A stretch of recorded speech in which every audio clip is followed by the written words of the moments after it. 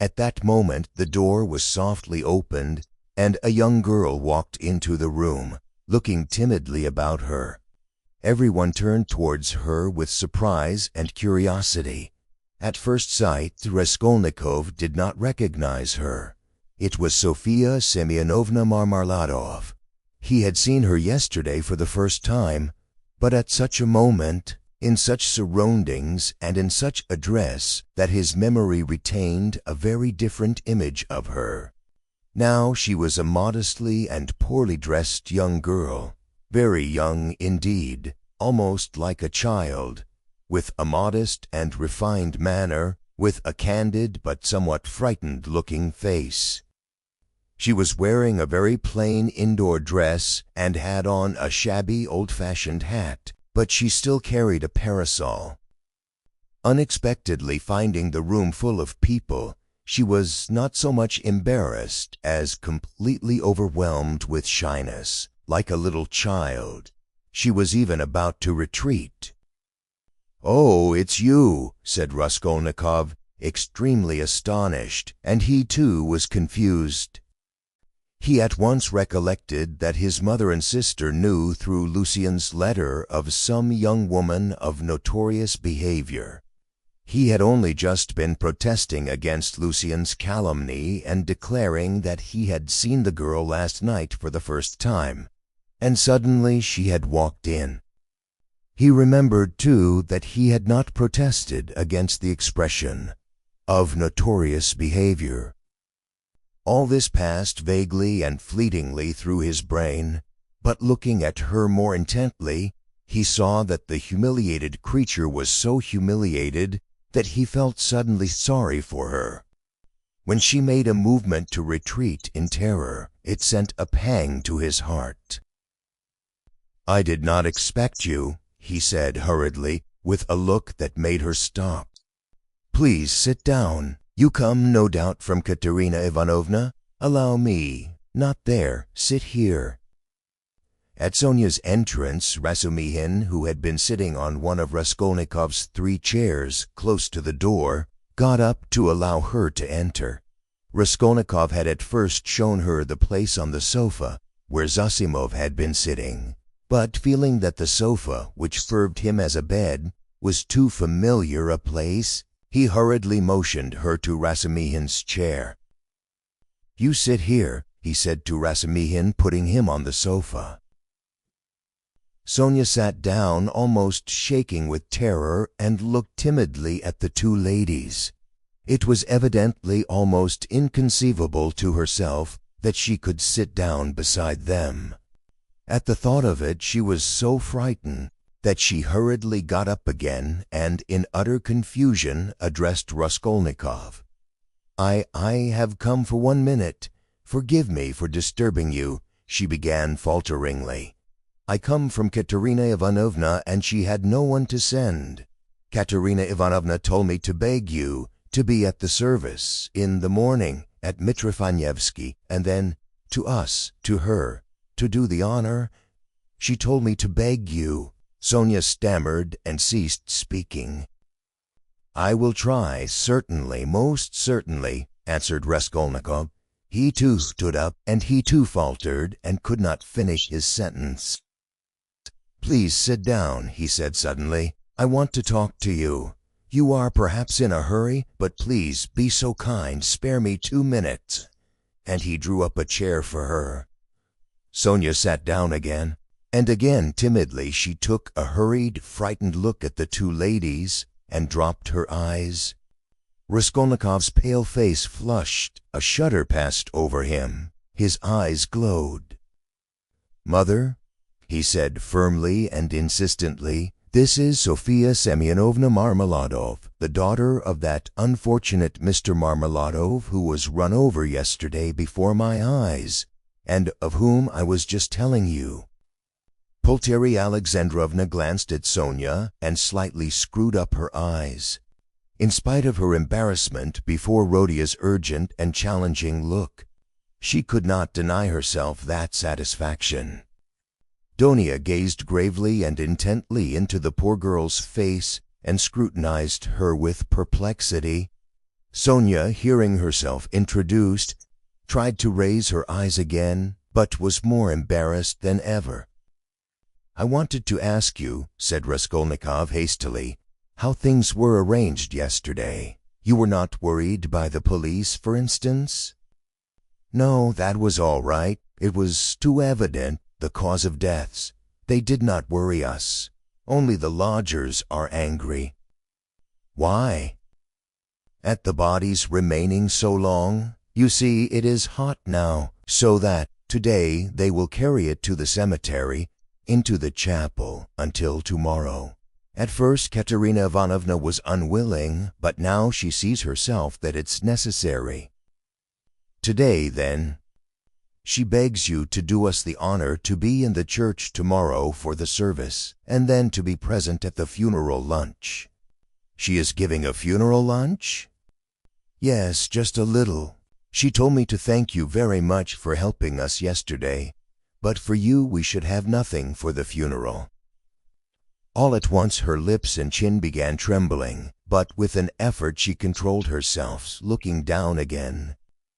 During the conversation Raskolnikov watched her carefully. She had a thin, very thin, pale little face, rather irregular and angular, with a sharp little nose and chin. She could not have been called pretty, but her blue eyes were so clear, and when they lighted up, there was such a kindliness and simplicity in her expression that one could not help being attracted. Her face and her whole figure, indeed, had another peculiar characteristic. In spite of her 18 years, she looked almost like a little girl, almost a child. And in some of her gestures, this childishness seemed almost absurd. "But has Katerina Ivanovna been able to manage with such small means? Does she even mean to have a funeral lunch?" Raskolnikov asked, persistently keeping up the conversation. "The coffin will be plain, of course, and everything will be plain, so it won't cost much. Katerina Ivanovna and I have reckoned it all out, so that there will be enough left. And Katerina Ivanovna was very anxious it should be so. You know, one can't. It's a comfort to her. She is like that, you know." I understand, of course. Why do you look at my room like that? My mother has just said it is like a tomb." "You gave us everything yesterday," Sonia said suddenly in reply in a loud, rapid whisper, and again she looked down in confusion. Her lips and chin were trembling once more. She had been struck at once by Raskolnikov's poor surroundings, and now these words broke out spontaneously. A silence followed. There was a light in Donia's eyes, and even Pulcheria Alexandrovna looked kindly at Sonia. "Rhodia," she said, getting up, "we shall have dinner together, of course. Come, Donia. And you, Rhodia, had better go for a little walk, and then rest and lie down before you come to see us. I am afraid we have exhausted you." "Yes, I'll come," he answered, getting up fussily. "But I have something to see to." "But surely you will have dinner together," cried Frasumihin, looking in surprise at Raskolnikov. "What do you mean?" Yes, I am coming, of course. And you stay a minute. You do not want him just now, do you, mother? Or perhaps I am taking him from you?" "Oh, no. And will you, Dmitri Prokofitch, do us the favor of dining with us?" "Please do," added Donia. Razumihin bowed, positively radiant. For one moment they were all strangely embarrassed. "Goodbye, Rhodia, that is, till we meet. I do not like saying goodbye. Goodbye, Nastasia. Ah, I have said goodbye again." Pulcheria Alexandrovna meant to greet Sonia too, but it somehow failed to come off, and she went in a flutter out of the room. But Avdotia Romanovna seemed to wait her turn, and following her mother out, gave Sonia an attentive, courteous bow. Sonia, in confusion, gave a hurried, frightened curtsy. There was a look of poignant discomfort in her face, as though Avdotia Romanovna's courtesy and attention were oppressive and painful to her. "Donia, goodbye," called Raskolnikov in the passage. "Give me your hand." "Why, I did give it to you. Have you forgotten?" said Donia, turning warmly and awkwardly to him. "Never mind, give it to me again." And he squeezed her fingers warmly. Donia smiled, flushed, pulled her hand away, and went off quite happy. "Come, that's capital," he said to Sonia, going back and looking brightly at her. "God give peace to the dead, and living have still to live. That is right, isn't it?" Sonia looked surprised at the sudden brightness of his face. He looked at her for some moments in silence. The whole history of the dead father floated before his memory in those moments. "Heavens, Donia," Voltaria Alexandrovna began, as soon as they were in the street. "I really feel relieved myself at coming away, more at ease. How little did I think yesterday in the train that I could ever be glad of that. I tell you again, Mother, he is still very ill, don't you see it? Perhaps worrying about us upset him. We must be patient, and much, much can be forgiven." "Well, you are not very patient." Pulcheria Alexandrovna caught her up hotly and jealously. "Do you know, Donia, I was looking at you too. You are the very portrait of him, and not so much in face as in soul. You are both melancholy, both morose and hot-tempered, both haughty and both generous. Surely he can't be an egotist, Donia, eh? When I think of what is in store for us this evening, my heart sinks." "Don't be uneasy, Mother. What must be will be. Donia, only think what a position we are in. What if Pyotr Petrovitch breaks it off?" poor Pulcheria Alexandrovna blurted out incautiously. "He won't be worth much if he does," answered Donia sharply and contemptuously. "We did well to come away," Voltaria Alexandrovna hurriedly broke in. "He was in a hurry about some business or other. If he gets out and has a breath of air, it is fearfully close in his room. But where is one to get a breath of air here? The very streets here feel like shut-up rooms. Good heavens, what a town! Stay, this side.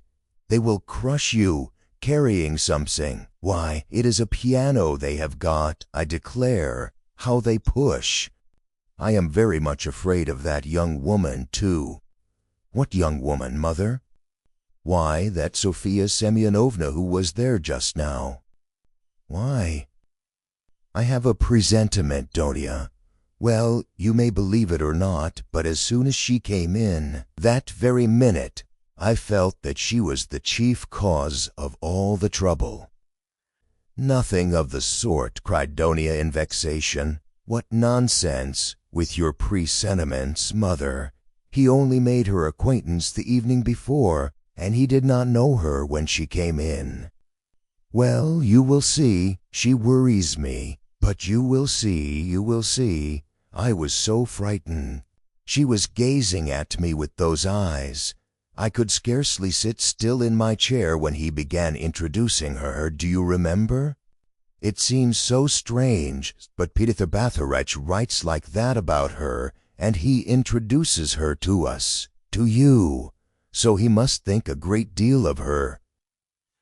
People will write anything. We were talked about and written about, too, have you forgotten? I am sure that she is a good girl, and that it is all nonsense. God grant that it may be. And Pyotr Petrovitch is a contemptible slanderer," Donia snapped out suddenly. Voltaria Alexandrovna was crushed. The conversation was not resumed. "I will tell you what I want with you," said Raskolnikov, drawing Razumihin to the window. "Then I will tell Katerina Ivanovna that you are coming," Sonia said hurriedly, preparing to depart. "1 minute, Sofya Semyonovna. We have no secrets. You are not in our way. I want to have another word or two with you. Listen." He turned suddenly to Razumihin again. "You know that, what's his name, Porfiry Petrovitch?" I should think so. He is a relation. Why? Added the latter with interest. Is not he managing the case? You know about that murder? You were speaking about it yesterday. Yes, well, Razumihin's eyes opened wide. He was inquiring for people who had pawned things, and I have some pledges there too. Trifles. A ring my sister gave me as a keepsake when I left home, and my father's silver watch. They are only worth 5 or 6 rubles altogether, but I value them. So what am I to do now? I do not want to lose the things, especially the watch. I was quaking just now for fear Mother would ask to look at it when we spoke of Donia's watch. It is the only thing of Father's left us. She would be ill if it were lost. You know what women are. So tell me what to do. I know I ought to have given notice at the police station, but would it not be better to go straight to Porfiry, eh? What do you think? The matter might be settled more quickly. You see, Mother may ask for it before dinner. Certainly not to the police station, certainly to Porfiry, Razumihin shouted in extraordinary excitement. Well, how glad I am. Let us go at once. It is a couple of steps. We shall be sure to find him. Very well, let us go. And he will be very, very glad to make your acquaintance. I have often talked to him of you at different times. I was speaking of you yesterday. Let us go. So you knew the old woman, so that's it. It is all turning out splendidly. Oh, yes, Sofia Ivanovna. Sofia Semyonovna, corrected Raskolnikov. Sofia Semyonovna, this is my friend Razumihin, and he is a good man. If you have to go now, Sonia was beginning, not looking at Razumihin at all, and still more embarrassed. Let us go, decided Raskolnikov. I will come to you today, Sofia Semyonovna. Only tell me where you live. He was not exactly ill at ease, but seemed hurried and avoided her eyes. Sonia gave her address and flushed as she did so. They all went out together. Don't you lock up? Asked Razumihin, following him onto the stairs. Never, answered Raskolnikov. I have been meaning to buy a lock for these 2 years. People are happy who have no need of locks, he said, laughing to Sonia. They stood still in the gateway. Do you go to the right, Sofia Semyonovna? How did you find me, by the way? He added, as though he wanted to say something quite different. He wanted to look at her soft, clear eyes, but this was not easy. Why, you gave your address to Polenka yesterday. Polenka? Oh, yes, Polenka. That is the little girl. She is your sister? Did I give her the address?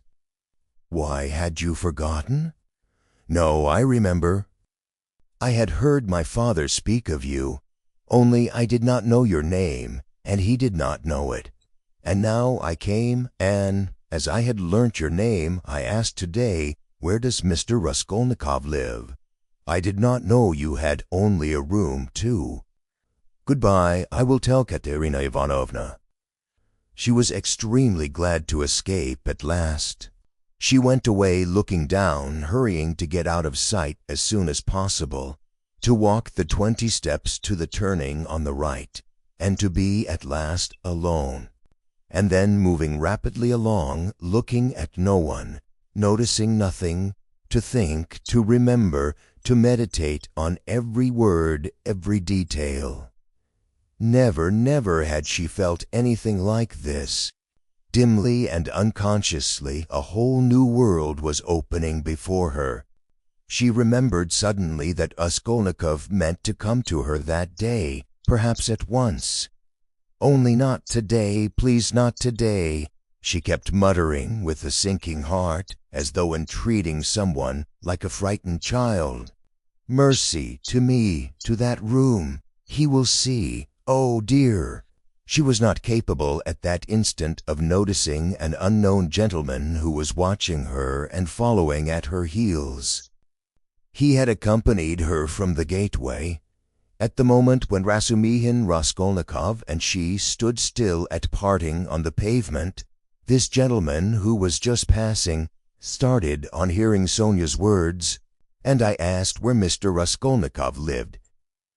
He turned a rapid but attentive look upon all three, especially upon Raskolnikov, to whom Sonia was speaking, then looked back and noted the house. All this was done in an instant as he passed, and trying not to betray his interest, he walked on more slowly as though waiting for something. He was waiting for Sonia. He saw that they were parting and that Sonia was going home. "Whoa, where? I've seen that face somewhere," he thought. "I must find out." At the turning he crossed over, looked around, and saw Sonia coming the same way, noticing nothing. She turned the corner. He followed her on the other side. After about 50 paces he crossed over again, overtook her, and kept 2 or 3 yards behind her. He was a man about 50, rather tall and thickly set, with broad high shoulders which made him look as though he stooped a little. He wore good and fashionable clothes and looked like a gentleman of position. He carried a handsome cane, which he tapped on the pavement at each step. His gloves were spotless. He had a broad, rather pleasant face with high cheekbones and a fresh color not often seen in Petersburg.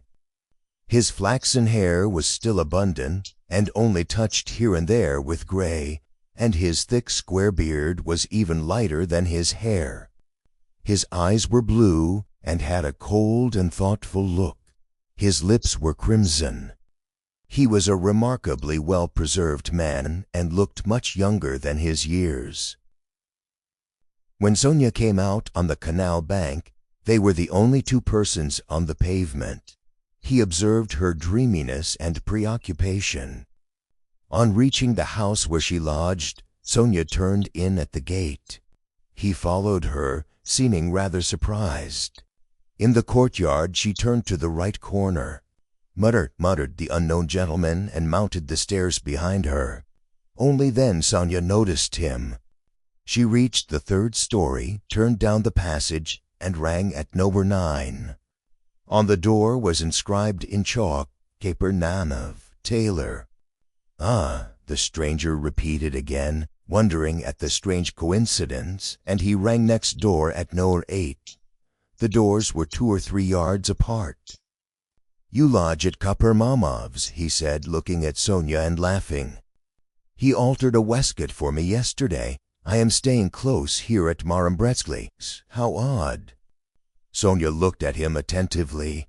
"We are neighbors," he went on gaily. "I only came to town the day before yesterday. Goodbye for the present." Sonia made no reply. The door opened and she slipped in. He felt for some reason ashamed and uneasy. On the way to Porphyrius, Raskolnikov was obviously excited. "That's capital, brother," he repeated several times. "And I am glad. What are you glad about?" Raskolnikov thought to himself. "I didn't know that you pledged things at the old woman's too, and was it long ago? Was it long since you were there? What a simple-hearted fool he is." "When was it?" Raskolnikov stopped still to recollect. 2 or 3 days before her death must have been. "But I am not going to redeem the things now," he put in with a sort of hurried and conspicuous solicitude about the things. "I've not more than a silver rouble left, after last night's accursed delirium." He laid special emphasis on the delirium. Yes, Raskolnikov hastened to agree with what was not clear. "Then that's why you were struck, partly. You know, in your delirium you were continually mentioning some rings or chains. Yes, that's clear. It's all clear now." Hullo, how that idea must have got about among them. Here this man will go to the stake for me, and I find him delighted at having it cleared up why I spoke of rings in my delirium. What a hold the idea must have on all of them. "Shall we find him?" he asked suddenly. "Oh, yes," Raskolnikov answered quickly. "He is a nice fellow, you will see, brother. Rather clumsy, that is to say, he is a man of polished manners, but I mean clumsy in a different sense. He is an intelligent fellow, very much so indeed, but he has his own range of ideas. He is incredulous, skeptical, cynical. He likes to impose on people, or rather to make fun of them. His is the old circumstantial method, but he understands his work thoroughly. Last year he cleared up a case of murder in which the police had hardly a clue. He is very, very anxious to make your acquaintance." "On what grounds is he so anxious?" "Oh, it's not exactly. You see, since you've been ill, I happen to have mentioned you several times. So when he heard about your being a law student and not able to finish your studies, he said, 'What a pity.' And so I concluded, from everything together, not only that, yesterday Zametov. You know, Rhodia, I talked some nonsense on the way home to you yesterday when I was drunk. I am afraid, brother, of your exaggerating it, you see." "What, that they think I am a madman? Maybe they are right," he said with a constrained smile. "Yes, that is, pooh, no. But all that I said, and there was something else too, it was all nonsense, drunken nonsense." "But why are you apologizing? I am so sick of it all," Raskolnikov cried with exaggerated irritability. It was partly assumed, however. I know, I understand. Believes me, I understand. One's ashamed to speak of it." "If you are ashamed, then don't speak of it." Both were silent. Raskolnikov was more than ecstatic, and Raskolnikov perceived it with repulsion. He was alarmed, too, by what Raskolnikov had just said about Porfiry. "I shall have to pull a long face with him, too," he thought with a beating heart, and he turned white. "And do it naturally, too. But the most natural thing would be to do nothing at all. Carefully do nothing at all. No, carefully would not be natural again. Oh, well, we shall see how it turns out. We shall see directly. Is it a good thing to go or not? The butterfly flies to the light. My heart is beating, that's what's bad." "In this grey house," said Raskolnikov. "The most important thing. Does Porfiry know that I was at the old hag's flat yesterday and asked about the blood? I must find that out instantly as soon as I go in. Find out from his face. Otherwise, I'll find out if it's my ruin. I say, brother," he said suddenly, addressing Raskolnikov with a sly smile, "I have been noticing all day that you seem to be curiously excited. Isn't it so?" "Excited? Not a bit of it," said Raskolnikov, stung to the quick. "Yes, brother, I assure you it's noticeable. Why, you sat on your chair in a way you never do sit, on the edge somehow, and you seemed to be writhing all the time. You kept jumping up for nothing. One moment you were angry, and the next your face looked like a sweetmeat. You even blushed, especially when you were invited to dinner. You blushed awfully." "Nothing of the sort. Nonsense. What do you mean?" "But why are you wriggling out of it like a schoolboy? By Jove, there he's blushing again. What a pig you are! But why are you so shamefaced about it? Romeo, stay, I'll tell of you today. I'll make mother laugh, and someone else, too. Listen, this is serious. What next, you fiend?" Raskolnikov was utterly overwhelmed, turning cold with horror. "What will you tell them? Come, brother. Foo, what a pig you are! You are like a summer rose, and if only you knew how it suits you, a Romeo over 6 foot high. And how you've washed today. You've cleaned your nails, I declare, eh? That's something unheard of. Why, I do believe you've got pomatum on your hair. Bend down. Peg.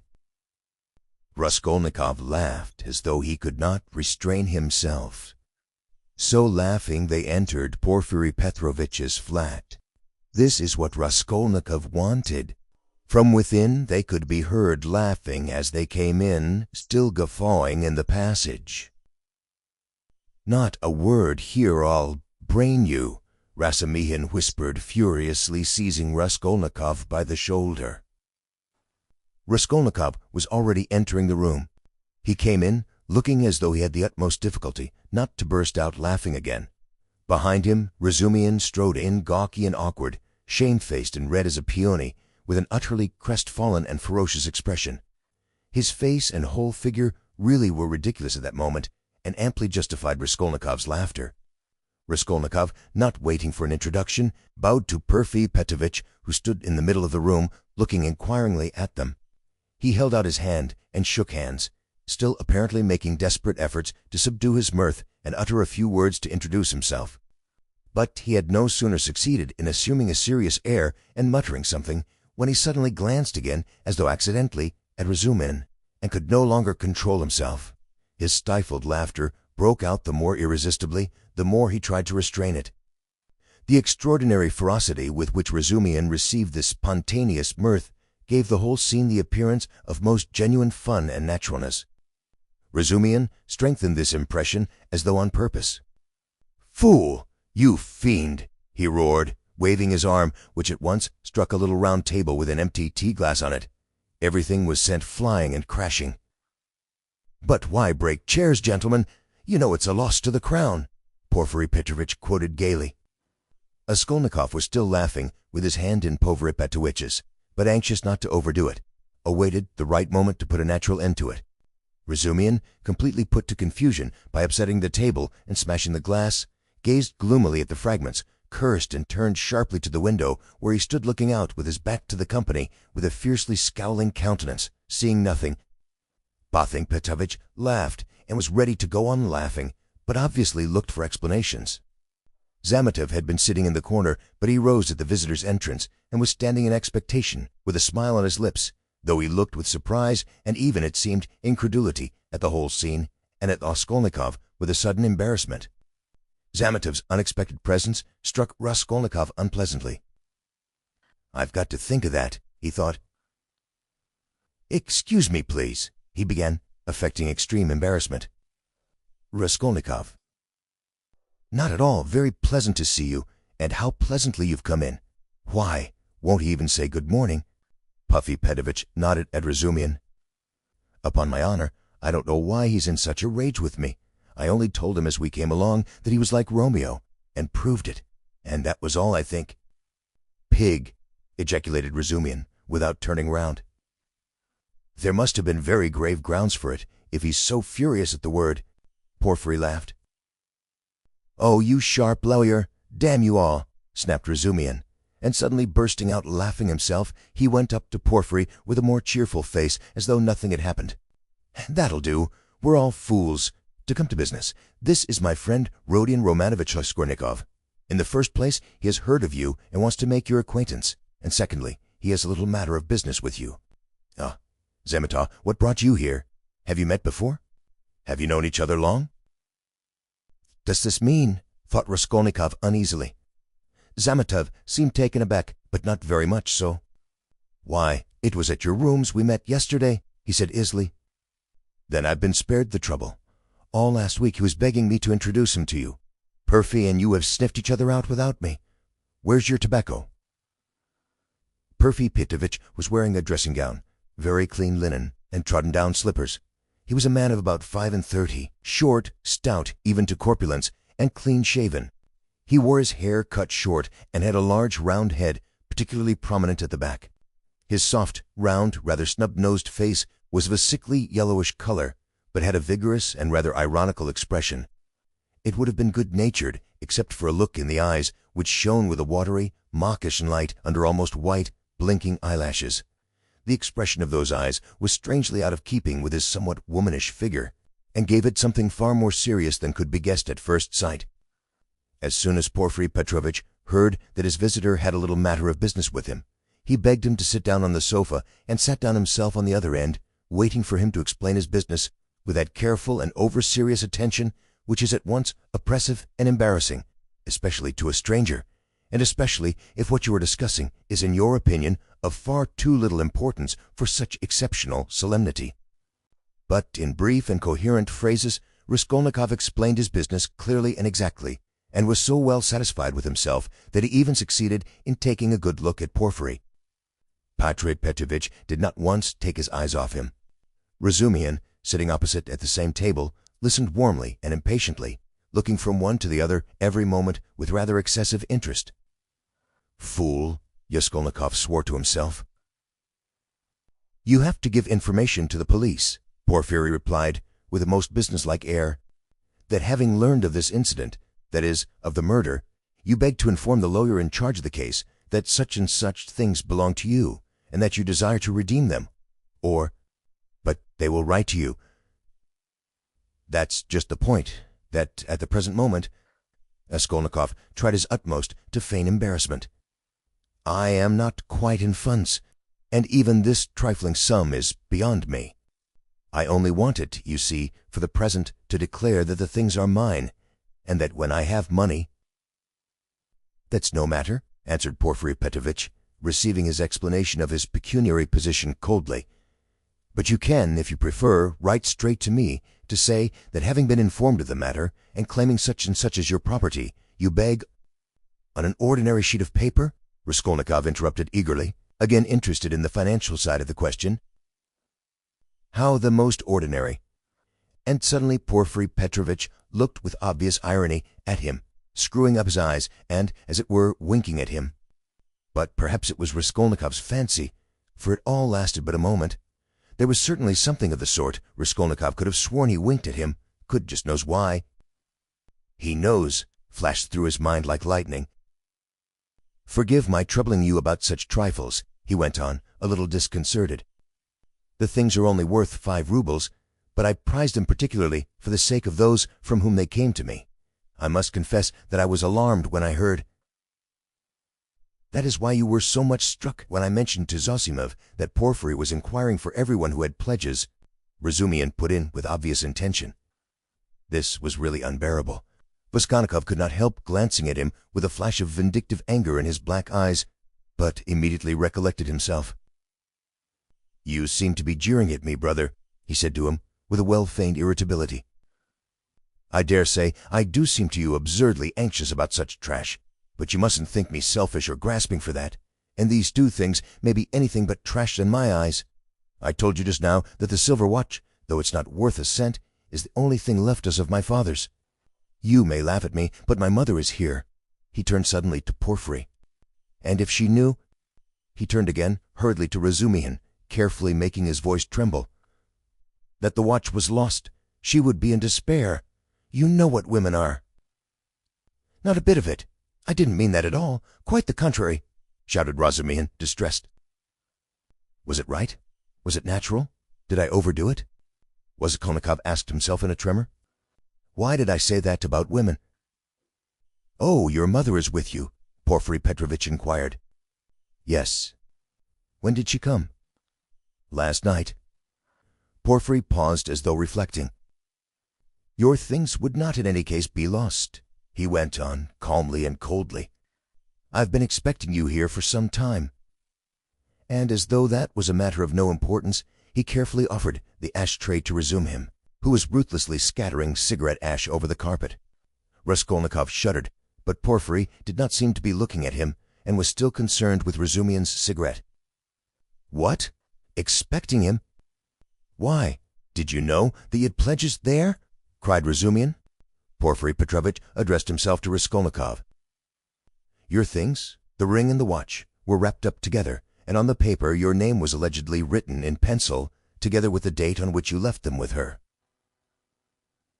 "How observant you are!" Raskolnikov smiled awkwardly, doing his very utmost to look him straight in the face, but he failed, and suddenly added, I say that because I suppose there were a great many pledges, that it must be difficult to remember them all. But you remember them all so clearly, and... Stupid, feeble, he thought. Why did I add that? But we know all who had pledges, and you're the only one who hasn't come forward, Porphyry answered with hardly perceptible irony. I haven't been quite well. I heard that too. I heard, indeed, that you were in great distress about something. You look pale still. I'm not pale at all. No, I'm quite well, Raskolnikov snapped out rudely and angrily, completely changing his tone. His anger was mounting. He could not repress it. And in my anger I shall betray myself, flashed through his mind again. Why are they torturing me? Not quite well, Razumihin caught him up. What next? He was unconscious and delirious all yesterday. Would you believe, Porphyry, as soon as our backs were turned, he dressed, though he could hardly stand, and gave us the slip, and went off on a spree somewhere till midnight, delirious all the time. Would you believe it? Extraordinary. Really delirious? You don't say so. Porphyry shook his head in a womanish way. Nonsense. Don't you believe it? But you don't believe it anyway. Raskolnikov let slip in his anger. But Porphyry Petrovitch did not seem to catch those strange words. But how could you have gone out if you hadn't been delirious? Bazilin got hot suddenly. What did you go out for? What was the object of it? And why on the sly? Were you in your senses when you did it? Now that all danger is over, I can speak plainly. I was awfully sick of them yesterday. Raskolnikov addressed Porphyry suddenly with a smile of insolent defiance. I ran away from them to take lodgings where they wouldn't find me, and took a lot of money with me. Mr. Zametov there saw it. I say, Mr. Zametov, was I sensible or delirious yesterday? Settle our dispute. He could have strangled Zametov at that moment. So hateful were his expression and his silence to him. In my opinion, you talked sensibly and even artfully, but you were extremely irritable, Zametov pronounced dryly. And Nikolai Fromich was telling me today, put in Porphyry Petrovitch, that he met you very late last night in the lodging of a man who had been run over. And there, said Razumihin, weren't you mad then? You gave your last penny to the widow for the funeral. If you wanted to help, give 15 or 20 even, but keep 3 rubles for yourself at least. But he flung away all the 25 at once. Maybe I found a treasure somewhere, and you know nothing of it. So that's why I was liberal yesterday. Mr. Zametov knows I've found a treasure. Excuse us, please, for disturbing you for half an hour with such trivialities, he said, turning to Porphyry Petrovitch with trembling lips. We are boring you, aren't we? Oh, no, quite the contrary, quite the contrary. If only you knew how you interest me. It's interesting to look on and listen, and I'm really glad that you've come forward at last. But you might give us some tea. My throat's dry, cried Razumihin. Capital idea. Perhaps we'll all keep you company. Won't you like something more essential before tea? Get along with you. Puffy Petrovitch went out to order tea. Raskolnikov's thoughts were in a whirl. He was in terrible exasperation. The worst of it is, they don't disguise it. They don't care to stand on ceremony. And how, if you didn't know me at all, did you come to talk to Nikodym Fomitch about me? So they don't care to hide that they're tracking me like a pack of dogs. They simply spit in my face. He was shaking with rage. Come, strike me openly. Don't play with me like a cat with a mouse. It's hardly civil, Porphyry Petrovitch, but perhaps I won't allow it. I shall get up and throw the whole truth in your ugly faces, and you'll see how I despise you. He could hardly breathe. What if it's only my fancy? What if I'm mistaken, and through inexperience I get angry and don't keep up my nasty part? Perhaps it's all unintentional. All their phrases are the usual ones, but there is something about them. It all might be said, but there is something. Why did he say bluntly, with her? Why did Zametov add that I spoke artfully? Why do they speak in that tone? Yes, that tone. Azuman is sitting here. Why does he see nothing? That innocent blockhead never does see anything. Feverish again. Did Poffy wink at me just now? Of course it's nonsense. What could he wink for? Are they trying to upset my nerves, or are they teasing me? Either it's ill fancy or they know. Either Zametov is rude. Is Zametov rude? Zametov has changed his mind. I foresaw he would change his mind. He is at home here. Well, it's my first visit. Porphyry does not consider him a visitor, sits with his back to him. They're as thick as thieves, no doubt, over me. Not a doubt they were talking about me before we came. Do they know about the flat? If only they'd make haste. When I said that I ran away to take a flat, he let it pass. Put that in cleverly about a flat. It may be of use afterwards. Delirious indeed. He knows all about last night. He didn't know of my mother's arrival. The hag had written the date on in pencil. You're wrong. You won't catch me. There are no facts. It's all supposition. You produce facts. The flat even isn't a fact, but delirium. I know what to say to them. Do they know about the flat? I won't go without finding out. What did I come for? But my being angry now maybe is a fact. Fool, how irritable I am. Perhaps that's right, to play the invalid. He's feeling me. He will try to catch me. Why did I come? All this flashed like lightning through his mind. Paffy Petrovitch returned quickly. He became suddenly more jovial. Your party yesterday, brother, has left my head rather, and I'm out of sorts altogether, he began in quite a different tone, laughing to resume. Was it interesting? I left you yesterday at the most interesting point. Who got the best of it? No one, of course. They got on to everlasting questions, floated off into space. Only fancy, Roger, what we got on to yesterday. Whether there is such a thing as crime. I told you that we talked our heads off. What is that strange? It's an everyday social question, Raskolnikov answered casually. The question wasn't put quite like that, observed Porphyry. Not quite, that's true, Razumian agreed at once, getting warm and hurried as usual. Listen, Orion, and tell us your opinion. I want to hear it. I was fighting tooth and nail with them and wanted you to help me. I told them you were coming. It began with the socialist doctrine. You know that doctrine. Crime is a protest against the abnormality of the social organization, and nothing more. Nothing more. No other causes admitted. You're wrong there, cried Porphyry Petrovitch.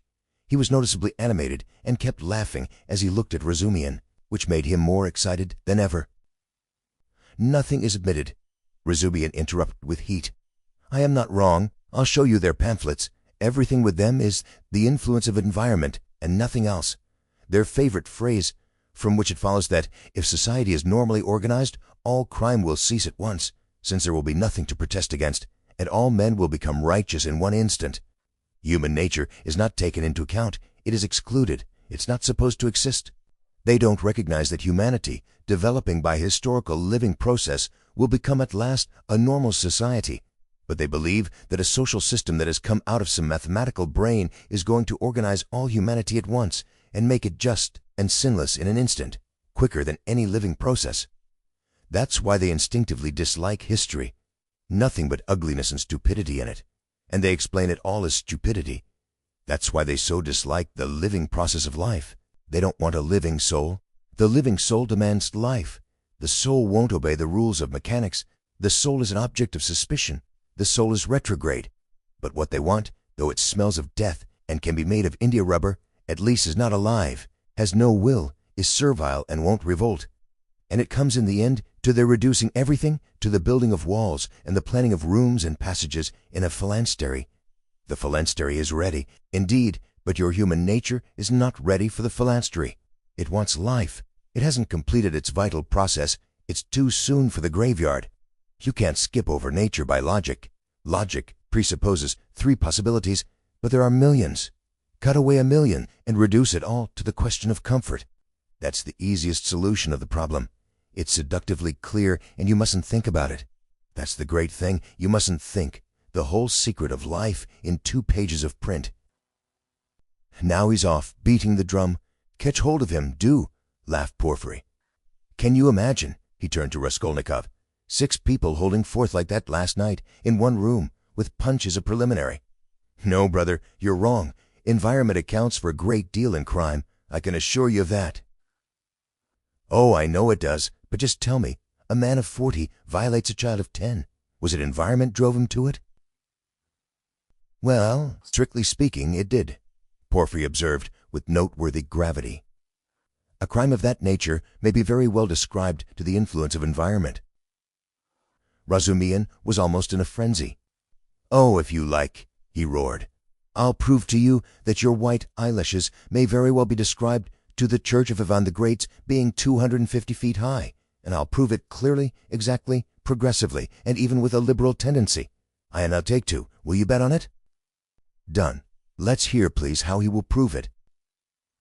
"He's always humbugging, confound him," cried Razumihin, jumping up and gesticulating. "What's the use of talking to you? He does all that on purpose. You don't know him, Rodion. He took their side yesterday, simply to make fools of them. And the things he said yesterday, and they were delighted. He can keep it up for a fortnight together.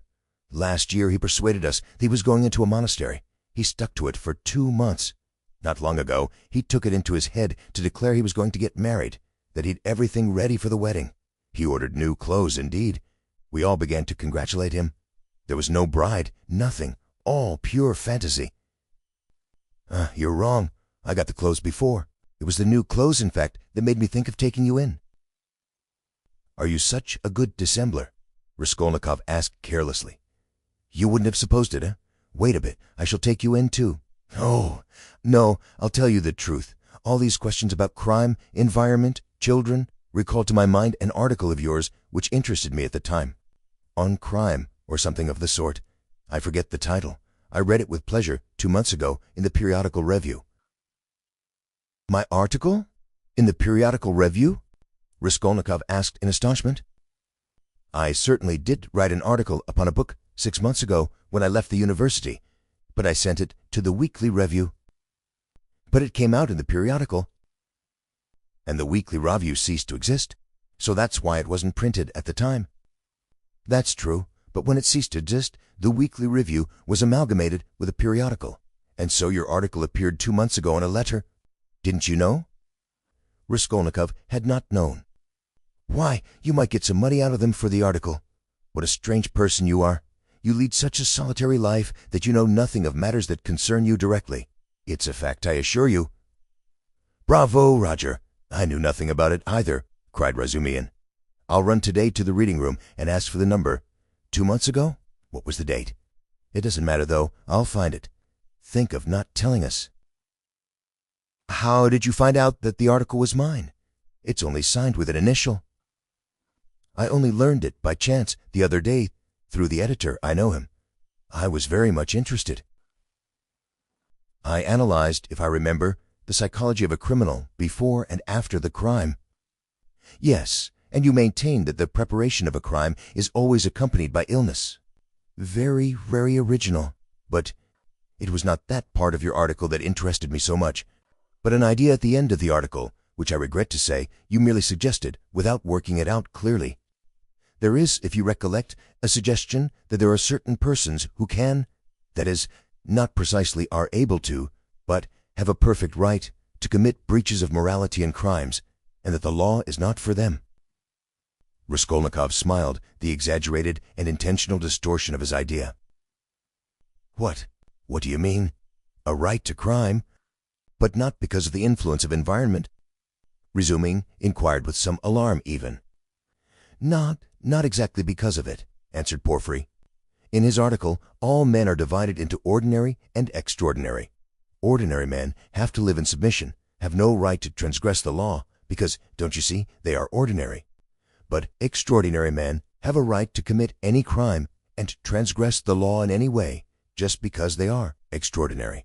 That was your idea, if I'm not mistaken." "What do you mean? That can't be right," Razumihin muttered in bewilderment. Raskolnikov smiled again. He saw the point at once and knew where they wanted to drive him. He decided to take up the challenge. "That wasn't quite my contention," he began simply and modestly. "Yet I admit that you have stated it almost correctly. Perhaps, if you like, perfectly so." It almost gave him pleasure to admit this. "The only difference is that I don't contend that extraordinary people are always bound to commit breaches of morals, as you call it.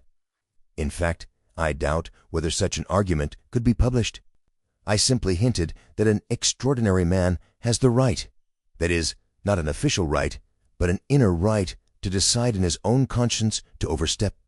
certain obstacles, and only in case it is essential for the practical fulfillment of his idea, sometimes perhaps of benefit to the whole of humanity. You say that my article is indefinite. I'm ready to make it as clear as I can. Perhaps I am right in thinking you want me to. Very well. I maintain that if discoveries of Kepler and Newton could not have been made known except by sacrificing the lives of 1, a dozen, 100, or more men, Newton would have had the right, would indeed have been in duty bound, to eliminate the dozen or the 100 men for the sake of making his discoveries known to the whole of humanity. But it does not follow from that Newton had a right to murder people right and left and to steal every day in the market. Then, I remember, I maintain in my article that all, legislators and leaders of men, such as Lycurgus, Solon, Mohammed, Napoleon, and so on, were all without exception criminals, from the very fact that, making a new law, they transgressed the ancient one, handed down from their ancestors and held sacred by the people. And they did not stop short at blotched head either. If that blotched head, often of innocent persons fighting bravely in defense of ancient law, were of use to their cause, it's remarkable, in fact, that the majority indeed of these benefactors and leaders of humanity were guilty of terrible carnage. In short, I maintain that all great men, or even men a little out of the common, that is to say, capable of giving some new word, must from their very nature be criminals. More or less, of course. Otherwise it's hard for them to get out of the common rut, and to remain in the common rut is what they can't submit to from their very nature again. And to my mind they ought not, indeed, to submit to it. You see that there is nothing particularly new in all that. The same thing has been printed and read 1,000 times before. As for my division of people into ordinary and extraordinary, I acknowledge that it's somewhat arbitrary, but I don't insist upon exact numbers. I only believe in my leading idea that men are, in general, divided by a law of nature into 2 categories: inferior, that is, so to say, material that serves only to reproduce its kind, and men who have the gift or the talent to utter a new word. There are, of course, innumerable subdivisions, but the distinguishing features of both categories are fairly well marked. The first category, generally speaking, are men conservative in temperament and law-abiding. They live under control and love to be controlled. To my thinking, it is their duty to be controlled, because that's their vocation, and there's nothing humiliating in it for them. The second category all transgress the law. They are destroyers or disposed to destruction according to their capacities. The crimes of these men are of course relative and varied. For the most part, they seek in very varied ways the destruction of the present for the sake of the better. But if such a one is forced for the sake of his idea to step over a corpse or wade through blood, he can, I maintain, find within himself, in his conscience, a sanction for wading through blood. That depends on the idea and its dimensions, note that. It's only in that sense I speak of their right to crime in my article. You remember it began with the legal question. There is no need for such anxiety, however. The masses will scarcely ever admit this right. They punish them or hang them, more or less, and in doing so fulfill quite justly their conservative vocation. But the same masses set these criminals on a pedestal in the next generation and worship them, more or less. The first category is always the man of the present, the second the man of the future. The first preserves the world and people in it. The second moves the world and leads it to its goal.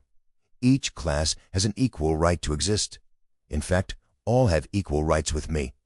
And vive la guerre éternelle, till the New Jerusalem, of course. And then you believe in the New Jerusalem, do you?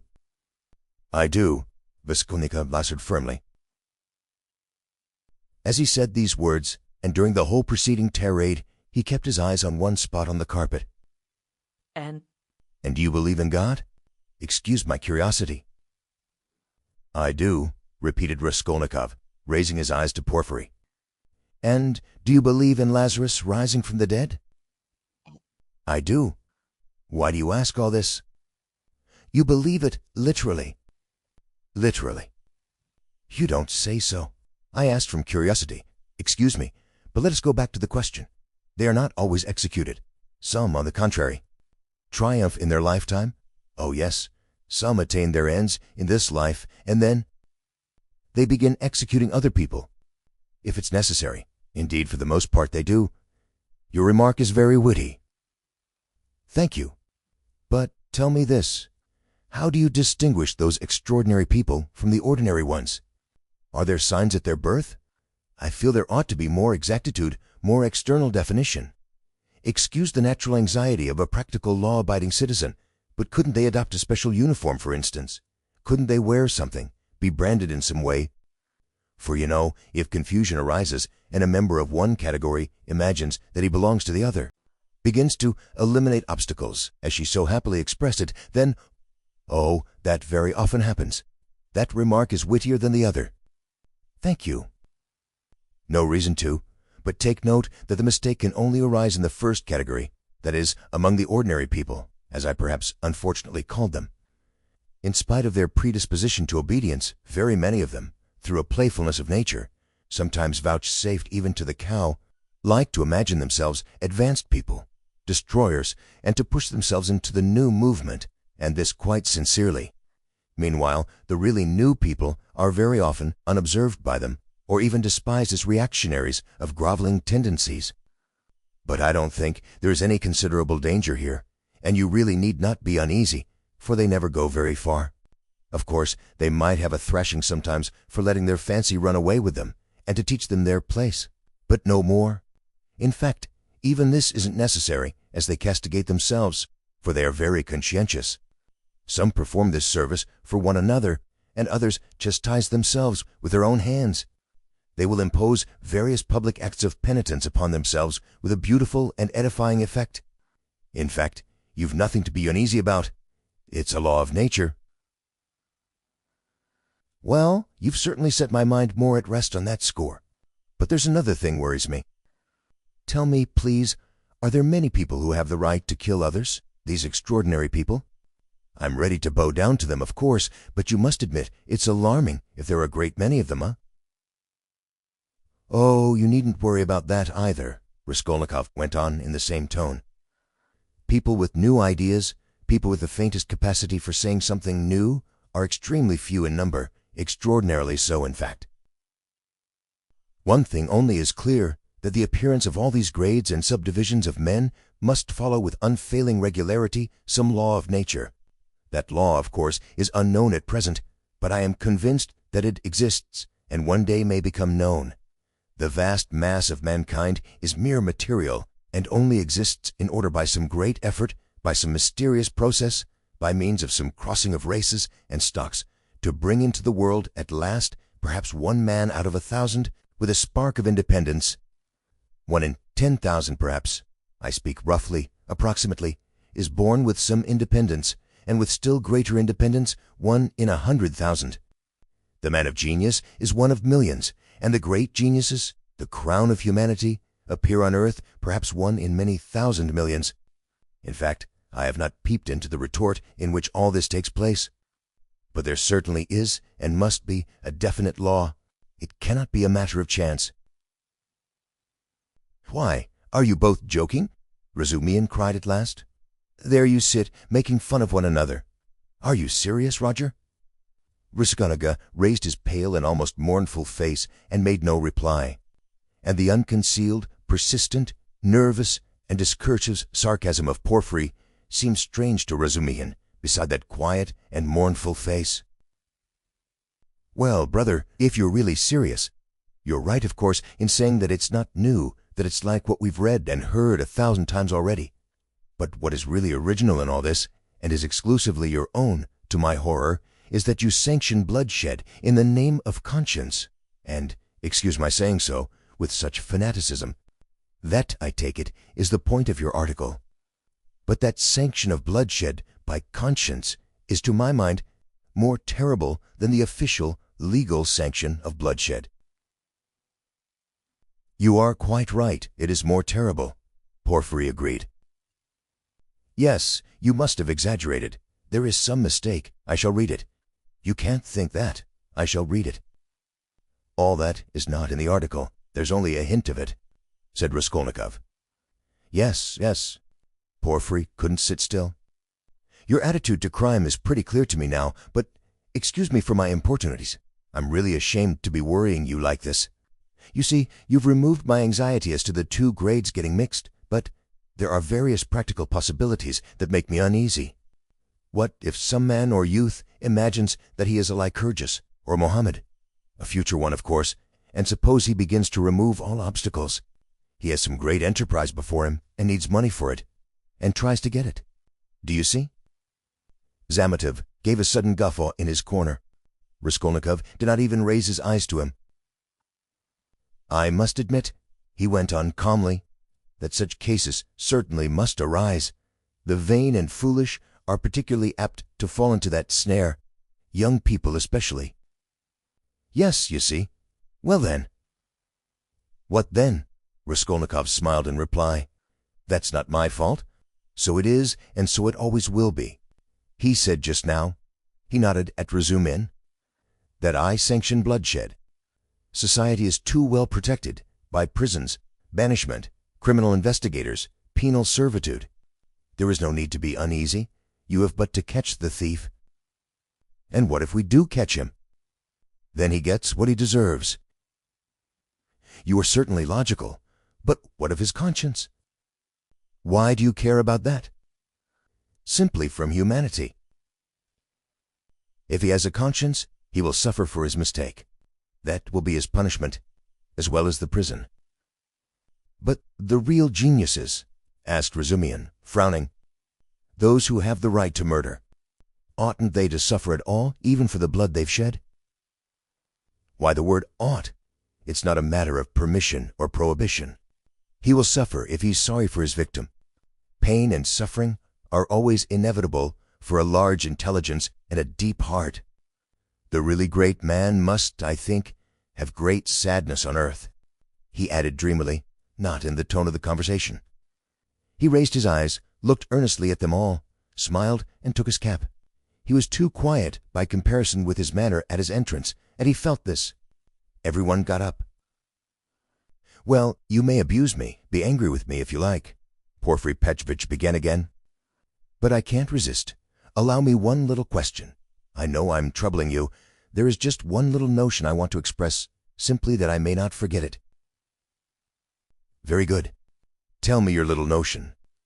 Raskolnikov stood waiting, pale and grave before him. Well, you see, I really don't know how to express it properly. It's a playful, psychological idea. When you were writing your article, surely you couldn't have helped fancying yourself just a little an extraordinary man, uttering a new word in your sense. That is so, isn't it? Quite possibly, Raskolnikov answered contemptuously. Razumin made a movement. And if so, could you bring yourself in case of worldly difficulties and hardship, or for some service to humanity, to overstep obstacles? For instance, to rob and murder? And again he winked with his left eye and laughed noiselessly just as before. If I did, I certainly should not tell you, Raskolnikov answered with defiant and haughty contempt.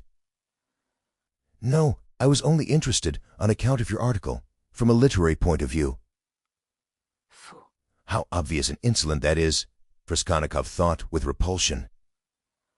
Allow me to observe, he answered dryly, that I don't consider myself a Mohammed or a Napoleon, nor any personage of that kind, and not being one of them, I cannot tell you how I should act. Oh, come, don't we all think ourselves Napoleons now in Russia? Porfiry Petrovitch said with alarming familiarity. Something peculiar betrayed itself in the very intonation of his voice. Perhaps it was one of these future Napoleons who did for Alyona Ivanovna last week, Zametov blurted out from the corner. Raskolnikov did not speak, but looked firmly and intently at Porfiry. Perzimin was scowling gloomily. He seemed before this to be noticing something. He looked angrily around. There was a minute of gloomy silence. Raskolnikov turned to go. Are you going already? Porfiry said amiably, holding out his hand with excessive politeness. Very, very glad of your acquaintance. As for your request, have no uneasiness. Write just as I told you. Or, better still, come to me there yourself in a day or two. Tomorrow, indeed, I shall be there at 11 o'clock for certain. We'll arrange it all. We'll have a talk. As one of the last to be there, you might perhaps be able to tell us something," he added with a most good-natured expression. "You want to cross-examine me officially, in due form?" Raskolnikov asked sharply. "Oh, why, that's not necessary for the present. You misunderstand me. I lose no opportunity, you see, and I've talked with all wet pledges. I obtained evidence from some of them, and you're at the last." "Yes, by the way," he cried, seemingly suddenly delighted. "I just remember. What was I thinking of?" He turned to Razumin. "You were talking my ears off about that Nikolai. Of course, I know very well," he turned to Raskolnikov, "that the fellow is innocent, but what is one to do? We had to trouble Dmitri, too. This is the point, this is all. When you went up the stairs, it was past 7, wasn't it?"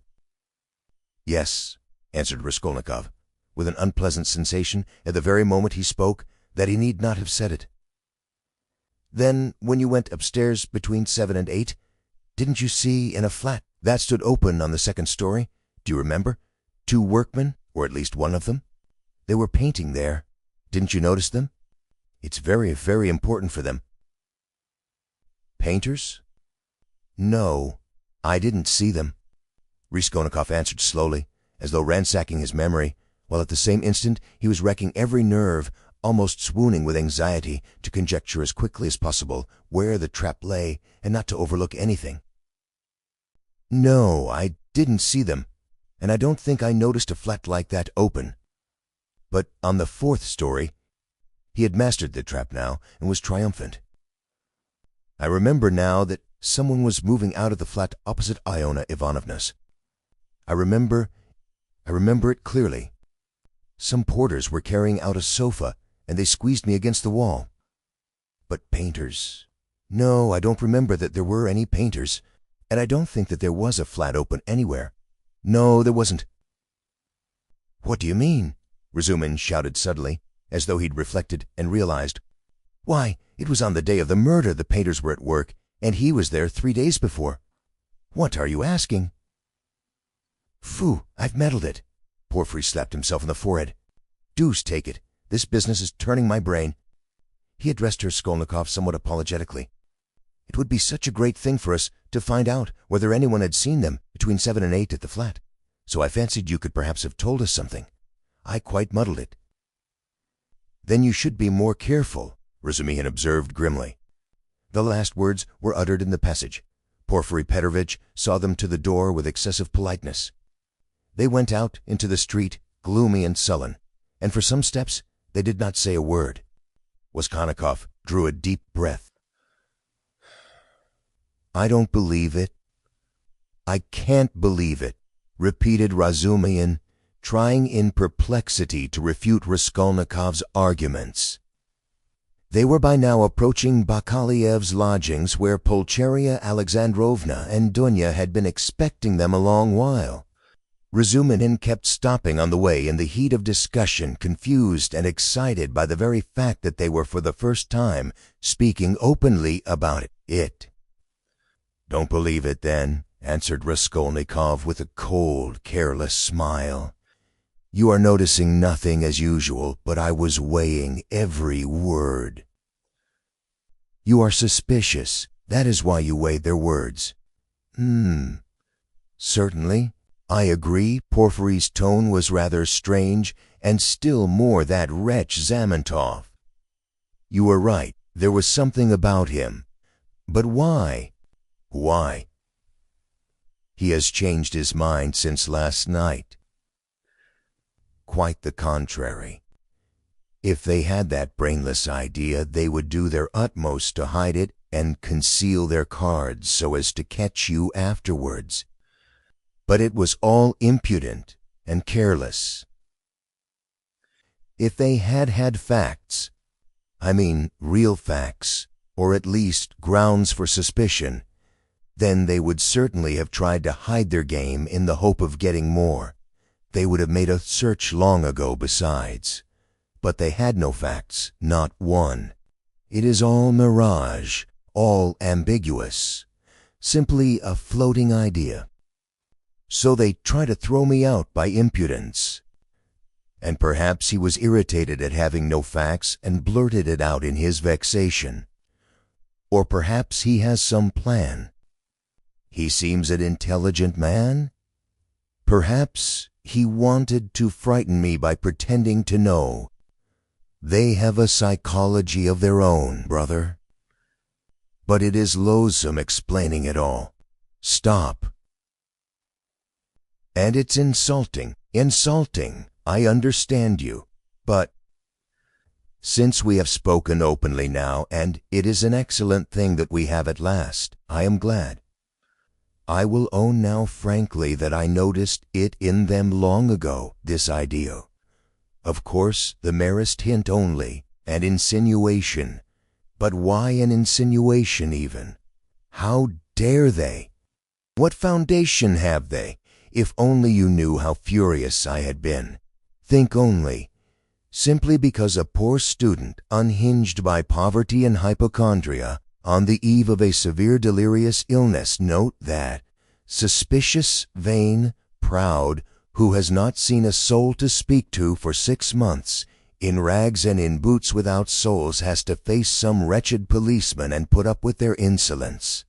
And the unexpected death thrust under his nose, the IOU presented by Chebarov, the new paint, 30 degrees remuer and a stifling atmosphere, a crowd of people, the talk about the murder of a person where he has been just before, and all that on an empty stomach. He might well have a fainting fit. And that is what they found it all on. Damn them, I understand how annoying it is, but in your place, Rhodia, I would laugh at them, or better still, spit in their ugly faces, and spit a dozen times in all directions. I'd hit out in all directions neatly, too, and so I'd put an end to it. Damn them, don't be downhearted. It's a shame. He really has put it well, though, Raskolnikov thought. Damn them? But the cross-examinations again tomorrow, he said with bitterness. Must I really enter into explanations with them? I feel vexed as it is that I condescended to speak to Zametov yesterday in the restaurant. Damn it! I will go myself to Porfiry. I will squeeze it out of him as one of the family. He must let me know the ins and outs of it all. And as for Zametov... At last he sees through him, thought Raskolnikov. Stay, cried Razumihin, seizing him by the shoulder again. Stay. You are wrong. I have thought it out. You are wrong. How was that a trap? You say that the question about the workmen was a trap. But if you had done that, could you have said you had seen them painting the flat and the workmen? On the contrary, you would have seen nothing, even if you had seen it. Who would own it against himself? If I had done that thing, I should certainly have said that I had seen the workmen in the flat, Raskolnikov answered, with reluctance and obvious disgust. But why speak against yourself? Because only peasants or the most inexperienced novices deny everything flatly at examinations.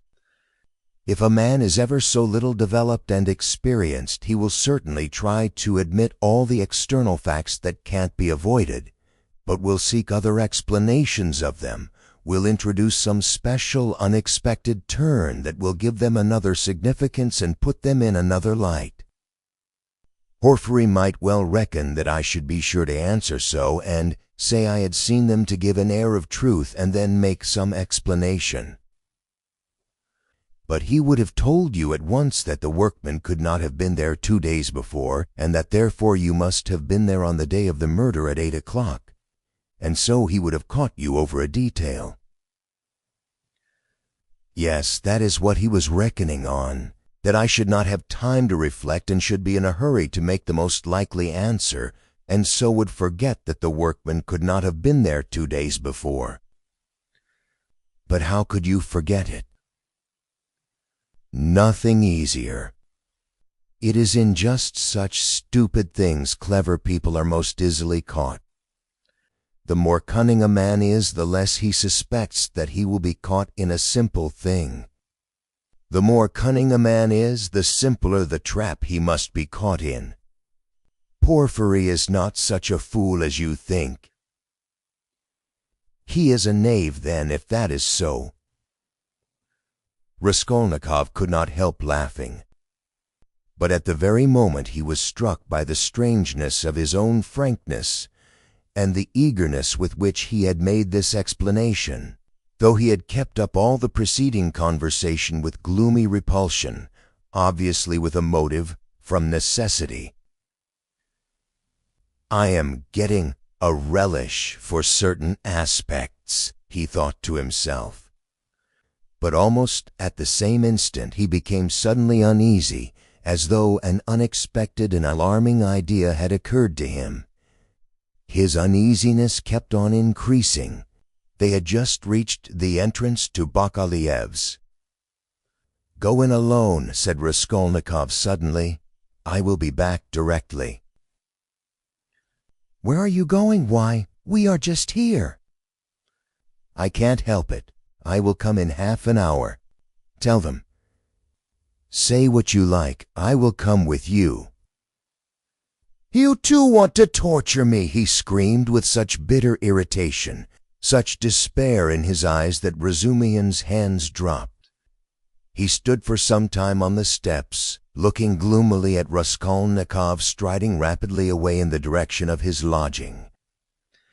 At last, gritting his teeth and clenching his fist, he swore he would squeeze Porfiry like a lemon that very day, and went up the stairs to reassure Pulcheria Alexandrovna, who was by now alarmed at their long absence.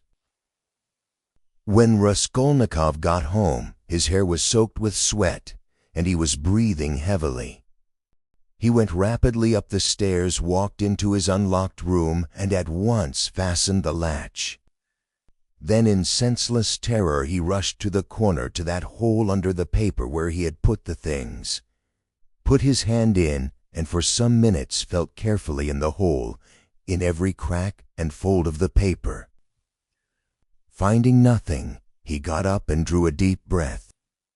As he was reaching the steps of Bakaliev's, he suddenly fancied that something, a chain, a stud, or even a bit of paper in which they had been wrapped with the old woman's handwriting on it, might somehow have slipped out and been lost in some crack, and then might suddenly turn up as unexpected, conclusive evidence against him. He stood as though lost in thought, and a strange, humiliated, half-senseless smile strayed on his lips. He took his cap at last and went quietly out of the room.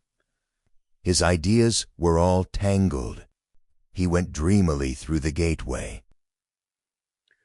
"Here he is himself!" shouted a loud voice. He raised his head. The porter was standing at the door of his little room and was pointing him out to a short man who looked like an artisan, wearing a long coat and a waistcoat, and looking at a distance remarkably like a woman. He stooped, and his head in a greasy cap hung forward. From his wrinkled, flabby face he looked over 50. His little eyes were lost in fat, and they looked out grimly, sternly, and discontentedly. "What is it?" Raskolnikov asked, going up to the porter.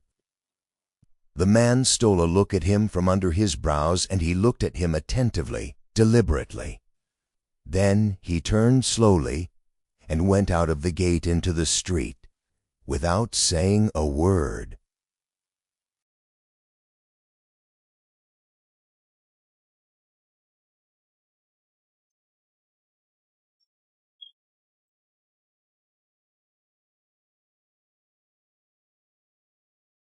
"It's funny." The porter, too, seemed rather puzzled, but not much so, and after wondering for a moment, he turned and went back to his room. Raskolnikov ran after the stranger, and at once caught sight of him walking along the other side of the street, with the same even, deliberate step, with his eyes fixed on the ground as though in meditation. He soon overtook him, but for some time walked behind him. At last Moving on to a level with him, he looked at his face. The man noticed him at once, looked at him quickly, but dropped his eyes again. And so they walked for a minute side by side without uttering a word. "You are inquiring for me of the porter?" Raskolnikov said last, but in a curiously quiet voice. The man made no answer. He didn't even look at him. Again, they were both silent. "Why do you come and ask for me and say nothing? What's the meaning of it?" Raskolnikov's voice broke and he seemed unable to articulate the words clearly. The man raised his eyes this time and turned a gloomy, sinister look at Raskolnikov. "Murderer," he said suddenly, in a quiet but clear and distinct voice. Raskolnikov went on walking beside him. His legs felt suddenly weak. A cold shiver ran down his spine and his heart seemed to stand still for a moment, then suddenly began throbbing as though it were set free. So they walked for about 100 paces, side by side, in silence. The man did not look at him. "What do you mean? What is? Who is a murderer?" muttered Raskolnikov hardly audibly. "You are a murderer," the man answered still more articulately and emphatically, with a smile of triumphant hatred, and again he looked straight into Raskolnikov's pale face and shrunken eyes. They had just reached the crossroads. The man turned to the left without looking behind him. Raskolnikov remained standing, gazing after him. He saw him turn round 50 paces away and look back at him still standing there. Raskolnikov could not see clearly, but he fancied that he was again smiling the same smile of cold hatred and triumph. With slow, faltering steps, with shaking knees, Raskolnikov made his way back to his little garret, feeling chilled all over. He took off his cap and put it on the table, and for 10 minutes he stood without moving. Then he sank exhausted on the sofa, and with a weak moan of pain he stretched himself on it. So he lay for half an hour. He thought of nothing. Some thoughts or fragments of thoughts, some images, without order or coherence, floated before his mind. Faces of people he had seen in his childhood or met somewhere once, whom he would never have recalled. The belfry of the church at V, the billiard table in a restaurant, and some officers playing billiards.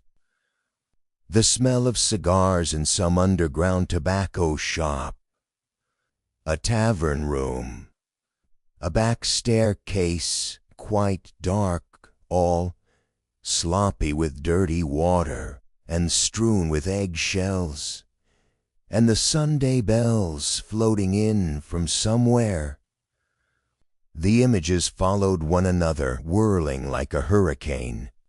Some of them he liked and tried to clutch at, but they faded, and all the while there was an oppression within him, but it was not overwhelming. Sometimes it was even pleasant. The slight shivering still persisted, but that too was an almost pleasant sensation. He heard the hurried footsteps of Razumihin. He closed his eyes and pretended to be asleep. Razumihin opened the door and stood for some time in the doorway, as though hesitating. Then he stepped softly into the room and went cautiously to the sofa. Raskolnikov heard Nastasia's whisper, "Don't disturb him. Let him sleep. He can have his dinner later." "Quite so," answered Razumihin. Both withdrew carefully and closed the door. Another half-hour passed. Raskolnikov opened his eyes, turned on his back again, clasping his hands behind his head. Who is he? Who is that man who sprang out of the earth? Where was he? What did he see? He has seen it all, that's clear. Where was he then? And from where did he see? Why has he only now sprung out of the earth? And how could he see? Is it possible? Continued Raskolnikov, turning cold and shivering. And the jewel case Nikolai found behind the door, was that possible? A clue? You miss an infinitesimal line and you can build it into a pyramid of evidence. A fly flew by and saw it. Is it possible? He felt with sudden loathing how weak, how physically weak he had become. I ought to have known it, he thought with a bitter smile. And how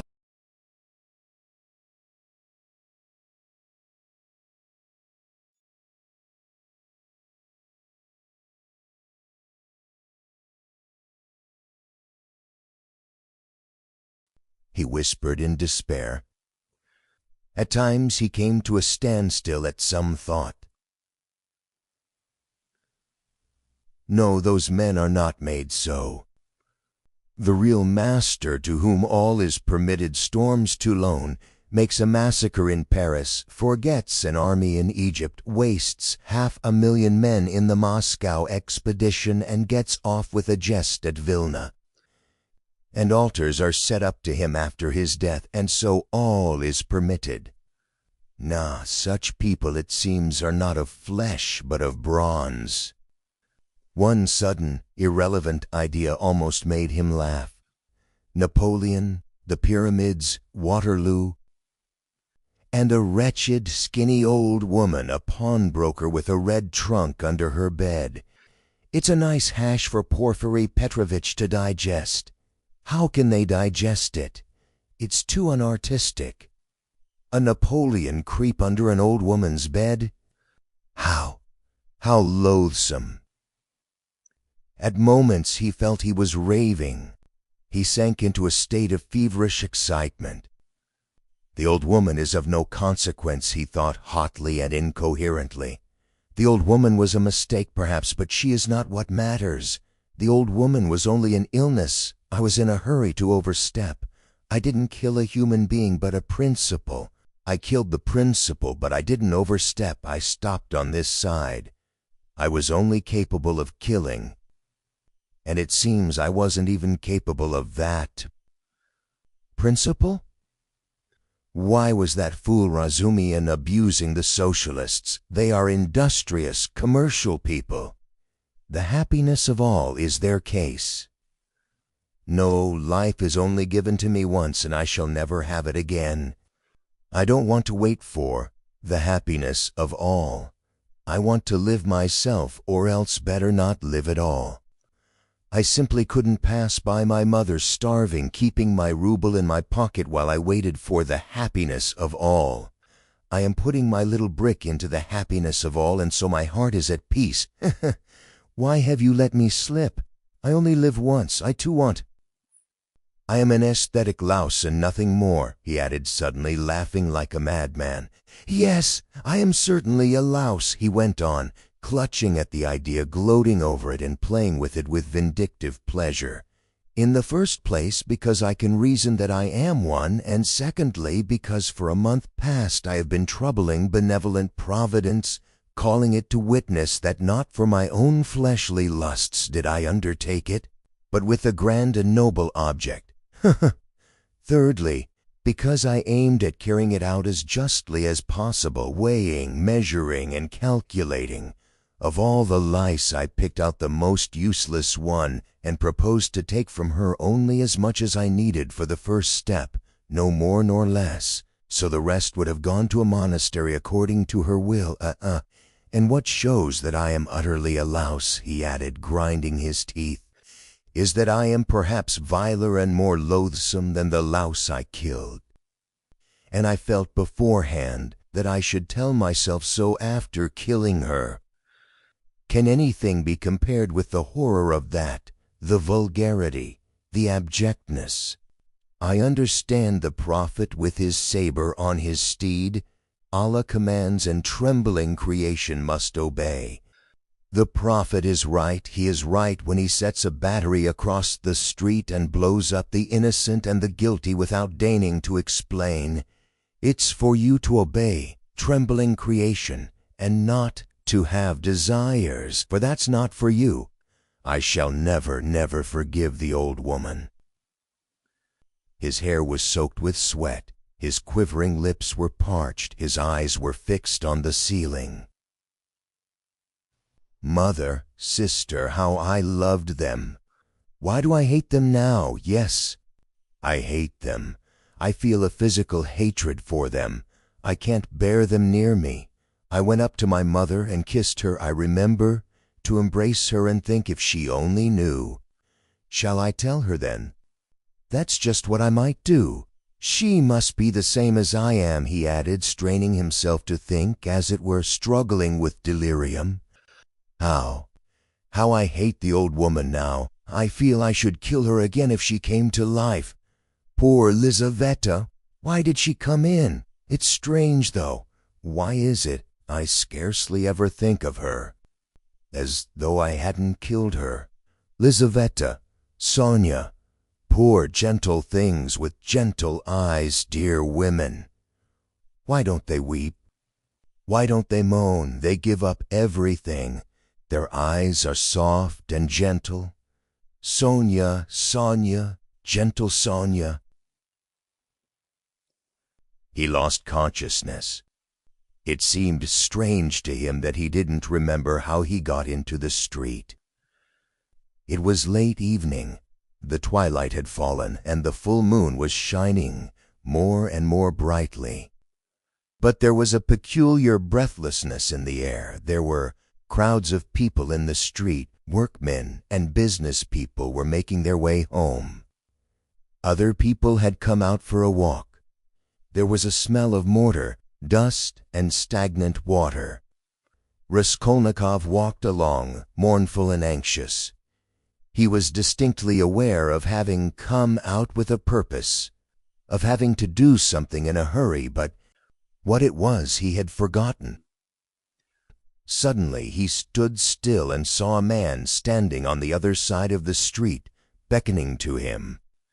He crossed over to him, but at once the man turned and walked away with his head hanging as though he had made no sign to him. Stay, did he really beckon? Raskolnikov wondered, but he tried to overtake him. When he was within 10 paces he recognized him and was frightened. It was the same man with stooping shoulders in the long coat. Raskolnikov followed him at a distance. His heart was beating. They went down a turning.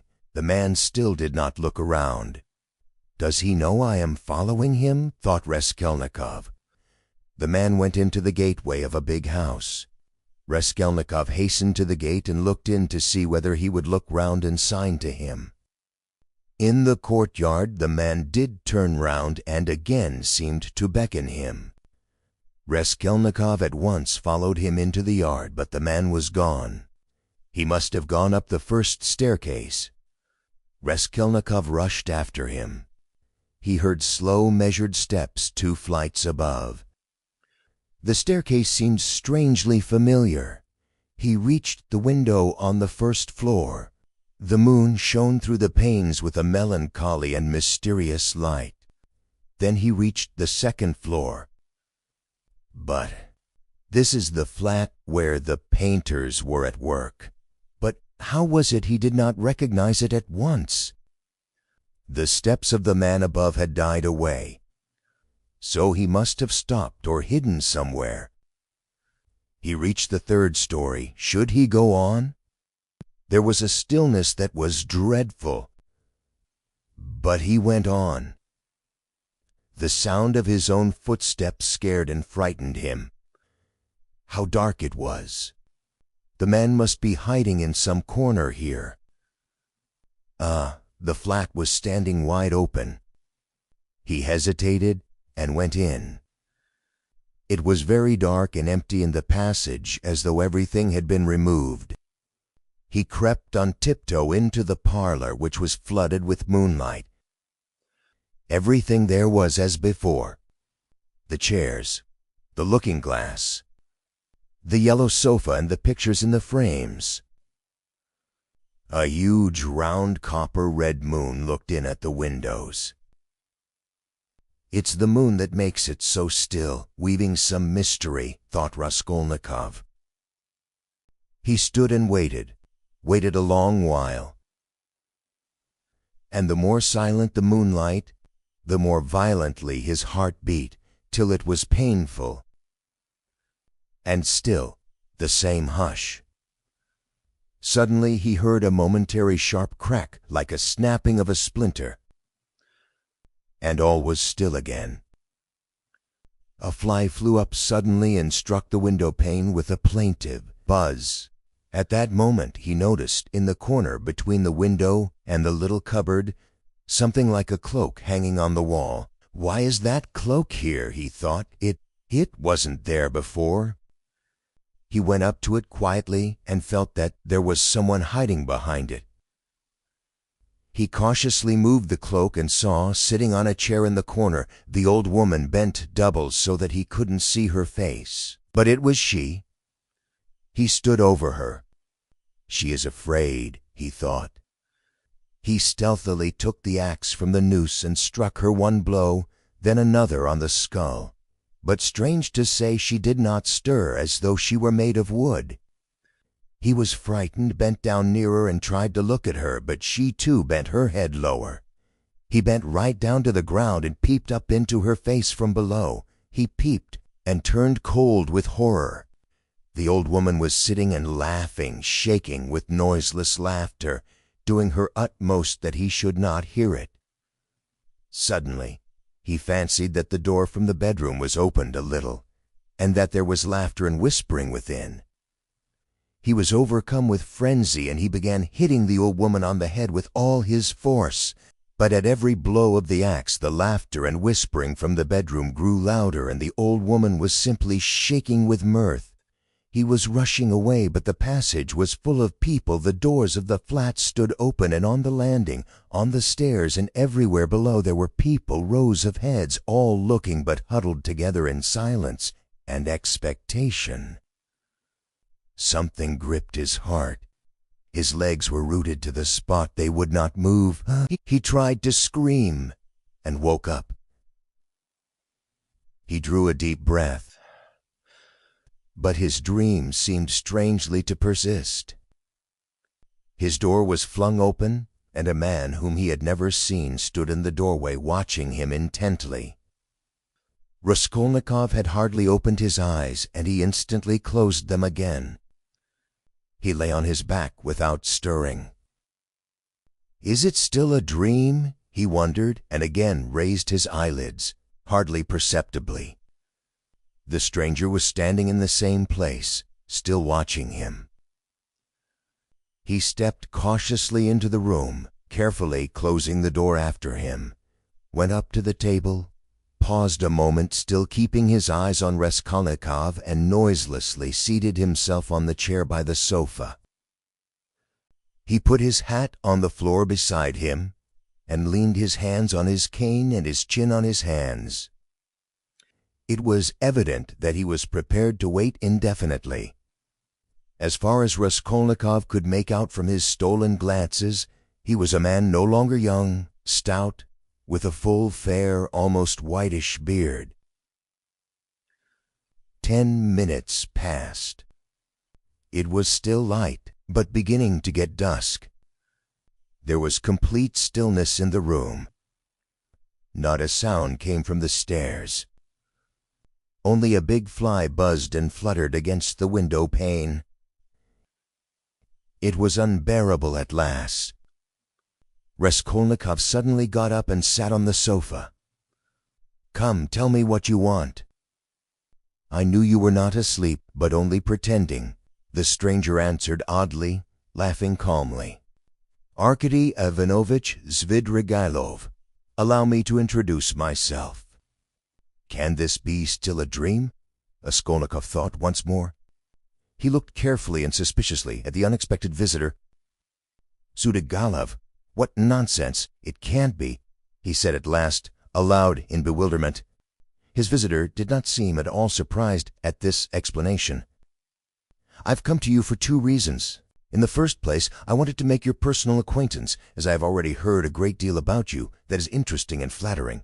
Secondly, I cherish the hope that you may not refuse to assist me in a matter directly concerning the welfare of your sister, Avdotya Manovna. For without your support, she might not let me come near her now, for she is prejudiced against me. But with your assistance, I reckon on— You reckon wrongly, interrupted Raskolnikov. They only arrived yesterday, may I ask you? Raskolnikov made no reply. It was yesterday, I know. I only arrived myself the day before. Well, let me tell you this, Rodion Romanovitch, I don't consider it necessary to justify myself, but kindly tell me what was there particularly criminal on my part in all this business, speaking without prejudice, with common sense. Raskolnikov continued to look at him in silence. That in my own house I persecuted a defenseless girl, and insulted her with my infamous proposals. Is that it? I'm anticipating you. But you've only to assume that I, too, am a man et nihil humanum. In a word, that I am capable of being attracted and falling in love, which does not depend on our will. Then everything can be explained in the most natural manner. The question is, am I a monster, or am I myself a victim? And what if I am a victim? In proposing to the object of my passion to elope with me to America or Switzerland, I may have cherished the deepest respect for her, and may have thought that I was promoting our mutual happiness. Reason is the slave of passion, you know. Why, probably I was doing more harm to myself than anyone. But that's not the point, Raskolnikov interrupted with disgust. It's simply that whether you're right or wrong, we dislike you. We don't want to have anything to do with you. We show you the door. Go out. Sidigalov broke into a sudden laugh. But there's no getting round you, he said, laughing in the frankest way. I hoped to get round you, but you took up the right line at once. But you're trying to get round me still. What of it? What of it? Cried Sidigalov, laughing openly. But this is what the French call bonne guerre, and the most innocent form of deception. But still you've interrupted me. One way or another, I repeat again, there would never have been any unpleasantness, except for what happens in the garden. Marfa Petrovna. You've got rid of Marfa Petrovna too, so they say. Raskolnikov interrupted rudely. Oh, you've heard that too, then. You'd be sure to, though. But as for your question, I really don't know what to say, though my own conscience is quite at rest on that score. Don't suppose that I'm in any apprehension about it. All was regular and in order. The medical inquiry diagnosed apoplexy, due to bathing immediately after a heavy dinner and a bottle of wine. And indeed, it could have proved nothing else. But I'll tell you what I've been thinking to myself of late, on my way here in the train, especially. Didn't I contribute to all that calamity, morally, in a way, by irritation or something of the sort? But I came to the conclusion that that, too, was quite out of the question. Raskolnikov laughed. I wonder you trouble yourself about it. But what are you laughing at? Only consider, I struck her just twice with a switch. There were no marks even. Don't regard me as a cynic, please. I'm perfectly aware how atrocious it was of me and all that. But I know for certain, too, that Marfa Petrovna was very likely pleased at my, so to say, warmth. The story of your sister had been wrung out to the last drop. For the last 3 days, Marfa Petrovna had been forced to sit at home. She had nothing to show herself with in the town. Besides, she had bored them so with that letter. You heard about her reading the letter? And all of a sudden, those 2 switches fell from heaven. Her first act was to order the carriage to be got out. Not to speak of the fact that there are cases when women are very, very glad to be insulted, in spite of all their show of indignation. There are instances of it with everyone. Human beings in general, indeed, greatly love to be insulted. Have you noticed that? But it's particularly so with women. One might even say it's their only amusement. At one time, Raskolnikov thought of getting up and walking out, and so finishing the interview, but some curiosity and even a sort of prudence made him linger for a moment. You are fond of fighting? He asked carelessly. Not very, Sergeyov answered calmly. "And Marfa Petrovna and I scarcely ever fought. We lived very harmoniously, and she was always pleased with me. I only used the whip twice in all our 7 years, not counting a third occasion of a very ambiguous character. The first time, 2 months after our marriage, immediately after we arrived in the country, and the last time was that of which you were speaking. Did you suppose I was such a monster, such a reactionary, such a slave driver? By the way, do you remember, Rodion Romanovitch, how a few years ago, in those days of beneficent publicity, a nobleman, I've forgotten his name, was put to shame everywhere in all the papers for having thrashed a German woman in the railway train? You remember? It was in those days, that very year, I believe, that disgraceful action of the age took place. You know, the Egyptian nights, that public reading, you remember? The dark eyes, you know. The golden days of our youth, where are they? Well, as for the gentleman who thrashed the German, I feel no sympathy with him, because after all, what need is there for sympathy? But I must say that there are sometimes such provoking Germans that I don't believe there is a progressive who could quite answer for himself. No one looked at the subject from that point of view then, but that's the truly humane point of view, I assure you." After saying this, Svidrigaïlov broke into a sudden laugh again. Raskolnikov saw clearly that this was a man with a firm purpose in his mind and able to keep it to himself. "I expect you've not talked to anyone for some days?" he asked. "Scarcely anyone. I suppose you're wondering at my being such an adaptable man." "No, I'm only wondering at your being too adaptable a man." "Because I'm not offended at the rudeness of your questions. Is that it? But why take offense? As you asked, so I answered," he replied, with a surprising expression of simplicity. "You know, there's hardly anything I take interest in," he went on, as it were dreamily. "Especially now. I've nothing to do. You are quite at liberty to imagine, though, that I'm making up to you with a motive, particularly as I told you I want to see your sister about something. But I'll confess frankly, I'm very much bored, the last 3 days especially, so I'm delighted to see you. Don't be angry, Rodion Romanovitch, but you seem to be, somehow, awfully strange yourself. Say what you like, there's something wrong with you, and now, too. Not this very minute, I mean, but now, generally. Well, I won't, don't scowl. I'm not such a bear, you know, as you think." Raskolnikov looked gloomily at him. "You're not a bear, perhaps, at all," he said. "I fancy, indeed, that you are a man of very good breeding, or at least know how on occasion to behave like one." "I am not particularly interested in anyone's opinion," Svidrigaïlov answered, dryly, and even with a shade of haughtiness. "And therefore, why not be vulgar at times when vulgarity is such a convenient cloak for our climate? And especially if one has a natural propensity that way," he added, laughing again. "But I've heard you have many friends here. You are, as they say, not without connections. What can you want with me, then, unless you have some special object?" "That's true that I have friends here," Svidrigaïlov admitted, not replying to the chief point. "I've met some already. I've been lounging about for the last 3 days, and I've seen them, or they've seen me. That's a matter of course. I am well dressed and reckoned not a poor man. The emancipation of the slaves hasn't affected me. My property consists chiefly of forests and water meadows. The revenue has not fallen off. But I'm not going to see them. I was sick of them long ago. I've been here 3 days, and I've called on no one. What a town it is! How has it come into existence among us, tell me that? A town of officials and students of all sorts. Yes, there's a great deal I didn't notice when I was here 8 years ago. Kicking up my heels. My only hope now is in anatomy. By Jove it is." "Anatomy? But as for these clubs, dessors, parades, or progress, indeed, maybe, well, all that can go on without me," he went on, again without noticing the question. "Besides, who wants to be a car chopper?" "Why, have you been a car chopper, then?" "How could I help being? There was a regular set of us, men of the best society, 8 years ago. We had a fine time, and all men of breeding, you know, poets, men of property. And indeed, as a rule, in our Russian society, the best manners are found among those who have been thrashed. Have you noticed that? I've deteriorated in the country, but I did get into prison for debt, through a low Greek who came from the gin. Then Marfa Petrovna turned up. She bargained with him, and bought me off for 30,000 silver pieces. I owed 70,000. We were united in lawful wedlock, and she bore me off into the country like a treasure. You know, she was 5 years older than I.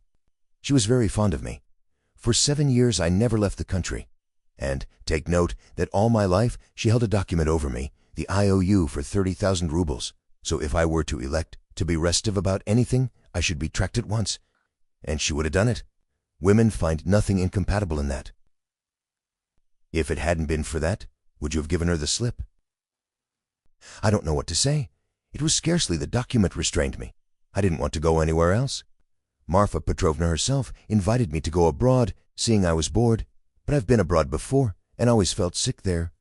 For no reason but the sunrise, the Bay of Naples, the sea. You look at them and it makes you sad. What's most revolting is that one is really sad. No, it's better at home. Here at least one blames others for everything and excuses oneself. I should have gone perhaps on an expedition to the North Pole because I loved Engleva and have drinking, and there's nothing left but wine. I have tried it. But, I say, I've been told Berk is going up in a great balloon next Sunday from the Yusupov garden and will take up passengers at a fee. Is it true? Why, would you go up? No, muttered Svidrigailov, really seeming to be deep in thought. What does he mean? Is he in earnest? Raskolnikov wondered. No, the document didn't restrain me, Svidrigailov went on meditatively. It was my own doing, not leaving the country, and nearly a year ago Marfa Petrovna gave me back the document on my name day and made me a present of a considerable sum of money, too. She had a fortune, you know. You see how I trust you, Arkady Ivanovitch. That was actually her expression. You don't believe she used it? But you know, I managed the estate quite decently. They know me in the neighborhood. I ordered books, too. Marfa Petrovna at first approved, but afterwards she was afraid of my overstudying. You seem to be missing Marfa Petrovna very much. Missing her? Perhaps. Really, perhaps I am. And, by the way, do you believe in ghosts? What ghosts? Why, ordinary ghosts. Do you believe in them? Perhaps not. Pour vous plaire. I wouldn't say no exactly. Do you see them, then? Svidrigailov looked at him rather oddly. Marfa Petrovna is pleased to visit me, he said, twisting his mouth into a strange smile. How do you mean, she's pleased to visit you? She's been 3 times. I saw her first on the very day of the funeral, an hour after she was buried. It was the day before I left to come here. The second time was the day before yesterday, at daybreak, on the journey, at the station of Malaya Visha. And the third time was 2 hours ago, in the room where I am staying. I was alone. Were you awake? Quite awake. I was wide awake every time. She comes, speaks to me for a minute, and goes out at the door. Always at the door. I can almost hear her. What made me think that something of the sort must be happening to you? Raskolnikov said suddenly. At the same moment, he was surprised at having said it. He was much excited. What? Did you think so? Svidrigailov asked in astonishment. Did you really? Didn't I say that there was something in common between us, eh? You never said so, Raskolnikov cried sharply and with heat. Didn't I? No. I thought I did. When I came in and saw you lying with your eyes shut, pretending, I said to myself at once, here's the man. What do you mean by the man? What are you talking about? Cried Raskolnikov. What do I mean? I really don't know. Svidrigailov muttered ingeniously, as though he too were puzzled. For a minute they were silent. They stared in each other's faces. That's all nonsense, Raskolnikov shouted with vexation. What does she say when she comes to you? She? Would you believe it? She talks the silliest trifles, and, man is a strange creature, it makes me angry. The first time she came in, I was tired, you know, the funeral service, the funeral ceremony, the lunch afterwards. At last I was left alone in my study. I lighted a cigar and began to think. She came in at the door. You've been so busy today, Arkady Ivanovitch. You've forgotten to wind the dining-room clock, she said. All those 7 years I've wound that clock every week, and if I forgot it, she would always remind me. The next day I set off on my way here. I got out at the station at daybreak. I'd been asleep, tired out, with my eyes half open. I was drinking some coffee. I looked up, and there was suddenly Marfa Petrovna sitting beside me with a pack of cards in her hands. "Shall I tell your fortune for the journey, Arkady Ivanovitch?" She was a great hand at telling fortunes. She'll never forgive myself for not asking her to. I ran away in a fright, and besides, the bell rang. Sitting today, feeling very heavy after a miserable dinner from a cookshop. I was sitting smoking. All of a sudden, Marfa Petrovna again. She came in, very smart, in a new green silk dress with a long train. "Good day, Arkady Ivanovitch. How do you like my dress? Anishka can't make like this." Anishka was a dressmaker in the country, one of our former serf girls who had been trained in Moscow, a pretty wench. She stood turning round before me. I looked at the dress, and then I looked carefully, very carefully, at her face. "I wonder you trouble to come to me about such trifles, Marfa Petrovna." "Good gracious, you won't let one disturb you about anything." To tease her, I said, "I want to get married, Marfa Petrovna." "That's just like you, Arkady Ivanovitch. It does you very little credit to come looking for a bride when you've hardly buried your wife. And if you could make a good choice at least, but I know it won't be for your happiness or hers. You will only be a laughing-stock to all good people." Then she went out, and a train seemed to rustle. "Isn't it nonsense, sir?" "But perhaps you are telling lies," Raskolnikov put in. "I rarely lie," answered Sergeygelov thoughtfully, apparently not noticing the rudeness of the question. "And in the past, have you ever seen ghosts before?" Yes, I have seen them, but only once in my life, 6 years ago. I had a serf, Filka. Just after his burial, I called out, forgetting, 'Filka, my pipe.' He came in and went to the cupboard where my pipes were. I sat still and thought, he's doing it out of revenge, because we had a violent quarrel just before his death. 'How dare you come in with a hole in your elbow?' I said. 'Go away, you scamp.' He turned and went out and never came again. I didn't tell Marfa Petrovna at the time. I wanted to have a service sung for him, but I was ashamed." "You should go to a doctor." "I know I'm not well without your telling me, though I don't know what's wrong. I believe I'm 5 times as strong as you are. I didn't ask you whether you believe that ghosts are seen, but whether you believe that they exist." "No, I won't believe it," Raskolnikov cried with positive anger. "What do people generally say?" muttered Svidrigailov, as though speaking to himself, looking aside and bowing his head. "They say, you're ill, so what appears to you is only unreal fantasy. But that's not strictly logical. I agree that ghosts only appear to the sick, but that only proves that they are unable to appear except to the sick, not that they don't exist." "Nothing of the sort," Raskolnikov insisted irritably. "No, you don't think so?"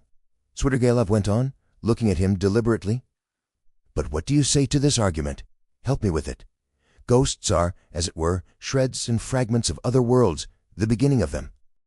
A man in health has, of course, no reason to see them, because he is above all a man of this earth, and is bound, for the sake of completeness and order, to live only in this life.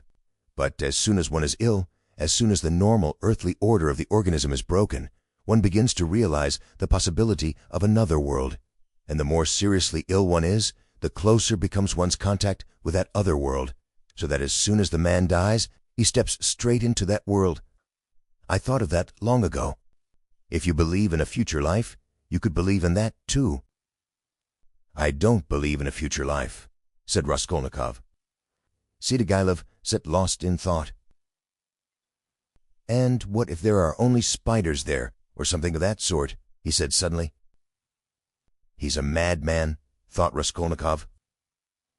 "We always imagine eternity as something beyond our conception, something vast, vast. But why must it be vast? Instead of all that, what if it's one little room, like a bathhouse in the country, black and grimy, and spiders in every corner, and that's all eternity is? I sometimes fancy it like that." "Can it be you can imagine nothing juster or more comforting than that?" Raskolnikov cried, with a feeling of anguish. "Juster? And how can we tell? Perhaps that is just. And do you know, it's what I would certainly have made it," answered Svidrigailov, with a vague smile. This horrible answer sent a cold chill through Raskolnikov. Svidrigailov raised his head, looked at him, and suddenly began laughing. Only think, he cried. Half an hour ago, we'd never seen each other. We regarded each other as enemies. There's a matter unsettled between us. We've thrown it aside, and away we've gone into the abstract. Wasn't I right in saying that we were birds of a feather? Kindly allow me, Raskolnikov went on irritably, to ask you to explain why you've honored me with your visit. And I'm in a hurry. I've no time to waste. I want to go out. By all means, by all means. Your sister, Avdotya Romanovna, is going to be married to Mr. Lushin, Pyotr Petrovitch. Can you refrain from any question about my sister and from mentioning her name? I can't understand how you dare utter her name in my presence, if you really are Frida-Gailov. Why, but I've come here to speak about her. How can I avoid mentioning her? Very good, speak, but make haste. I am sure that you must have formed your own opinion of this Mr. Lushin, who is a connection of mine through my wife. If you've only seen him for half an hour, I heard any facts about him. He is no match for Avdotya Romanovna. I believe Avdotya Romanovna is sacrificing herself generously and imprudently for the sake of her family. I fancied from all I'd heard of you that you would be very glad if the match could be broken off without the sacrifice of worldly advantages. Now I know you personally, I'm convinced of it. All this is very naive. Excuse me, I should have said imprudent on your part, said Raskolnikov. You mean to say that I'm seeking my own ends? Don't be uneasy, Rodin Romanovitch. If I were working for my own advantage, I would not have spoken out so directly. I'm not quite a fool. I will confess something psychologically curious about that. Just now, defending my love for Avdotya Romanovna, I said I was myself the victim. Well, let me tell you that I've no feeling of love now, not the slightest, so that I wonder myself indeed, for I really did feel something. Through idleness and depravity, Raskolnikov put in. I certainly am idle and depraved, but your sister has such qualities that even I could not help being impressed by them. But that's all nonsense, as I see myself now. Have you seen that long? I began to be aware of it before, but was only perfectly sure of it the day before yesterday, almost at the moment I arrived in Petersburg. I still fancied in Moscow, though, that I was coming to try to get Avdotya Romanovna's hand and to cut out Mr. Lushin. Excuse me for interrupting you. Kindly be brief and come to the object of your visit. I am in a hurry. I want to go out. With the greatest pleasure. On arriving here and determining on a certain journey, I should like to make some necessary preliminary arrangements. I left my children with an aunt. They are well provided for, and they have no need of me personally. And a nice father I should make, too. I've taken nothing but what Marfa Petrovna gave me a year ago. That's enough for me. Excuse me, I'm just coming to the point. Before the journey, which may come off, I want to settle Miss Illusion, too. It's not that I detest him so much, but it was through him I quarreled with Marfa Petrovna when I learned that she had dished up this marriage. I want now to see Avdotya Romanova through your mediation, and if you like, in your presence, to explain to her that, in the first place, she will never gain anything but harm from this illusion. Then, begging her pardon for all past unpleasantness, to make her a present of 10,000 roubles, and so assist the rupture with Miss Illusion, a rupture to which I believe she is herself not disinclined, if she could see the way to it. You are certainly mad, cried Raskolnikov, not so much angered as astonished. How dare you talk like that? I knew you would scream at me, but in the first place, though I am not rich, this 10,000 roubles is perfectly free. I've absolutely no need for it. If Avdotya Romanovna does not accept it, I shall waste it in some more foolish way. That's the first thing. Secondly, my conscience is perfectly easy. I make the offer with no ulterior motive.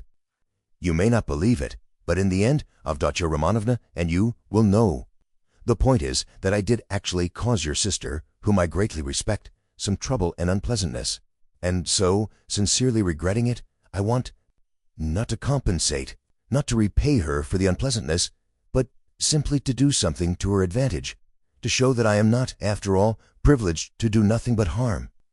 If there were a millionth fraction of self-interest in my offer, I should not have made it so openly, and I should not have offered her 10,000 only, when 5 weeks ago I offered her more. Besides, I may, perhaps, very soon marry a young lady, and that alone, all to prevent suspicion of any design on Avdotya Romanovna. In conclusion, let me say that in marrying Mr. Luzhin, she's taking money just the same, only from another man. Don't be angry, Rodion Romanovich. Think it over coolly and quietly. Svidrigailov himself was exceedingly cool and quiet as he was saying this. I beg you to say no more, said Raskolnikov. In any case, this is unpardonable impertinence. Not in the least. Then a man may do nothing but harm to his neighbor in this world and is prevented from doing the tiniest bit of good by trivial conventional formalities. That's absurd. If I died, for instance, and left that sum to your sister in my will, surely she wouldn't refuse it. Very likely she would. Oh, no, indeed. However, if you refuse it, so be it, though 10,000 rubles is a capital thing to have on occasion. In any case, I beg you to repeat what I've said to Avdotya Romanovna. No, I won't. In that case, Rodion Romanovich, I shall be obliged to try and see her myself and worry her by doing so. And if I do tell her, will you not try to see her? I don't know really what to say. I should like very much to see her once more. Don't hope for it. I'm sorry, but you don't know me. Perhaps we may become better friends. You think we may become friends? And why not? Svidrigailov said, smiling. He stood up and took his hat. I didn't quite intend to disturb you, and I came here without reckoning on it, though I was very much struck by your face this morning. Where did you see me this morning? Raskolnikov asked easily. I saw you by chance. I kept fancying there is something about you like me. But don't be uneasy. I'm not intrusive. I used to get on all right with card sharpers, and I never bored Prince Verby, a great personage who is a distant relation of mine, and I could write about Raphael's Madonna in Madame Pilikov's album, and I never left Marfa Petrovna's sight for 7 years, and I used to stay the night at Vyazemsky's house in the Haymarket in the old days, and I may go up in a balloon with Burke, perhaps. Oh, all right. Are you starting soon on your travels, may I ask? What travels? Why, on that journey. You spoke of it yourself. A journey? Oh, yes, I did speak of a journey. Well, that's a wide subject. If only you knew what you're asking, he added, and gave a sudden, loud, short laugh. Perhaps I'll get married instead of the journey. They're making a match for me. Here? Yes. How have you had time for that? But I'm very anxious to see you Avdotya Romanovna at once. I earnestly beg it. Well, goodbye for the present. Oh yes, I've forgotten something. Tell your sister, Rodion Romanovich, that Marfa Petrovna remembered her in her will and left her 3,000 rubles. That's absolutely certain. Marfa Petrovna arranged it a week before her death, and it was done in my presence. Avdotya Romanovna will be able to receive the money in 2 or 3 weeks. Are you telling the truth? Yes, tell her. Well, your servant. I'm staying very near you. As he went out, Svidrigailov ran up against Razumihin in the doorway. It was nearly 8 o'clock. The 2 young men hurried to Pikalius to arrive before Luzhin. Why, who was that? Asked Razumihin as soon as they were in the street. It was Svidrigailov, that landowner in whose house my sister was insulted when she was their governess. Through his persecuting her with his attentions, she was turned out by his wife, Marfa Petrovna. This Marfa Petrovna begged Dunya's forgiveness afterwards, and she's just died suddenly. It was of her we were talking this morning. I don't know why I'm afraid of that man. He came here at once after his wife's funeral.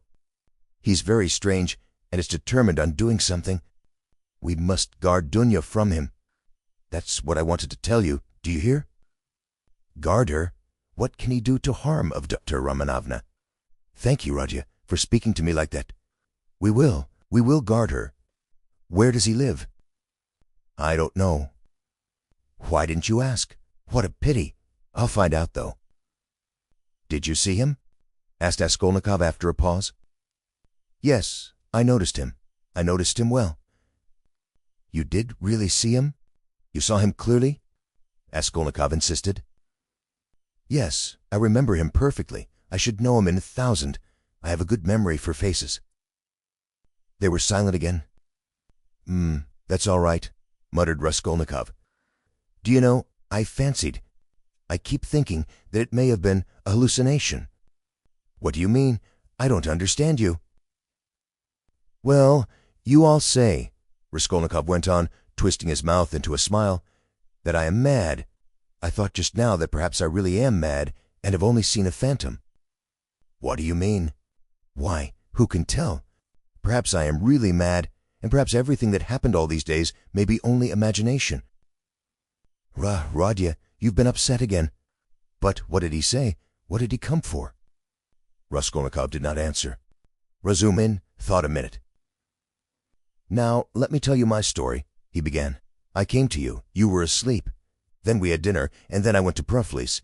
Zametov was still with him. I tried to begin, but it was no use. I couldn't speak in the right way. They don't seem to understand, and can't understand, but are not a bit ashamed. I drew Porfiry to the window and began talking to him, but it was still no use. He looked away, and I looked away. At last I shook my fist in his ugly face and told him, as a cousin, I'd brain him.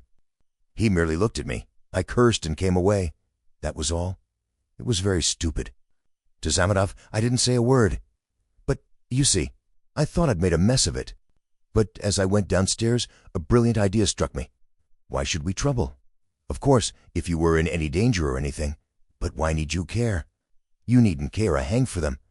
We shall have a laugh at them afterwards, and if I were in your place, I'd mystify them more than ever. How ashamed they'll be afterwards. Hang them.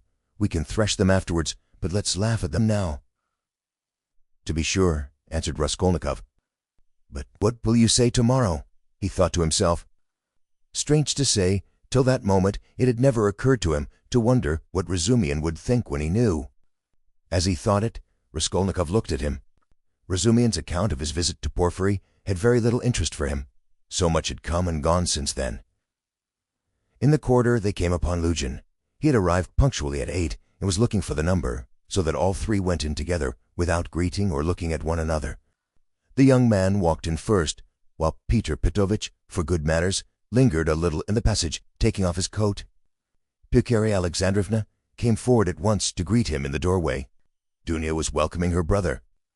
Peter Petrovitch walked in and quite amiably, though with redoubled dignity, bowed to the ladies.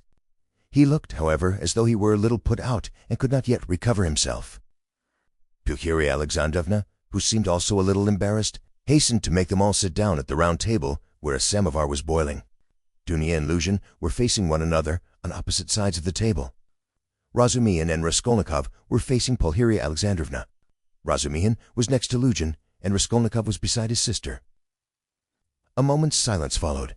Pyotr Petrovitch deliberately drew out a cambric handkerchief, reeking of scent, and blew his nose with an air of a benevolent man who felt himself slighted, and was firmly resolved to insist on an explanation.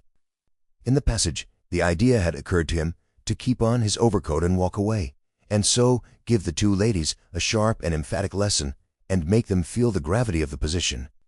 But he could not bring himself to do this. Besides, he could not endure uncertainty, and he wanted an explanation. If his request had been so openly disobeyed, there was something behind it, and in that case it was better to find it out beforehand. It rested with him to punish them, and there would always be time for that. "I trust you had a favorable journey?" he inquired officially of Pulcheria Alexandrovna. "Oh, very, Peter Petrovitch." "I am gratified to hear it. And Avdotya Romanovna is not over-fatigued either." "I am young and strong. I don't get tired, but it was a great strain for Mother," answered Dunya. "That's unavoidable. Our national railways are of terrible length. Mother Russia, as they say, is a vast country. In spite of all my desire to do so, I was unable to meet you yesterday. But I trust all passed off without inconvenience?"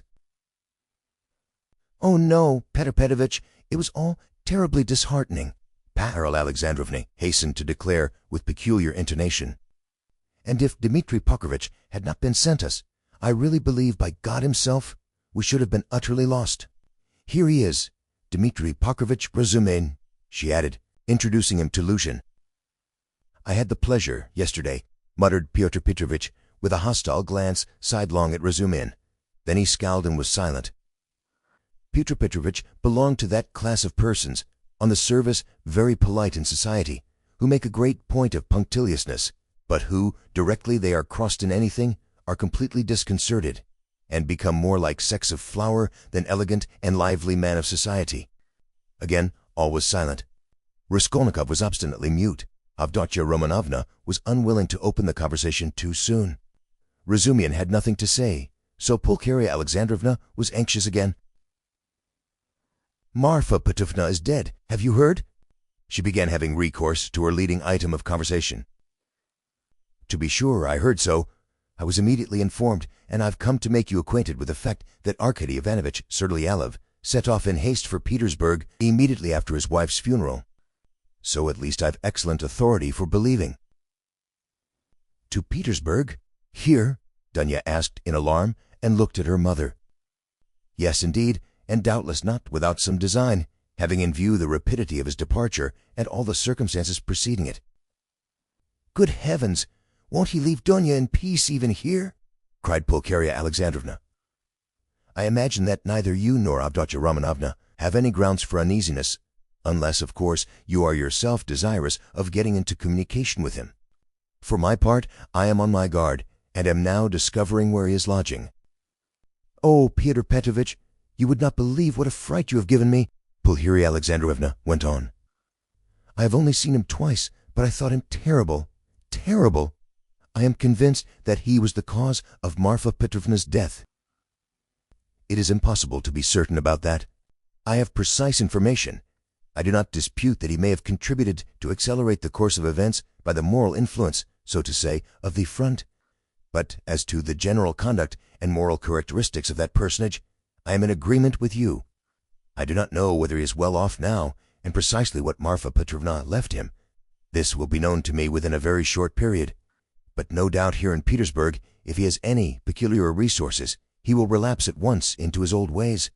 He is the most depraved and abjectly vicious specimen of that class of men. I have considerable reason to believe that Marfa Petrovna, who was so unfortunate as to fall in love with him and to pay his debts 8 years ago, was of service to him also in another way.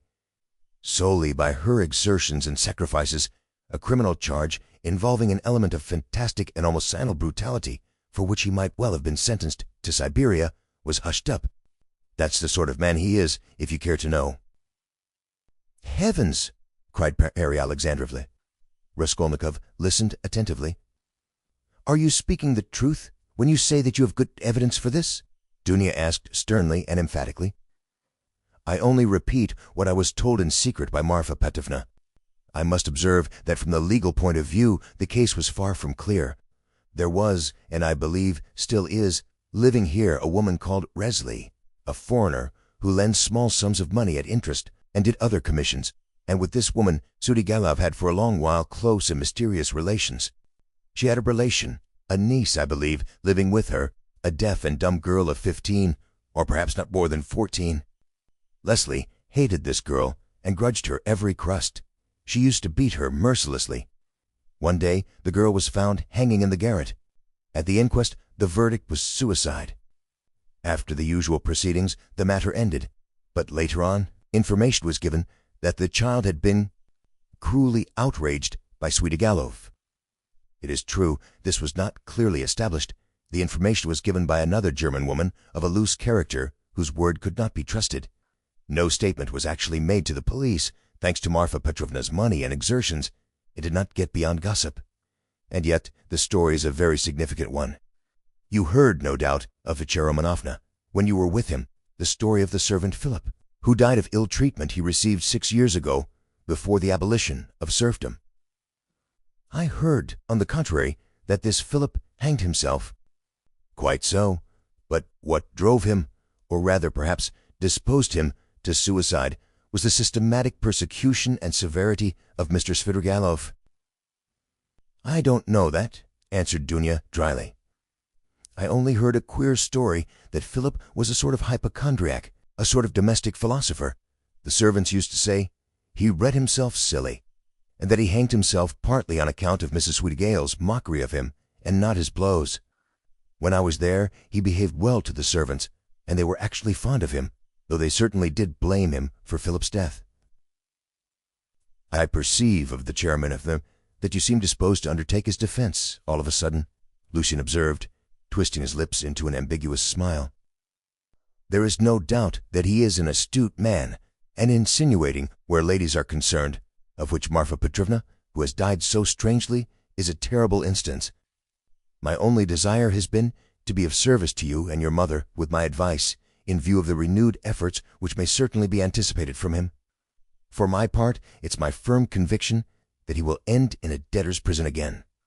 Marfa Petrovna had not the slightest intention of settling anything substantial on him, having regard for his children's interests, and if she left him anything, it would only be the merest sufficiency, something insignificant and ephemeral, which would not last a year for a man of his habits." "Peter Petrovitch, I beg you," said Dunya, "say no more of Mrs. Swidergailov. It makes me miserable." "He has just been to see me," said Raskolnikov, breaking his silence for the first time. There were explanations from all, and they all turned to him. Even Peter Petrovitch was roused. "An hour and a half ago he came in when I was asleep, waked me and introduced himself," Raskolnikov continued. "He was fairly cheerful and at ease, and quite hopes that we shall become friends. He's particularly anxious, by the way, Dunya, for an interview with you, at which he asked me to assist. He has a proposition to make to you, and he told me about it. He told me, too, that a week before her death, Marfa Petrovna left you 3,000 rubles in her will, Dunya, and that you can receive the money very shortly." "Thank God!" cried Pulcheria Alexandrovna, crossing herself. "Pray for her soul, Dunya." "It's a fact," broke from Lucian. "Tell us what more," Dunya urged Raskolnikov. "Then he said that he wasn't rich, and all the estate was left to his children, who are now with an aunt. Then that he was staying somewhere not far from me, but where I don't know, I didn't ask." "But what does he want to propose to Dunya?" cried Pulcheria Alexandrovna in a fright. "Did he tell you?" "Yes." "What was it?" "I'll tell you afterwards." Raskolnikov ceased speaking and turned his attention to his tea. Peter Petrovitch looked at his watch.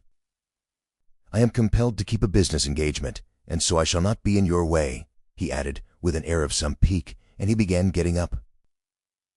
"Don't go, Peter Petrovitch," said Dunya. "You intended to spend the evening. Besides, you wrote yourself that you wanted to have an explanation with Mother."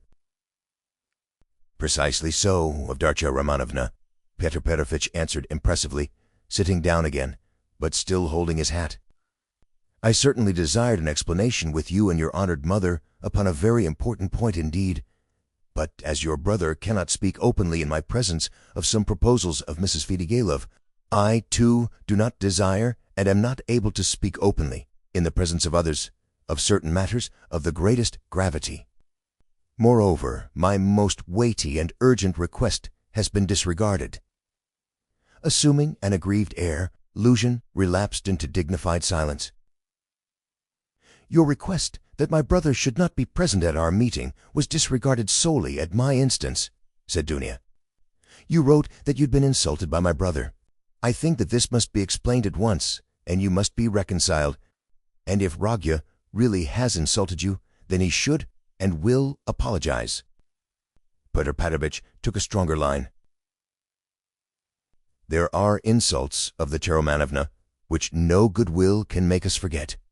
There is a line in everything which it is dangerous to overstep, and when it has been overstepped, there is no return." "Wasn't what I was speaking of exactly, Peter Petrovitch," Dunya interrupted with some impatience.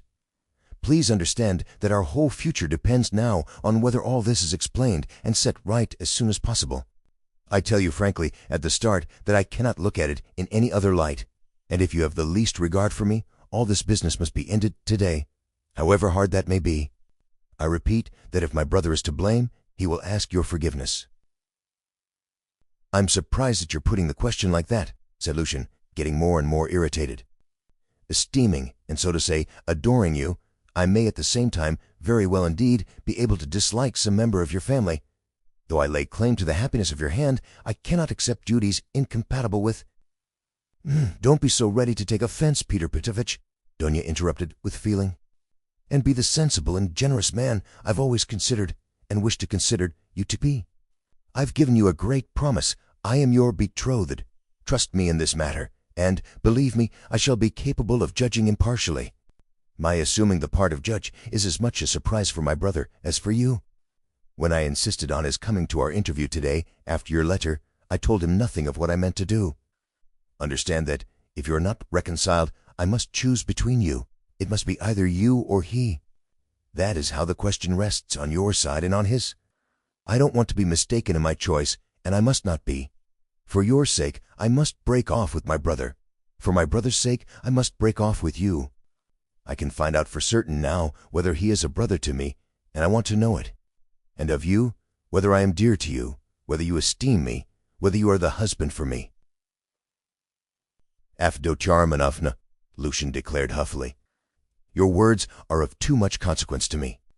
I will say more, they are offensive, in view of the position I have the honor to occupy in relation to you. To say nothing of your strange and offensive setting me on a level with an impertinent boy, you admit the possibility of breaking your promise to me. You say you or he, showing thereby of how little consequence I am in your eyes. I cannot let this pass, considering the relationship and the obligations existing between us. What? Cried Dunya, flushing. I said, your interest, beside all that has hitherto been most precious in my life, what has made up the whole of my life, and here you are offended at my making too little account of you. Raskolnikov smiled sarcastically. Razumihin fidgeted, but Peter Petrovitch did not accept the reproof. On the contrary, at every word he became more persistent and irritable, as though he relished it.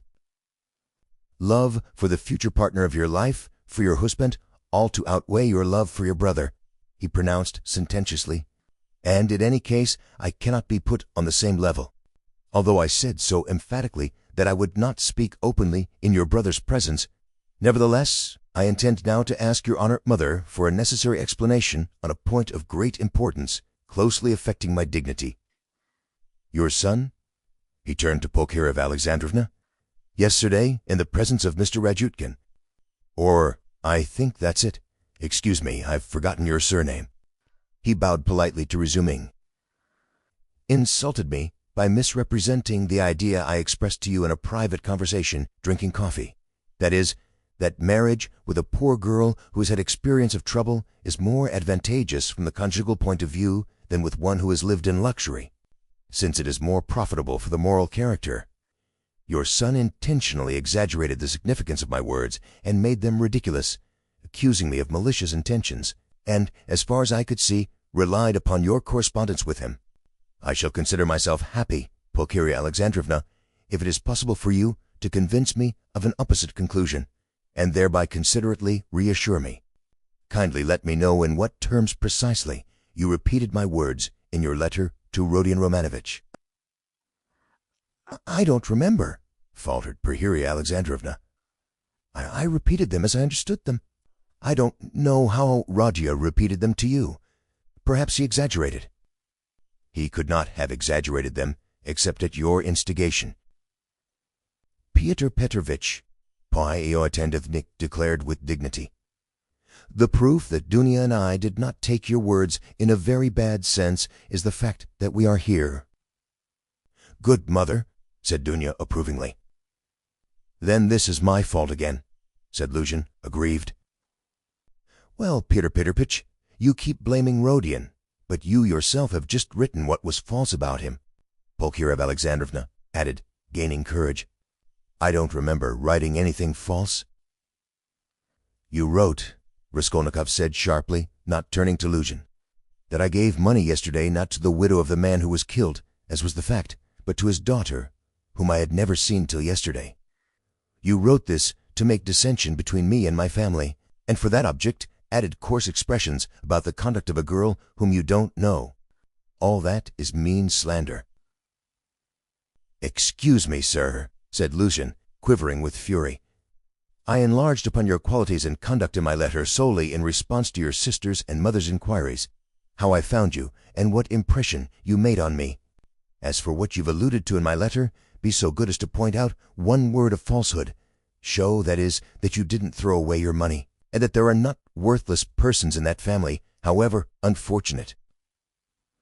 To my thinking, you, with all your virtues, are not worth the little finger of that unfortunate girl at whom you throw stones. Would you go so far, then, as to let her associate with your mother and sister? I have done so already, if you care to know. I made her sit down today with Mother and Dunia. Rhodia, cried Pulcheria Alexandrovna. Dunia crimsoned, Razumihin knitted his brows. Luzhin smiled with lofty sarcasm. You may see for yourself, Avdotya Romanovna, he said, whether it is possible for us to agree. I hope now that this question is at an end, once and for all. I will withdraw, that I may not hinder the pleasures of family intimacy and the discussion of secrets. He got up from his chair, took his head. But in withdrawing, I ventured to request that for the future I may be spared similar meetings, and, so to say, compromises. I appeal particularly to you, honored Pulcheria Alexandrovna, on this subject, the more as my letter was addressed to you, and to no one else. Pulcheria Alexandrovna was a little offended. You seem to think we are completely under your authority, Pyotr Petrovitch. Dunya has told you the reason your desire was disregarded. She had the best intentions. And indeed, you write as though you were laying commands upon me. Are we to consider every desire of yours as a command?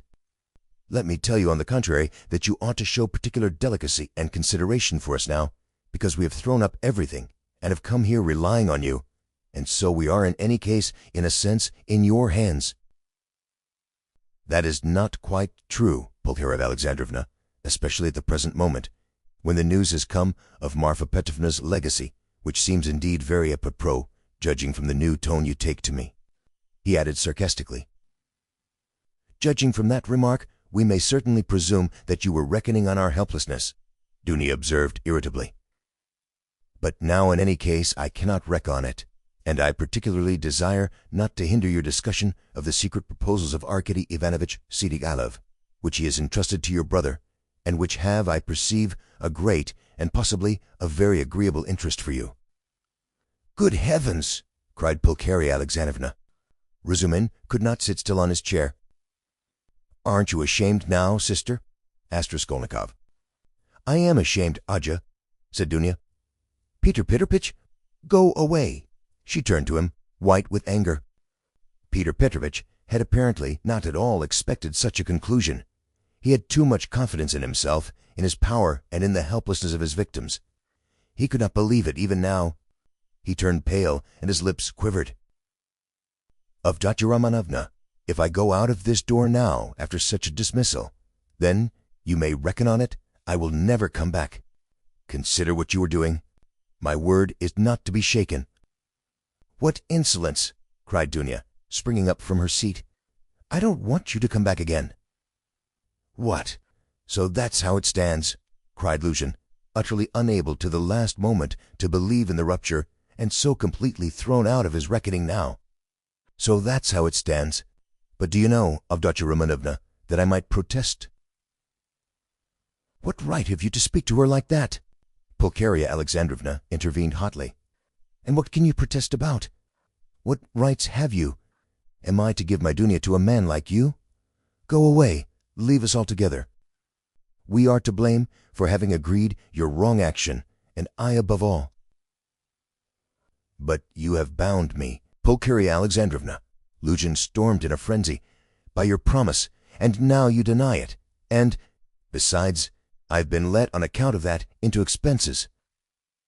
This last complaint was so characteristic of Pyotr Petrovitch that Raskolnikov, pale with anger and with the effort of restraining it, could not help breaking into laughter.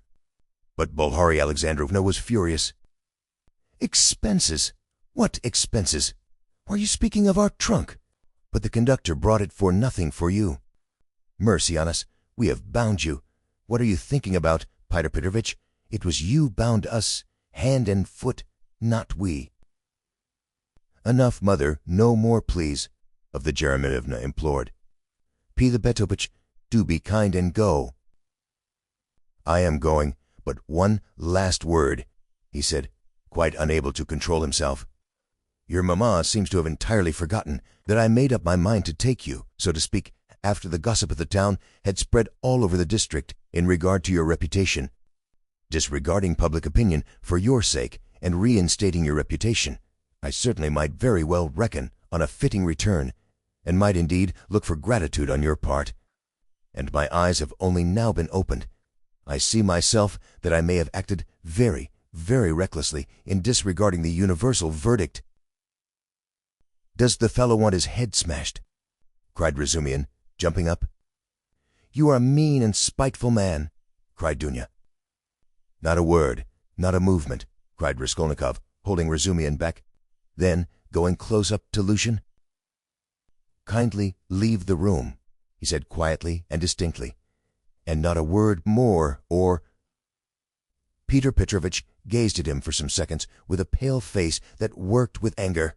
Then he turned, went out, and rarely has any man carried away in his heart such vindictive hatred as he felt against Raskolnikov. Him, and him alone, he blamed for everything. It is noteworthy that as he went downstairs he still imagined that his case was perhaps not utterly lost, and that, so far as the ladies were concerned, all might, very well indeed, be set right again. The fact was that up to the last moment he had never expected such an ending. He had been overbearing to the last degree, never dreaming that two destitute and defenseless women could escape from his control. This conviction was strengthened by his vanity and conceit, a conceit to the point of fatuity. Peter Petrovitch, who had made his way up from insignificance, was morbidly given to self-admiration, had the pious opinion of his intelligence and capacities, and sometimes even gloated in solitude over his image in the glass. But what he loved and valued above all was the money he had amassed by his labor and by all sorts of devices. That money made him the equal of all who had been his superiors. When he had bitterly reminded Dunya that he had decided to take her in spite of evil report, Peter Petrovitch had spoken with perfect sincerity, and had, indeed, felt genuinely indignant at such black ingratitude. And yet, when he made Dunya his offer, he was fully aware of the groundlessness of all the gossip. The story had been everywhere contradicted by Marfa Petrovna, and was by then disbelieved by all the townspeople, who were warm in Dunya's defense. And he would not have denied that he knew that at the time. Yet he still thought highly of his own resolution in lifting Dunya to his level, and regarded it as something heroic. In speaking of it to Dunya, he had let out the secret feeling he cherished and admired, and he could not understand that others should fail to admire it too. He had called on Raskolnikov with the feelings of a benefactor who was about to reap the fruits of his good deeds and to hear agreeable flattery. And as he went downstairs now, he considered himself most undeservedly injured and unrecognized. Dunya was simply essential to him. To do without her was unthinkable. For many years he had voluptuous dreams of marriage, but he had gone on waiting and amassing money. He brooded with relish, in profound secret, over the image of a girl, virtuous, poor, she must be poor, very young, very pretty, good birth and education, very timid, one who had suffered much and was completely humbled before him, one who would all her life look on him as her savior, worship him, admire him and only him. How many scenes, how many amorous episodes he had imagined on this seductive and playful theme when his work was over. And behold, the dream of so many years was all but realized. The beauty and education of Avdotya Romanovna had impressed him. Her helpless position had been a great allurement. In her he had found even more than he dreamed of. Here was a girl of pride, character, virtue, of education and breeding superior to his own, he felt that. And this creature would be slavishly grateful all her life for his heroic condescension, and would humble herself in the dust before him, and he would have absolute, unbounded power over her. Not long before, he had too, after long reflection and hesitation, made an important change in his career, and was now entering on a wider circle of business. With this change, his cherished dreams of rising into a higher class of society seemed likely to be realized. He was, in fact, determined to try his fortune in Petersburg. He knew that women could do a very great deal. The fascination of a charming, virtuous, highly educated woman might make his way easier, might do wonders in attracting people to him, throwing an aureole round him, and now everything was in ruins. This sudden, horrible rupture affected him like a clap of thunder, was like a hideous joke, an absurdity. He had only been a tiny bit masterful, had not even time to speak out, had simply made a joke, been carried away, and it had ended so seriously. And of course, too, he did love Dunya in his own way. He already possessed her in his dreams, and all at once. No! The next day, the very next day, it must all be set right, smoothed over, settled. Above all, he must crush that conceited milksop who is the cause of it all. With a sick feeling, he could not help recalling Razumihin too, but he soon reassured himself on that score, as though a fellow like that could be put on a level with him. The man he really dreaded in earnest was Fyodor. He had, in short, a great deal to attend to. "No, I am more to blame than anyone," said Dunia, kissing and embracing her mother. "I was tempted by his money, but on my honor, brother, I had no idea he was such a base man. If I had seen through him before, nothing would have tempted me. Don't blame me, brother." "God has delivered us, God has delivered us," Pulcheria Alexandrovna muttered, but half-consciously, as though scarcely able to realize what had happened. They were all relieved, and in 5 minutes they were laughing. Only now and then Dunia turned white and frowned, remembering what had passed. Pulcheria Alexandrovna was surprised to find that she, too, was glad. She had only that morning thought rupture with Luzhin a terrible misfortune. Razumihin was delighted. He did not yet dare to express his joy fully, but he was in a fever of excitement as though a ton weight had fallen off his heart. Now he had the right to devote his life to them, to serve them. Anything might happen now. But he felt afraid to think of further possibilities, dared not let his imagination range. But Raskolnikov stood still in the same place, almost sullen and indifferent. Though he had been the most insistent on getting rid of Luzhin, he seemed now the least concerned at what had happened. Dunia could not help thinking that he was still angry with her, and Pulcheria Alexandrovna watched him timidly. "What did Svidrigailov say to you?" said Dunia, approaching him. "Yes, yes," cried Pulcheria Alexandrovna. Raskolnikov raised his head. "He wants to make you a present of 10,000 rubles, and he desires to see you once in my presence." "See her? On no account," cried Pulcheria Alexandrovna. "And how dare he offer her money?" Then Raskolnikov repeated, rather dryly, his conversation with Svidrigailov, omitting his account of the ghostly visitations of Marfa Petrovna, wishing to avoid all unnecessary talk. "What answer did you give him?" asked Dunia. "At first I said I would not take any message to you. Then he said that he would do his utmost to obtain an interview with you without my help. He assured me that his passion for you was a passing infatuation. Now he has no feeling for you. He doesn't want you to marry Luzhin. His talk was altogether rather muddled." "How do you explain him to yourself, Rodia? How did he strike you?" "I must confess I don't quite understand him. He offers you 10,000, and yet he says he's not well off. He says he is going away, and in 10 minutes he forgets he has said it. Then he says he is going to be married and has already fixed on the girl. No doubt he has a motive, and probably a bad one. But it's odd that he should be so clumsy about it if he had any designs on you. Of course, I refused this money on your account once for all. Altogether, I thought him very strange. One might almost think he was mad. But I may be mistaken. That may only be the part he assumes. The death of Marfa Petrovna seems to have made a great impression on him." "God rest her soul," exclaimed Pulcheria Alexandrovna. "I shall always, always pray for her. Where should we be now, Dunia, without this 3,000? It's as though it had fallen from heaven. Why, Rodia, this morning we had only 3 rubles in our pocket, and Dunia and I were just planning to pawn her watch, so as to avoid borrowing from that man until he offered help." Dunia seemed strangely impressed by Svidrigailov's offer. She still stood meditating. "He has got some terrible plan," she said in a half-whisper to herself, almost shuddering. Raskolnikov noticed this disproportionate terror.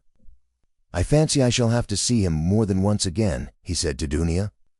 "We will watch him. I will track him out," cried Razumihin vigorously. "I won't lose sight of him. Rodia has given me leave. He said to me himself just now, 'Take care of my sister.' Will you give me leave too, Avdotia Romanovna?" Dunia smiled and held out her hand, but the look of anxiety did not leave her face. Pulcheria Alexandrovna gazed at her timidly, but the 3,000 rubles had obviously a soothing effect on her. A quarter of an hour later they were all engaged in a lively conversation. Even Raskolnikov listened attentively for some time, though he did not talk. Razumihin was the speaker. "And why should you go away?" he flowed on ecstatically. "And what are you to do in a little town? The great thing is, you are all here together and you need one another. You do need one another, believe me. For a time, anyway. Take me into partnership and I assure you we'll plan a capital enterprise. Listen, I'll explain it all in detail to you, the whole project. It all flashed into my head this morning before anything had happened. I tell you what, I have an uncle and must introduce him to you. Most accommodating and respectable old man. This uncle has got a capital of 1,000 rubles and he lives on his pension and has no need of that money. For the last 2 years he has been bothering me to borrow it from him and pay him 6% interest. I know what that means. He simply wants to help me. Last year I had no need of it, but this year I resolved to borrow it as soon as he arrived.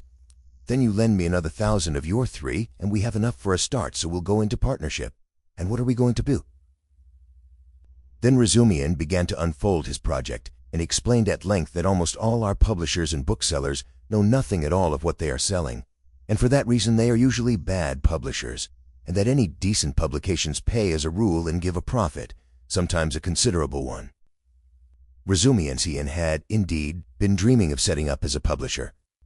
For the last 2 years he had been working in publishers' offices and knew 3 European languages well, though he had told Raskolnikov 6 days before that he was schwach in German with an object of persuading him to take half his translation and half the payment for it. He had told a lie then, and Raskolnikov knew he was lying. Why should we let our chance slip when we have one of the chief means of success, money of our own? Cried Razumian warmly. Of course, there will be a lot of work, but we will work. You, Avdotya Romanovna, I, Brodian. You get a splendid profit on some books nowadays, and the great point of the business is that we shall know just what wants translating, and we shall be translating, publishing, learning all at once. I can be of use because I have experience. For nearly 2 years I've been scuttling about among the publishers, and now I know every detail of their business. You need not be a saint to make pots, believe me. And why should we let our chance slip? Why, I know, and I kept the secret. 2 or 3 books which one might get 100 rubles simply for thinking of translating and publishing. Indeed, and I would not take 500 for the very idea of one of them. And what do you think? If I were to tell a publisher, I dare say he'd hesitate. They are such blockheads. And as for the business side, printing, paper, selling, you trust to me, I know my way about. We'll begin in a small way and go on to a large. In any case, it will get us our living and we shall get back our capital. Dunya's eyes shone. I like what you are saying, Dmitri Prokofovitch, she said. I know nothing about it, of course, put in Pulcheria Alexandrovna. It may be a good idea, but again, God knows, it's new and untried. Of course, we must remain here at least for a time. She looked at Rodia. What do you think, brother? Said Dunya. I think he's got a very good idea, he answered. Of course, it's too soon to dream of a publishing firm, but we certainly might bring out 5 or 6 books and be sure of success. I know of one book myself which would be sure to go well. And as for his being able to manage it, there's no doubt about that either. He knows the business. But we can talk it over later. Hurrah! Cried Razumian. Now stay, there's a flat here in this house belonging to the same owner. It's a special flat apart, not communicating with these lodgings. It's furnished, rent moderate, 3 rooms. Suppose you take them to begin with. I'll pawn your watch tomorrow and bring you the money, and everything can be arranged then. You can all 3 live together, and Rodia will be with you. But where are you off to, Rodia? What, Rodia, are you going already? Pulcheria Alexandrovna asked in dismay. At such a minute? Cried Razumian. Dunya looked at her brother with incredulous wonder. He held his cap in his hand. He was preparing to leave them. One would think you were burying me or saying goodbye forever, he said somewhat oddly. He attempted to smile, but it did not turn out a smile. But who knows, perhaps it is the last time we shall see each other, he let slip accidentally. It was what he was thinking, and it somehow was uttered aloud. What is the matter with you? Cried his mother. Where are you going, Rodia? Asked Dunya rather strangely. Oh, I'm quite obliged to, he answered vaguely, as though hesitating what he would say. But there was a look of sharp determination in his white face. I meant to say, as I was coming here, I meant to tell you, mother, and you, Dunya, that it would be better for us to part for a time. I feel ill, I am not at peace. I will come afterwards, I will come of myself, when it's possible. I remember you and love you. Leave me alone. I decided this even before. I'm absolutely resolved on it. Whatever may come to me, whether I come to ruin or not, I want to be alone. Forget me altogether, it's better. Don't inquire about me. When I can, I'll come of myself, or I'll send for you. Perhaps it will all come back, but now if you love me, give me up. Else I shall begin to hate you. I feel it. Goodbye." "Good God!" cried Pulcheria Alexandrovna. Both his mother and his sister were terribly alarmed. Razumihin was also. "Rodia, Rodia, be reconciled with us. Let us be as before," cried his poor mother. He turned slowly to the door and slowly went out of the room. Dunya overtook him. "Brother, what are you doing to mother?" she whispered, her eyes flashing with indignation. He looked dully at her. "No matter, I shall come. I'm coming," he muttered in an undertone, as though not fully conscious of what he was saying, and he went out of the room. "Wicked, heartless egoist!" cried Dunya. "He is insane, but not heartless. He is mad. Don't you see it? You are heartless after that." Razumihin whispered in her ear, squeezing her hand tightly. "I shall be back directly," he shouted to the horror-stricken mother, and he ran out of the room. Raskolnikov was waiting for him at the end of the passage. "I knew you would run after me," he said. "Go back to them. Be with them. Be with them tomorrow and always. Perhaps I shall come, if I can. Goodbye." And without holding out his hand, he walked away. "But where are you going? What are you doing? What's the matter with you? How can you go on like this?" Razumihin muttered, at his wit's end. Raskolnikov stopped once more. "Once for all, never ask me about anything. I have nothing to tell you. Don't come to see me. Maybe I'll come here. Leave me, but don't leave them. Do you understand me?" It was dark in the corridor. They were standing near the lamp. For a minute they were looking at one another in silence. Razumihin remembered that minute all his life. Raskolnikov's burning and intent eyes grew more penetrating every moment, piercing into his soul, into his consciousness. Suddenly Razumihin started. Something strange, as it were, passed between them. Some idea, some hint, as it were, slipped. Something awful, hideous, and suddenly understood on both sides. Razumihin turned pale. "Do you understand now?" said Raskolnikov, his face twitching nervously. "Go back, go to them," he said suddenly, and turning quickly, he went out of the house. I will not attempt to describe how Razumihin went back to the ladies, how he soothed them, how he protested that Rodia needed rest in his illness, protested that Rodia was sure to come, that he would come every day, that he was very, very much upset, that he must not be irritated, that he, Razumihin, would watch over him, would get him a doctor, the best doctor, a consultation. In fact, from that evening, Razumihin took his place with them as a son and a brother. Raskolnikov went straight to the house on the canal bank where Sonia lived. It was an old greenhouse of 3 stories. He found the porter and obtained from him vague directions as to the whereabouts of Kapernimov, the tailor. Having found in the corner of the courtyard the entrance to the dark and narrow staircase, he mounted to the 2nd floor and came out into a gallery that ran round the whole 2nd story over the yard. While he was wandering in the darkness, uncertain where to turn from Kapernimov's door, a door opened 3 paces from him. He mechanically took hold of it. "Who is there?" a woman's voice asked uneasily. "It's I, come to see you," answered Raskolnikov, and he walked into the tiny entry. On a broken chair stood a candle and a battered copper candlestick. "It's you, good heavens!" cried Sonia weakly, and she stood rooted to the spot.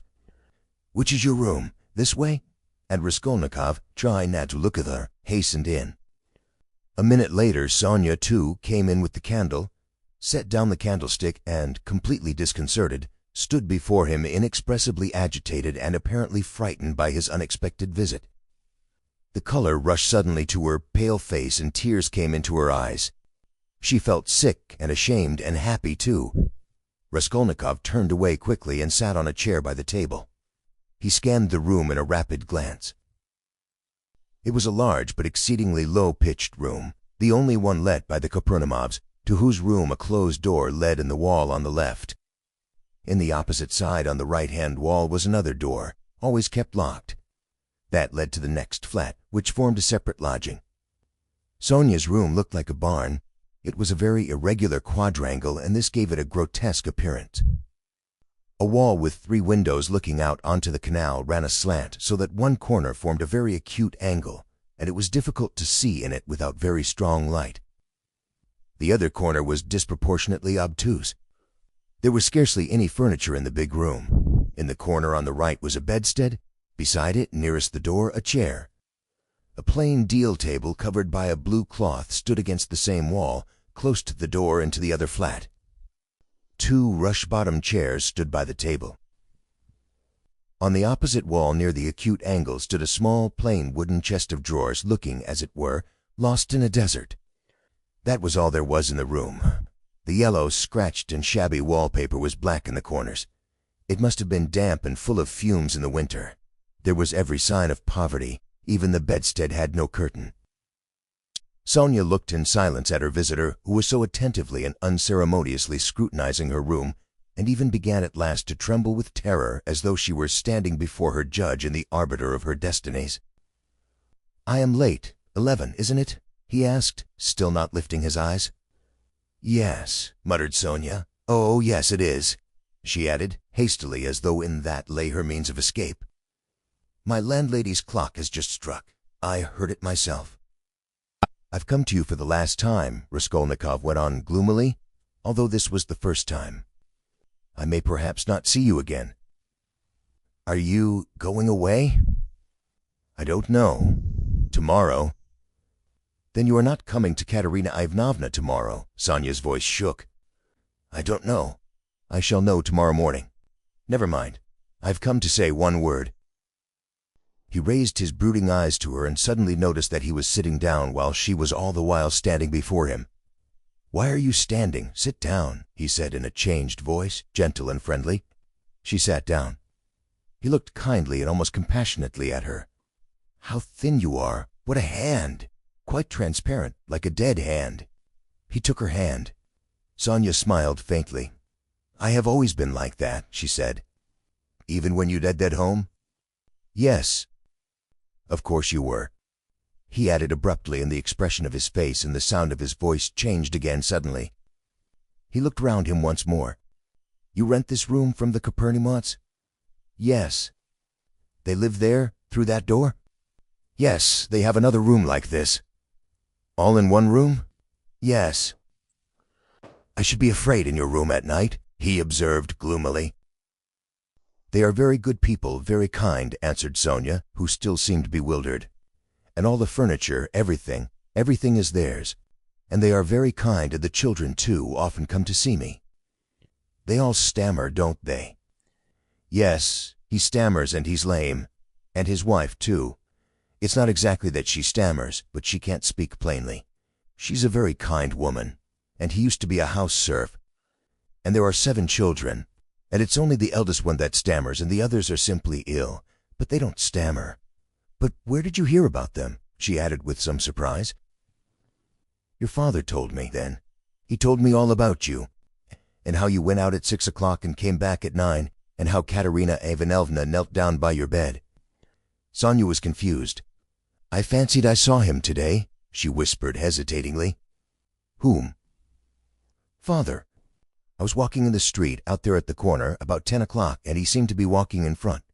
It looked just like him. I wanted to go to Katerina Ivanovna." "You were walking in the streets?" "Yes," Sonia whispered abruptly, again overcome with confusion and looking down. "Katerina Ivanovna used to beat you, I dare say." "Oh, no, what are you saying? No!" Sonia looked at him almost with dismay. "You love her, then?" "Love her? Of course!" said Sonia with plaintive emphasis, and she clasped her hands in distress. You don't. If only you knew. You see, she is quite like a child. Her mind is quite unhinged, you see, from sorrow. And how clever she used to be, how generous, how kind. You don't understand, you don't understand." Sonia said this as though in despair, wringing her hands in excitement and distress. Her pale cheeks flushed, there was a look of anguish at her eyes. It was clear that she was stirred to the very depths, that she was longing to speak, championed to express something. A sort of insatiable compassion, if one may so express it, was reflected in every feature of her face. "Beat me, how can you? Good heavens, beat me. And if she did beat me, what then? What of it? You know nothing about it. She is so unhappy, how unhappy! And ill, She's seeking righteousness, she's pure. She has such faith that there must be righteousness everywhere, and she expects it. And if you were to torture her, she wouldn't do wrong. She doesn't see that it's impossible for people to be righteous, and she is angry at it. Like a child, like a child. She is good. And what will happen to you?" Sonia looked at him inquiringly. "They are left on your hands, you see. They were all on your hands before, though, and your father came to you to beg for drink. Well, how will it be now?" "I don't know," Sonia articulated mournfully. "Will they stay there?" "I don't know. They are in debt for the lodging, but the landlady, I hear, said today that she wanted to get rid of them, and Katerina Ivanovna says that she won't stay another minute." "How is it that she is so bold? She relies upon you?" "Oh, no, don't talk like that. We are one. We live like one." Sonia was agitated again and even angry, as though a canary or some other little bird were to be angry. And what could she do? What could she do? She persisted, getting hot and excited. And how she cried today. Her mind is unhinged, haven't you noticed it? At 1 minute she is worrying like a child that everything should be right tomorrow, the lunch and all that. Then she is wringing her hands, spitting blood, weeping, and all at once she will begin knocking her head against the wall in despair. Then she will be comforted again. She builds all her hopes on you. She says that you will help her now, and that she will borrow a little money somewhere and go to her native town with me and set up a boarding school for the daughters of gentlemen and take me to superintend it. And we will begin a new, splendid life.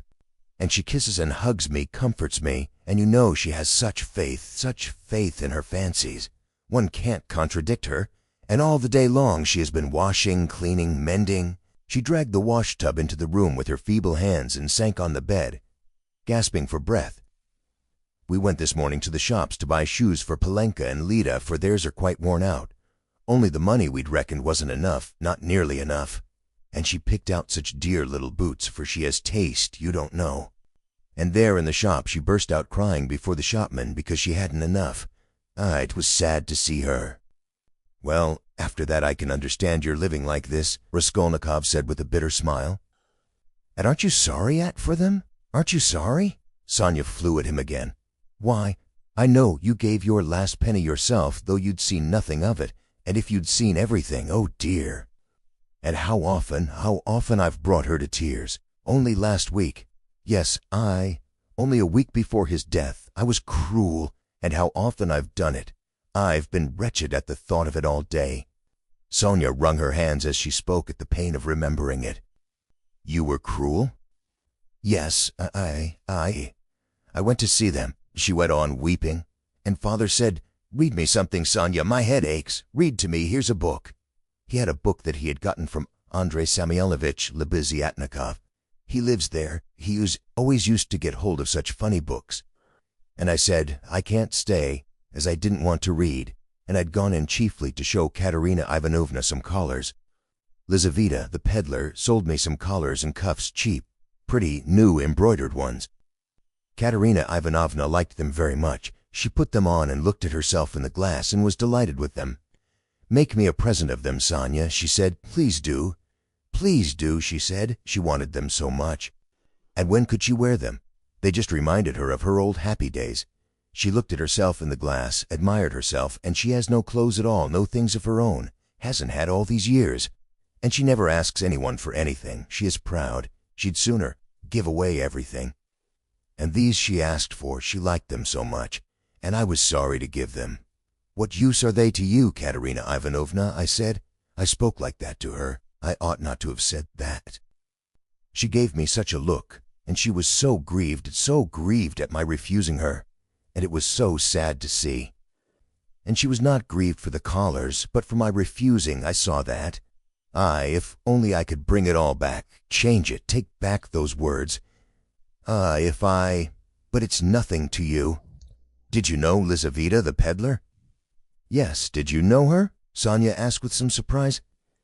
"Katerina Ivanovna is in consumption, rapid consumption. She will soon die," said Raskolnikov after a pause, without answering her question. "Oh, no, no, no!" And Sonia unconsciously clutched both his hands, as though imploring that she should not. "But it will be better if she does die." "No, not better, not at all better," Sonia unconsciously repeated in dismay. "And the children? What can you do except take them to live with you?" "Oh, I don't know," cried Sonya, almost in despair, and she put her hands to her head. It was evident that that idea had very often occurred to her before, and he had only roused it again. "And what if even now, while Katerina Ivanovna is alive, you get ill and are taken to the hospital? What will happen then?" he persisted pitilessly. "How can you? That cannot be." And Sonya's face worked with awful terror. "Cannot be," Raskolnikov went on with a harsh smile. "You are not insured against it, are you? What will happen to them then? They will be in the street, all of them. She will cough and beg and knock her head against some wall, as she did today, and the children will cry. Then she will fall down, be taken to the police station and to the hospital. She will die, and the children. Oh no, God will not let it be," broke at last from Sonya's overburdened bosom. She listened, looking imploringly at him, clasping her hands in dumb entreaty, as though it all depended upon him. Raskolnikov got up and began to walk about the room. A minute passed. Sonya was standing with her hands at her head, hanging in terrible dejection. "And can't you save, put by for a rainy day?" he asked, stopping suddenly before her. "No," whispered Sonya. "Of course not. Have you tried?" he added almost ironically. "Yes." "And it didn't come off?" "Of course not. No need to ask." And again he paced the room. Another minute passed. "You don't get money every day?" Sonya was more confused than ever, and color rushed into her face again. "No," she whispered with a painful effort. "It will be the same with Polanka, no doubt," he said suddenly. "No, no, it can't be, no," Sonya cried aloud in desperation, as though she had been stabbed. "God would not allow anything so awful." "He lets others come to it." "No, no, God will protect her, God," she repeated beside herself. "But perhaps there is no God at all," Raskolnikov answered with a sort of malignance, laughed and looked at her. Sonya's face suddenly changed. A tremor passed over it. She looked at him with unutterable reproach, tried to say something, could not speak, and broke into bitter, bitter sobs, hiding her face in her hands. "You say Katerina Ivanovna's mind is unhinged. Your own mind is unhinged," he said after a brief silence. 5 minutes passed. He still paced up and down the room in silence, not looking at her. At last he went up to her. His eyes glittered. He put his 2 hands on her shoulders and looked straight into her tearful face. His eyes were hard, feverish and piercing. His lips were twitching. All at once he bent down quickly and, dropping to the ground, kissed her foot. Sonya drew back from him as from a madman, and certainly he looked like a madman. "What are you doing to me?" she muttered, turning pale, and a sudden anguish clutched at her heart. He stood up at once. "I did not bow down to you. I bowed down to all the suffering of humanity," he said wildly, and walked away to the window. "Listen," he added, turning to her a minute later. "I said just now to an insolent man that he was not worth your little finger, and that I did my sister honor making her sit beside you." "Ah, you said that to them? And in her presence?" cried Sonya, frightened. "Sit down with me? An honor? Why, I'm dishonorable. Why did you say that?" "It was not because of your dishonor and your sin I said that of you, but because of your great suffering. But you are a great sinner, that's true," he added almost solemnly. "And your worst sin is that you have destroyed and betrayed yourself for nothing. Isn't that fearful? Isn't it fearful that you are living in this filth which you loathe so, and at the same time you know yourself, you've only to open your eyes, that you are not helping anyone by it, not saving anyone from anything? Tell me," he went on, almost in a frenzy, "how this shame and degradation can exist in you side by side with other, opposite, holy feelings. It would be better, 1,000 times better and wiser, to leap into the water and end it all." "What would become of them?" Sonya asked faintly, gazing at him with eyes of anguish, but not seeming surprised at his suggestion. Raskolnikov looked strangely at her. He read it all in her face, so she must have had that thought already, perhaps many times, and earnestly she had thought out in her despair how to end it, and so earnestly that now she scarcely wondered at his suggestion. She had not even noticed the cruelty of his words.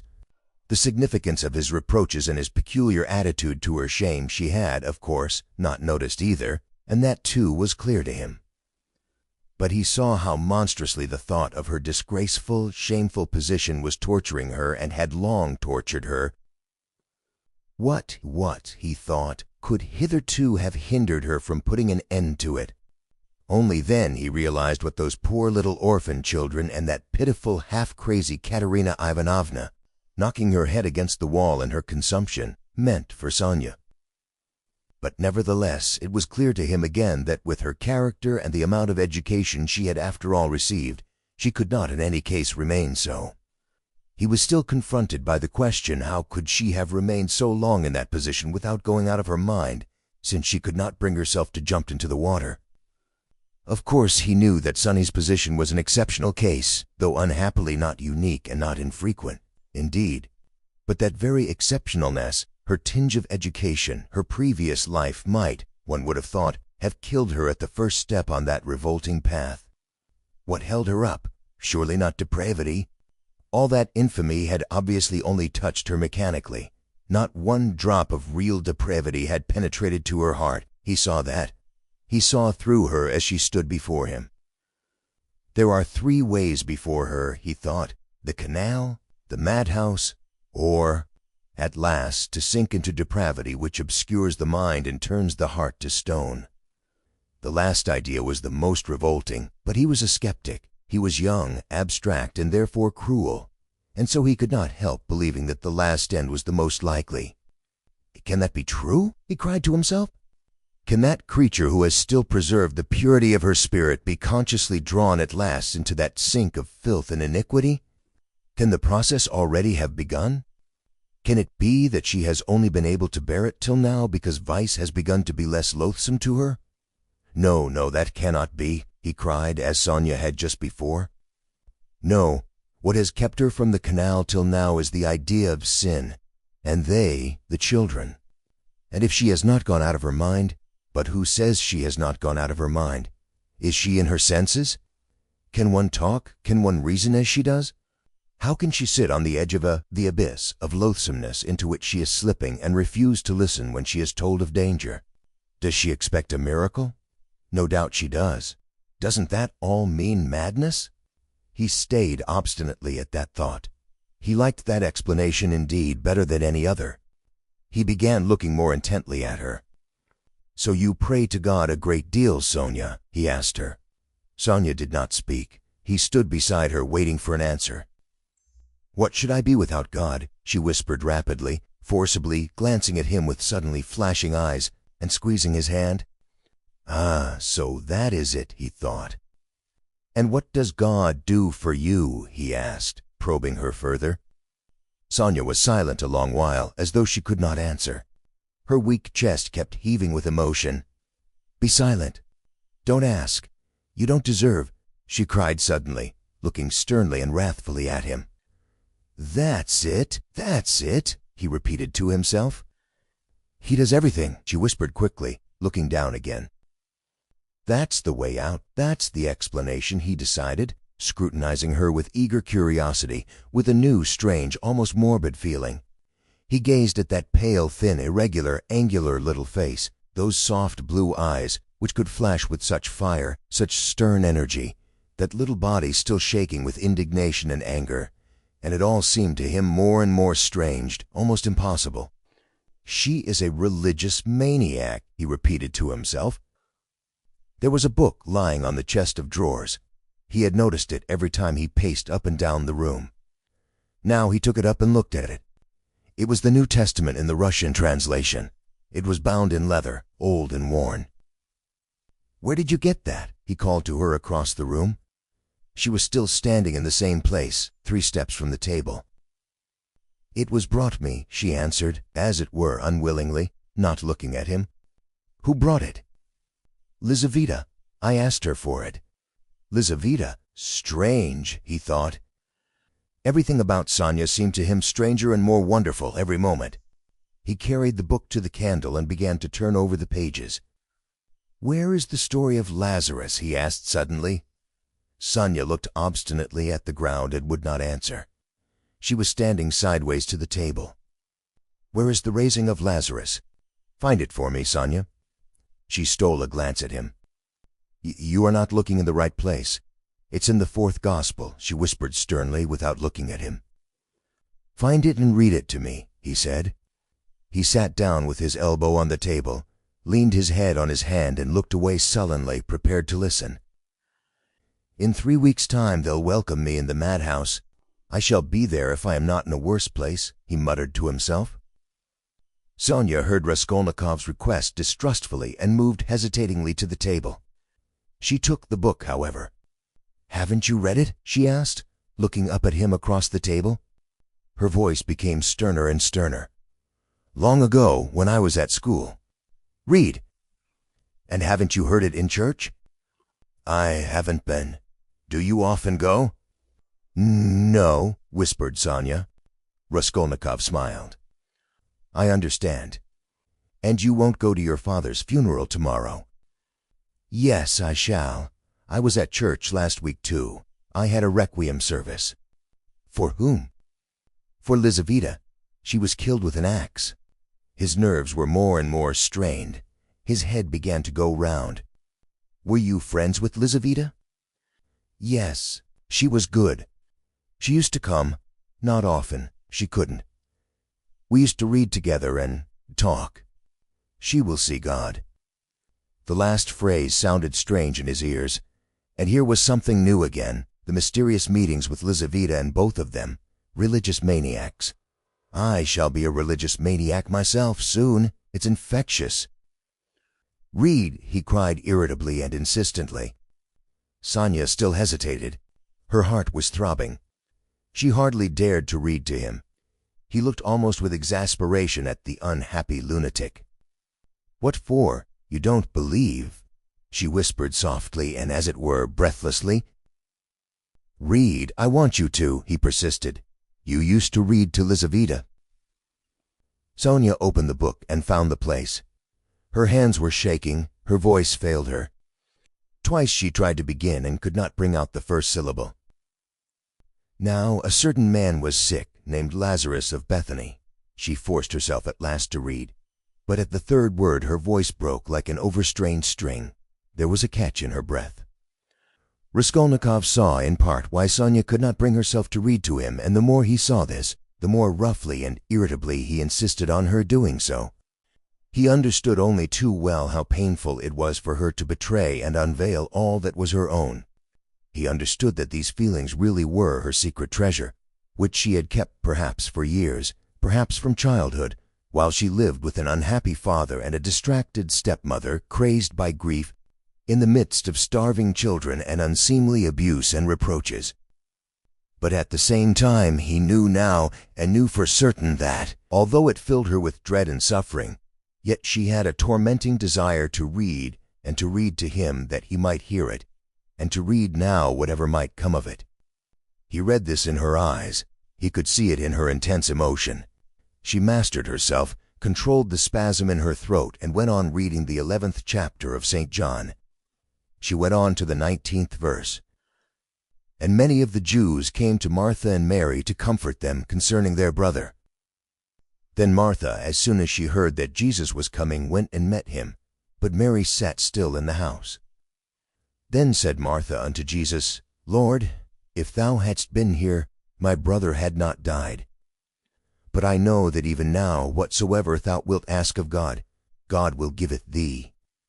Then she stopped again with a shamefaced feeling that her voice would quiver and break again. Jesus said unto her, Thy brother shall rise again. Martha saith unto him, I know that he shall rise again in the resurrection at the last day. Jesus saith unto her, I am the resurrection and the life. He that believeth in me, though he were dead, yet shall he live. And whosoever liveth and believeth in me shall never die. Believest thou this? She saith unto him, and drawing a painful breath, Sonia read distinctly and forcibly as though she were making a public confession of faith. Yea, Lord, I believe that thou art the Christ, the Son of God, which should come into the world. She stopped and looked up quickly at him, but controlling herself went on reading. Raskolnikov sat without moving, his elbows on the table and his eyes turned away. She read to the 32nd verse. Then, when Mary was coming where Jesus was and saw him, she fell down at his feet, saying unto him, Lord, if thou hadst been here, my brother had not died. When Jesus therefore saw her weeping, and the Jews also weeping which came with her, he groaned in the spirit and was troubled, and said, Where have they laid him? They said unto him, Lord, come and see. Jesus wept. Then said the Jews, Behold how he loved him. And some of them said, Could not this man which opened the eyes of the blind have caused that even this man should not have died? Raskolnikov turned and looked at her with emotion. Yes, he had known it. She was trembling in a real physical fever. He had expected it. She was getting near the story of the greatest miracle, and a feeling of immense triumph came over her. Her voice rang out like a bell. Triumph and joy gave it power. The lines danced before her eyes, but she knew what she was reading by heart. At the last verse, could not this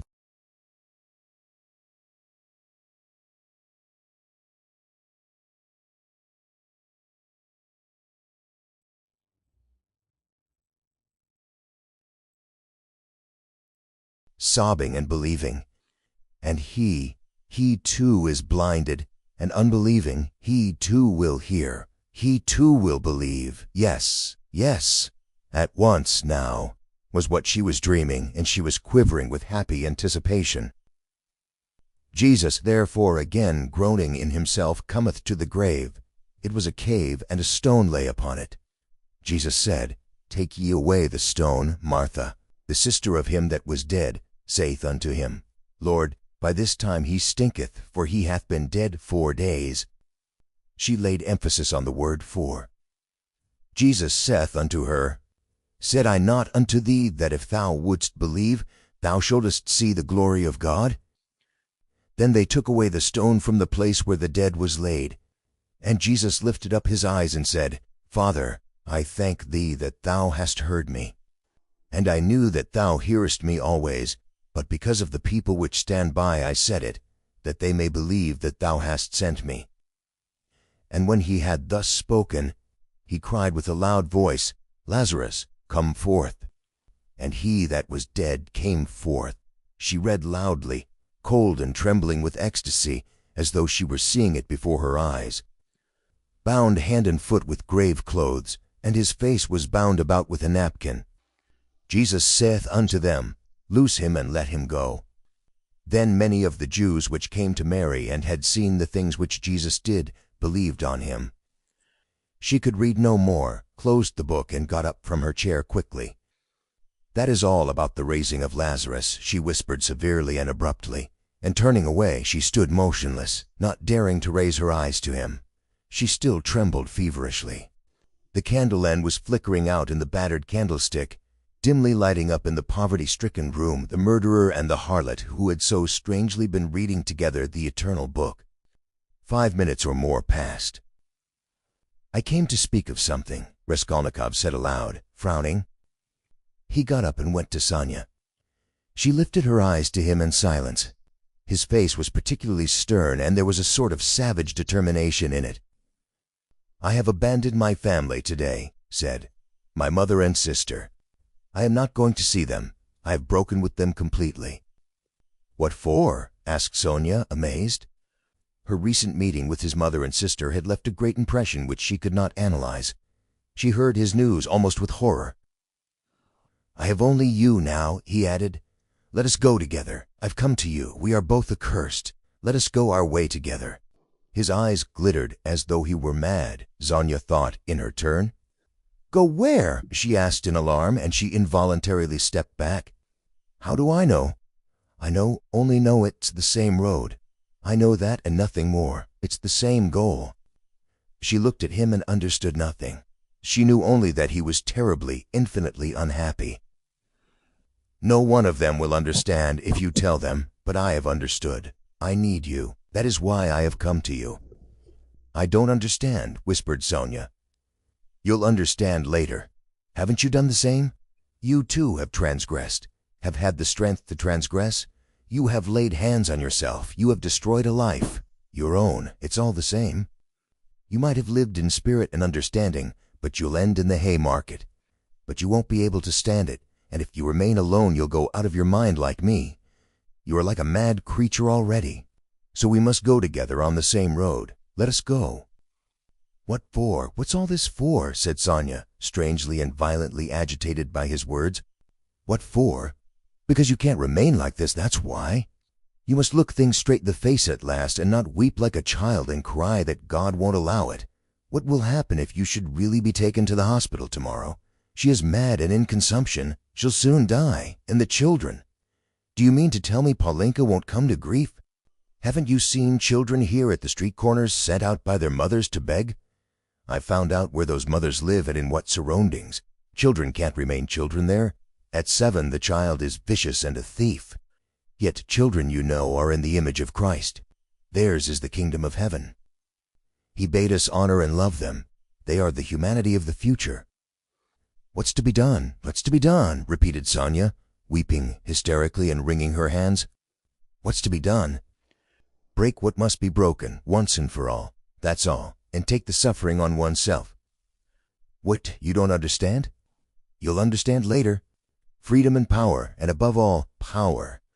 Over all trembling creation and all of the ant heap. That's the goal, remember that. That's my farewell message. Perhaps it's the last time I shall speak to you. If I don't come tomorrow, you'll hear of it all, and then remember these words. And some day later on, in years to come, you'll understand perhaps what they meant. If I come tomorrow, I'll tell you who killed Lizaveta. Goodbye." Sonya started with terror. "Why, do you know who killed her?" she asked, chilled with horror, looking wildly at him. "I know and will tell. You, only you. I have chosen you out. I'm not coming to you to ask forgiveness, but simply to tell you. I chose you out long ago to hear this. When your father talked of you and when Lizaveta was alive, I thought of it. Goodbye. Don't shake hands. Tomorrow." He went out. Sonya gazed at him as at a madman. But she herself was like one insane and felt it. Her head was going round. Good heavens, how does he know who killed Lizaveta? What did those words mean? It's awful. But at the same time the idea did not enter her head, not for a moment. Oh, he must be terribly unhappy. He has abandoned his mother and sister. What for? What has happened? And what had he in his mind? What did he say to her? He had kissed her foot and said, yes, he had said it clearly, that he could not live without her. Oh, merciful heavens! Sonya spent the whole night feverish and delirious. She jumped up from time to time, wept and wrung her hands, then sank again into feverish sleep and dreamed of Polanka, Katerina Ivanovna, and Lizaveta, of reading the Gospel and him with pale face, with burning eyes, kissing her feet, weeping. On the other side of the door on the right, which divided Sonya's room from Madame Reslich's flat, was a room which long stood empty. A card was fixed on the gate and a notice stuck in the windows over the canal advertising it to let. Sonya had long been accustomed to the rooms being uninhabited. But all that time Mr. Shvidrgailov had been standing, listening at the door of the empty room. When Raskolnikov went out, he stood still, thought a moment, went on tiptoe to his own room, which adjoined the empty one, brought a chair and noiselessly carried it to the door that led to Sonya's room. The conversation had struck him as interesting and remarkable, and he had greatly enjoyed it.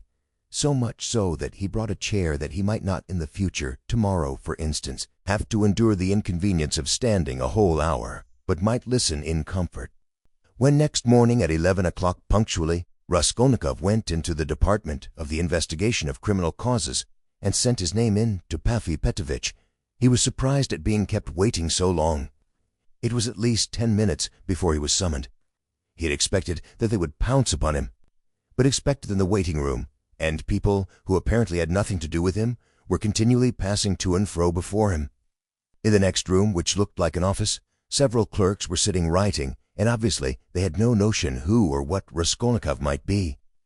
He looked uneasily and suspiciously about him to see whether there was not some guard, some mysterious watch being kept on him to prevent his escape. But there was nothing of the sort. He saw only the faces of clerks, absorbed in petty details. Then other people. No one seemed to have any concern with him. He might go where he liked for them. The conviction grew stronger in him that if that enigmatic man of yesterday, that phantom sprung out of the earth, had seen everything, they would not have let him stand and wait like that.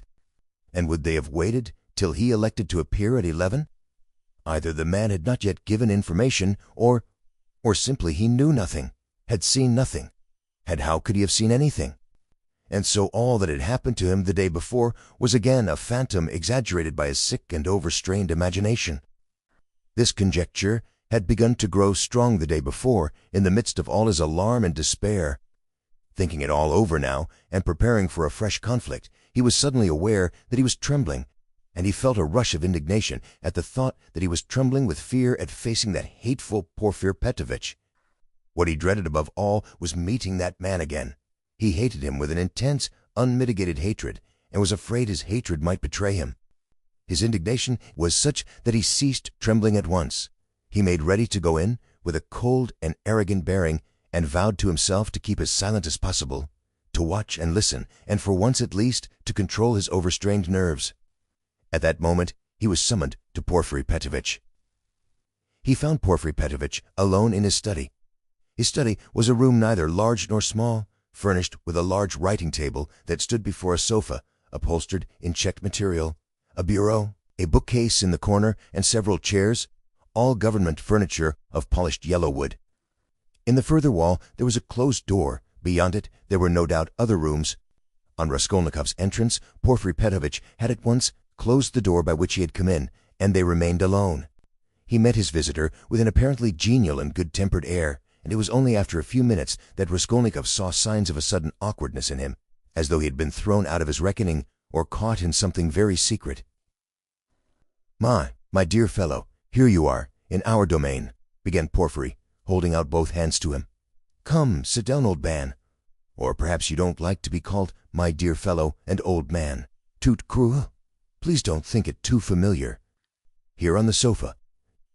Raskolnikov sat down, keeping his eyes fixed on him. In our domain, the apologies for familiarity, the French phrase tout coudre, were all characteristic signs. He held out both hands to me, but he did not give me one. He drew it back in time. Struck him suspiciously. Both were watching each other, but when their eyes met, quick as lightning they looked away. "I brought you this paper about the watch. Here it is. Is it all right, or shall I copy it again?" "What? A paper? Yes, don't be uneasy. It's all right," Porfir Petrovitch said as though in haste, and after he'd said it, he took the paper and looked at it. "Yes, it's all right. Nothing more is needed," he declared with the same rapidity, and he laid the paper on the table. A minute later, when he was talking of something else, he took it from the table and put it on his bureau. "I believe you said yesterday you would like to question me, formally, about my acquaintance with a murdered woman." Raskolnikov was beginning again. Why did I put in "I believe" passed through his mind in a flash. Why am I so uneasy at having put in that "I believe" came in a second flash. And he suddenly felt that his uneasiness at the mere contact with Porfiry, at the first words, at the first looks, had grown in an instant to monstrous proportions, and that this was fearfully dangerous. His nerves were quivering, his emotion was increasing. It's bad. I shall say too much again." Yes, there's no hurry, muttered Porfir Petrovitch, moving to and fro about the table without any apparent aim, as it were making dashes towards the window, the bureau, and the table, at one moment avoiding Raskolnikov's suspicious glance, then again standing still and looking him straight in the face. His fat, round little figure looked very strange, like a ball rolling from one side to the other and rebounding back. "Of plenty of time. Do you smoke? Have you your own? Here, a cigarette," he went on, offering his visitor a cigarette. "You know, I'm receiving you here, but my own quarters are through there, my government quarters. But I'm living outside for the time. I had to have some repairs done here. It's almost finished now. Government quarters, are a capital thing. What do you think?" "Yes, a capital thing," answered Raskolnikov, looking at him almost ironically. A capital thing," repeated Pavli Petrovitch, as though he had just thought of something quite different. "Yes, capital thing," he almost shouted at last, suddenly staring at Raskolnikov and stopping short 2 steps from him. This stupid repetition was too incongruous in its ineptitude, With a serious, brooding, and enigmatic glance, he turned upon his visitor. But this stirred Raskolnikov's spleen more than ever, and he could not resist an ironical and rather incautious challenge. "Tell me, please," he asked suddenly, looking almost insolently at him, and taking a kind of pleasure in his own insolence. "I believe it's a sort of legal rule, a sort of legal tradition for all investigating lawyers to begin their attack from afar with a trivial or at least an irrelevant subject, so as to encourage, or rather to divert the man they are cross-examining, to disarm his caution, and then all once to give him an unexpected knock-down blow with some fatal question. Isn't that so? It's a sacred tradition, mentioned, I fancy, in all the manuals of the art." "Yes, yes. Why, do you imagine that was why I spoke about government quarters, eh?" And as he said this, Porfiry Petrovitch screwed up his eyes and winked. A good-humored, crafty look passed over his face. The wrinkles on his forehead were smoothed out, his eyes contracted, his features broadened, and he suddenly went off into a nervous, prolonged laugh, shaking all over and looking at Raskolnikov straight in the face.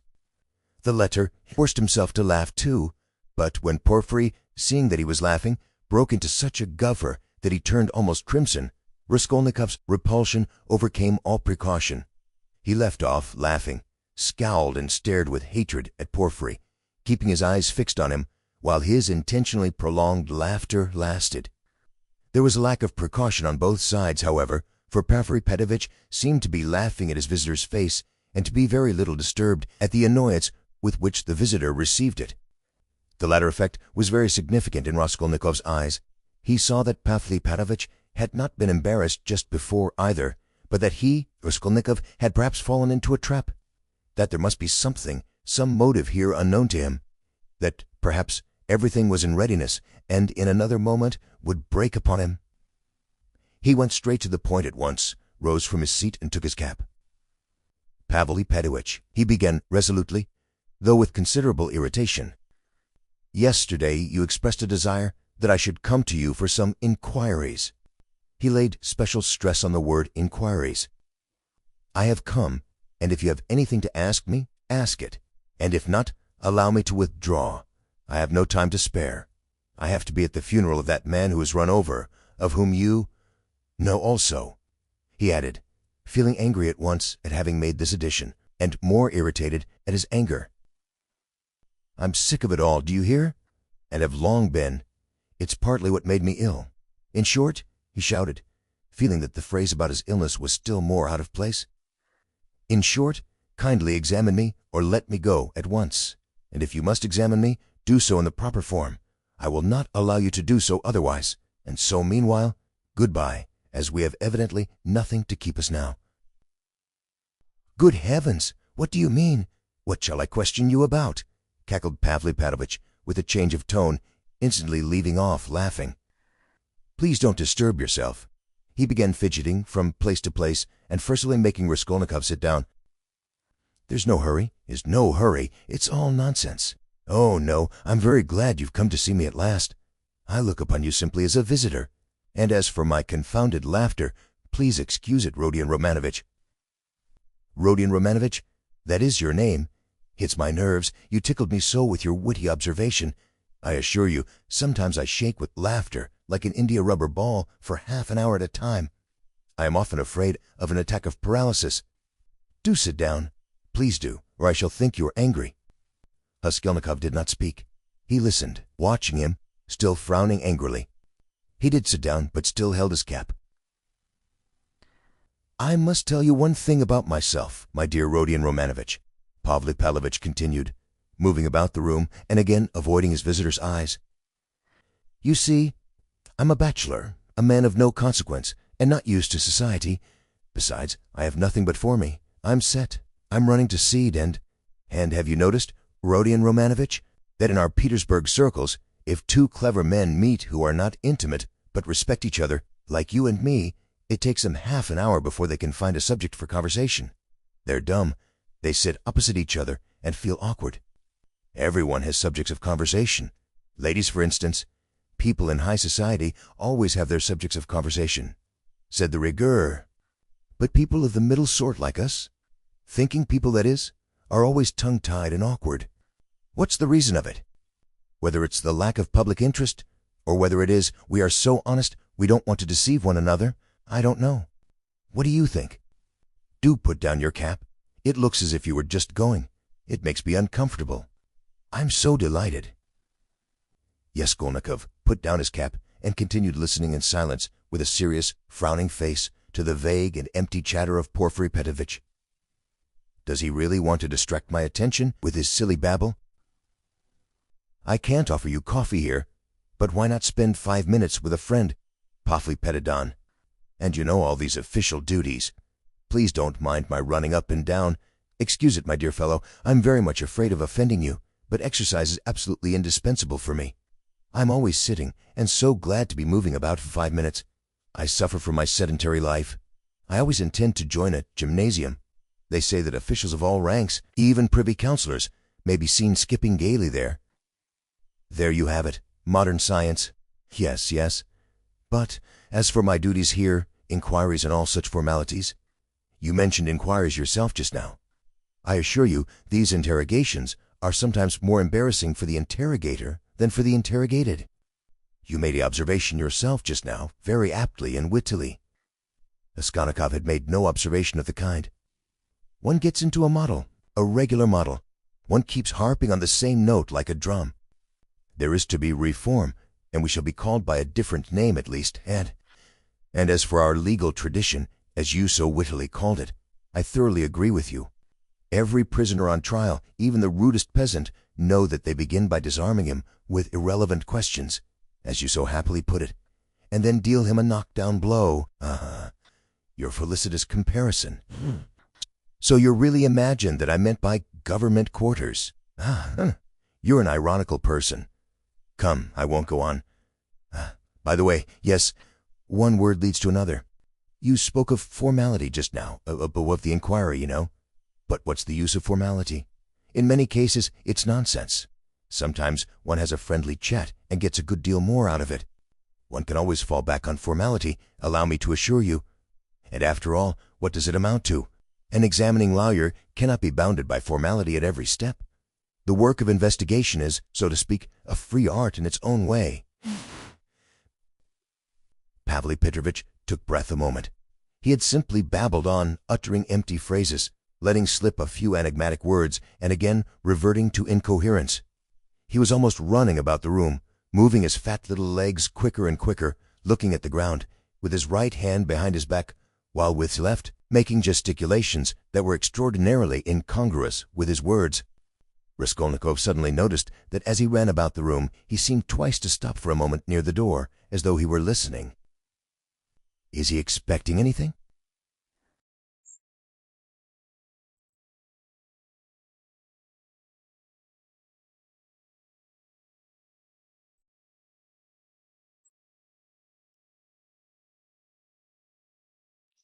Some of these elaborate psychological methods are exceedingly ridiculous and perhaps useless if one adheres too closely to the forms. Yes, I'm talking of forms again. Well, if I recognize, or more strictly speaking, if I suspect someone or other to be a criminal in any case entrusted to me. You're reading for the law, of course, Rodion Romanovitch. Yes, I was. Well, then, it is a precedent for you for the future. Though don't suppose I should venture to instruct you after the articles you publish about crime. No, I simply make bold to state it by way of fact. If I took this man or that for a criminal, why, I ask, should I worry him prematurely, even though I had evidence against him? In one case, I may be bound, for instance, to arrest a man at once, but another may be in quite a different position, you know. So why shouldn't I let him walk about the town a bit? But I see you don't quite understand. So I'll give you a clearer example.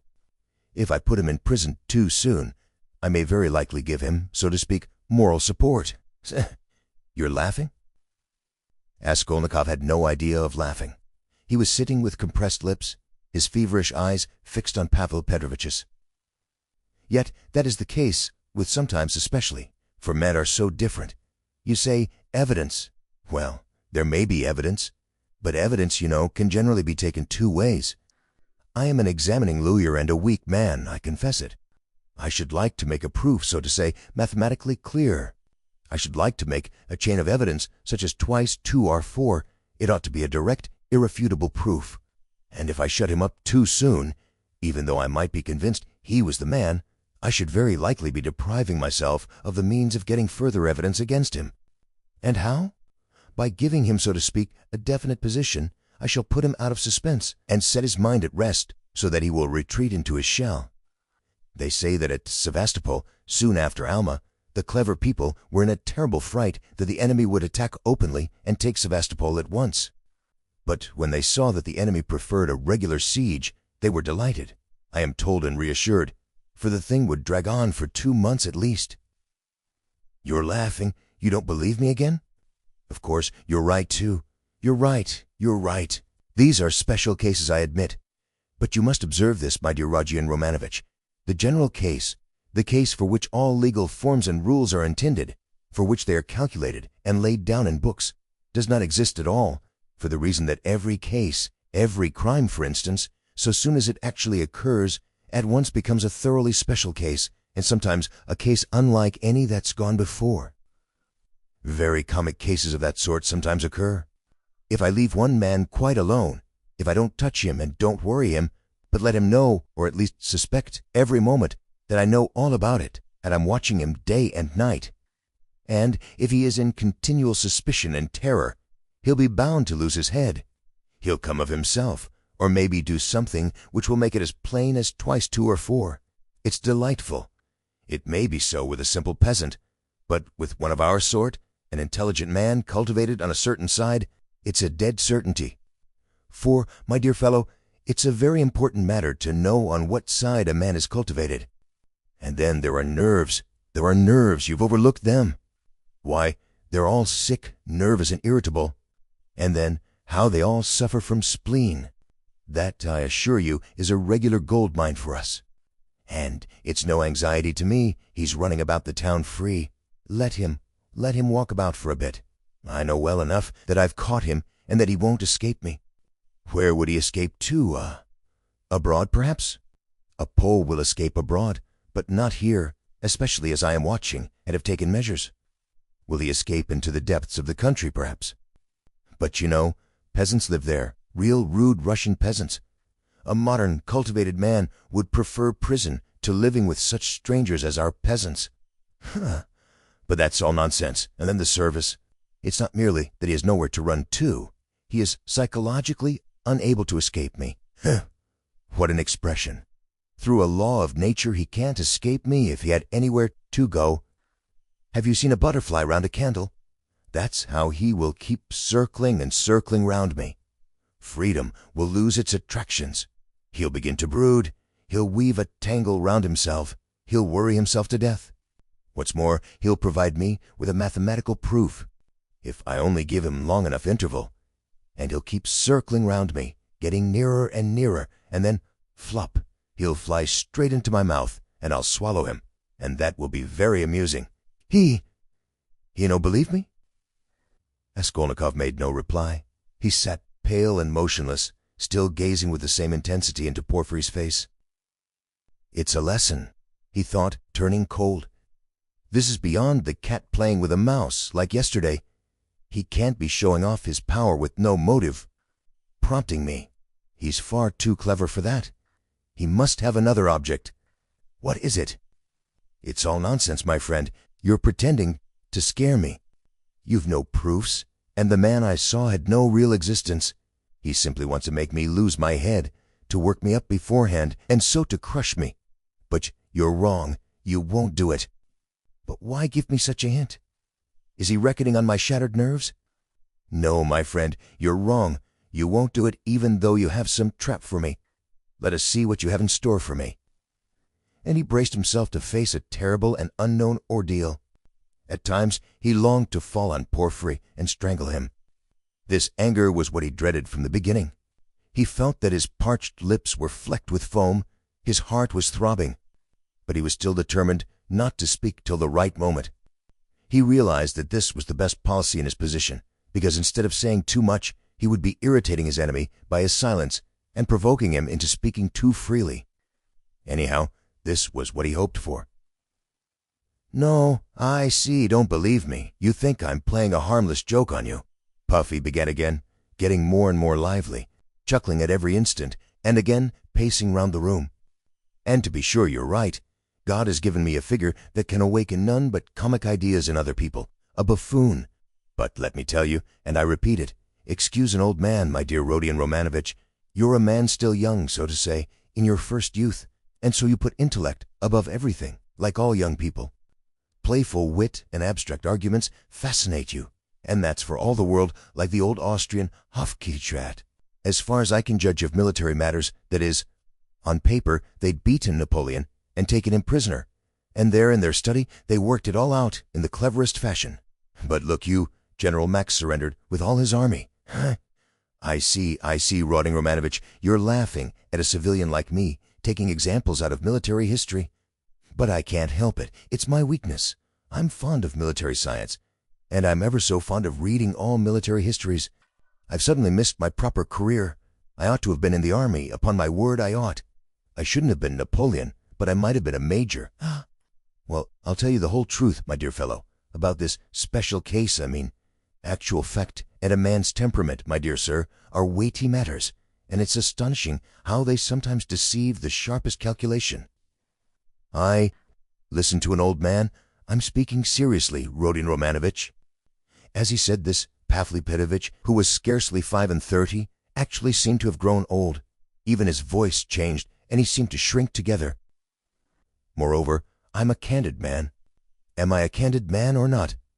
What do you say? My fancy, I really am. I tell you these things for nothing, and don't even expect a reward for it. Well, to proceed. Wit, in my opinion, is a splendid thing. It is, so to say, an adornment of nature and a consolation of life, and what tricks it can play, so that it sometimes is hard for a poor examining lawyer to know where he is, especially when he's liable to be carried away by his own fancy, too. For, you know, he's a man, after all. But the poor fellow is saved by the criminal's temperament, who has luck for him. But young people carried away by their own wit don't think of that when they overstep all obstacles, as you wittily and cleverly expressed it yesterday. He will lie, that is, the man who is a special case, the incognito, and he will lie well, in the cleverest fashion. You might think he would triumph and enjoy the fruits of his wit, but at the most interesting, the most flagrant moment, he will faint. Of course, there may be illness and a stuffy room as well, but anyway, he's given us the idea. He lied incomparably, but he didn't reckon on his temperament. That's what betrays him. Another time he'll be carried away by his playful wit into making fun of the man who suspects him. He will turn pale, as it were, on purpose to mislead. But his paleness will be too natural, too much like the real thing. Again, he has given us an idea. Though his questioner may be deceived at first, he will think differently next day if he's not a fool, and of course it is like that at every step. He puts himself forward where he's not wanted, speaks continually when he ought to keep silent, brings in all sorts of allegorical allusions, comes and asks, why didn't you take me long ago? That can happen, you know, with the cleverest man, the psychologist, the literary man. The temperament reflects everything, like a mirror. Gaze into it and admire what you see. But why are you so pale, Rodion Romanovitch? Is the room stuffy? Shall I open the window? Oh, don't trouble, please, cried Raskolnikov, and he suddenly broke into a laugh. Please don't trouble. Porfiry stood facing him, paused a moment, and suddenly he too laughed. Raskolnikov got up from the sofa, abruptly checking his hysterical laughter. Pavly Petrovitch, he began, speaking loudly and distinctly, though his legs trembled and he could scarcely stand. I see clearly at last that you actually suspect me of murdering that old woman and her sister Lizaveta. Let me tell you, for my part, that I am sick of this. If you find that you have a right to prosecute me legally, to arrest me, then prosecute me, arrest me, but I will not let myself be jeered at to my face and worried. His lips trembled, his eyes glowed with fury, and he could not restrain his voice. I won't allow it, he shouted, bringing his fist down on the table. Do you hear that, Porfiry Petrovitch? I won't allow it. Good heavens, what does it mean? Cried Porfiry Petrovitch, apparently quite frightened. Rodion Romanovich, my dear fellow, what's the matter with you?" "I won't allow it," Raskolnikov shouted again. "Hush, my dear man. They'll hear and come in. Just think, what could we say to them?" Porfiry Petrovitch whispered in horror, bringing his face close to Raskolnikov's. "I won't allow it. I won't allow it," Raskolnikov repeated mechanically, but he too spoke in a sudden whisper. Barfret turned quickly and ran to open the window. "Some fresh air, and you must have some water, my dear fellow. You're ill." And he was running to the door to call for some, when he found a decanter of water in the corner. "Come, drink a little," he whispered, rushing up to him with the decanter. "It will be sure to do you good." Pavel Petrovitch's alarm and sympathy were so natural that Raskolnikov was silent and began looking at him with wild curiosity. He did not take the water, however. "Fyodor Romanovich, my dear fellow, you'll drive yourself out of your mind, I assure you. Have some water. Do drink a little." He forced him to take the glass. Raskolnikov raised it mechanically to his lips, but set it on the table again with disgust. "Yes, you've had a little attack. You'll bring back your illness again, my dear fellow." Pavel Petrovitch cackled with friendly sympathy, though he still looked rather disconcerted. "Good heavens, you must take more care of yourself. Dmitri Pokrovitch was here, came to see me yesterday. I know, I've a nasty, ironical temper, but what they made of it. Good heavens, he came yesterday after you'd been. We dined, and he talked and talked away, and I could only throw up my hands in despair." "Did he come from you?" "Do sit down, for mercy's sake. Sit down." "No, not from me. But I knew he went to you, and why he went," Raskolnikov answered sharply. "You knew?" "I knew." "What of it?" "Why, this, Rodion Romanovich, that I know more than that about you. I know about everything.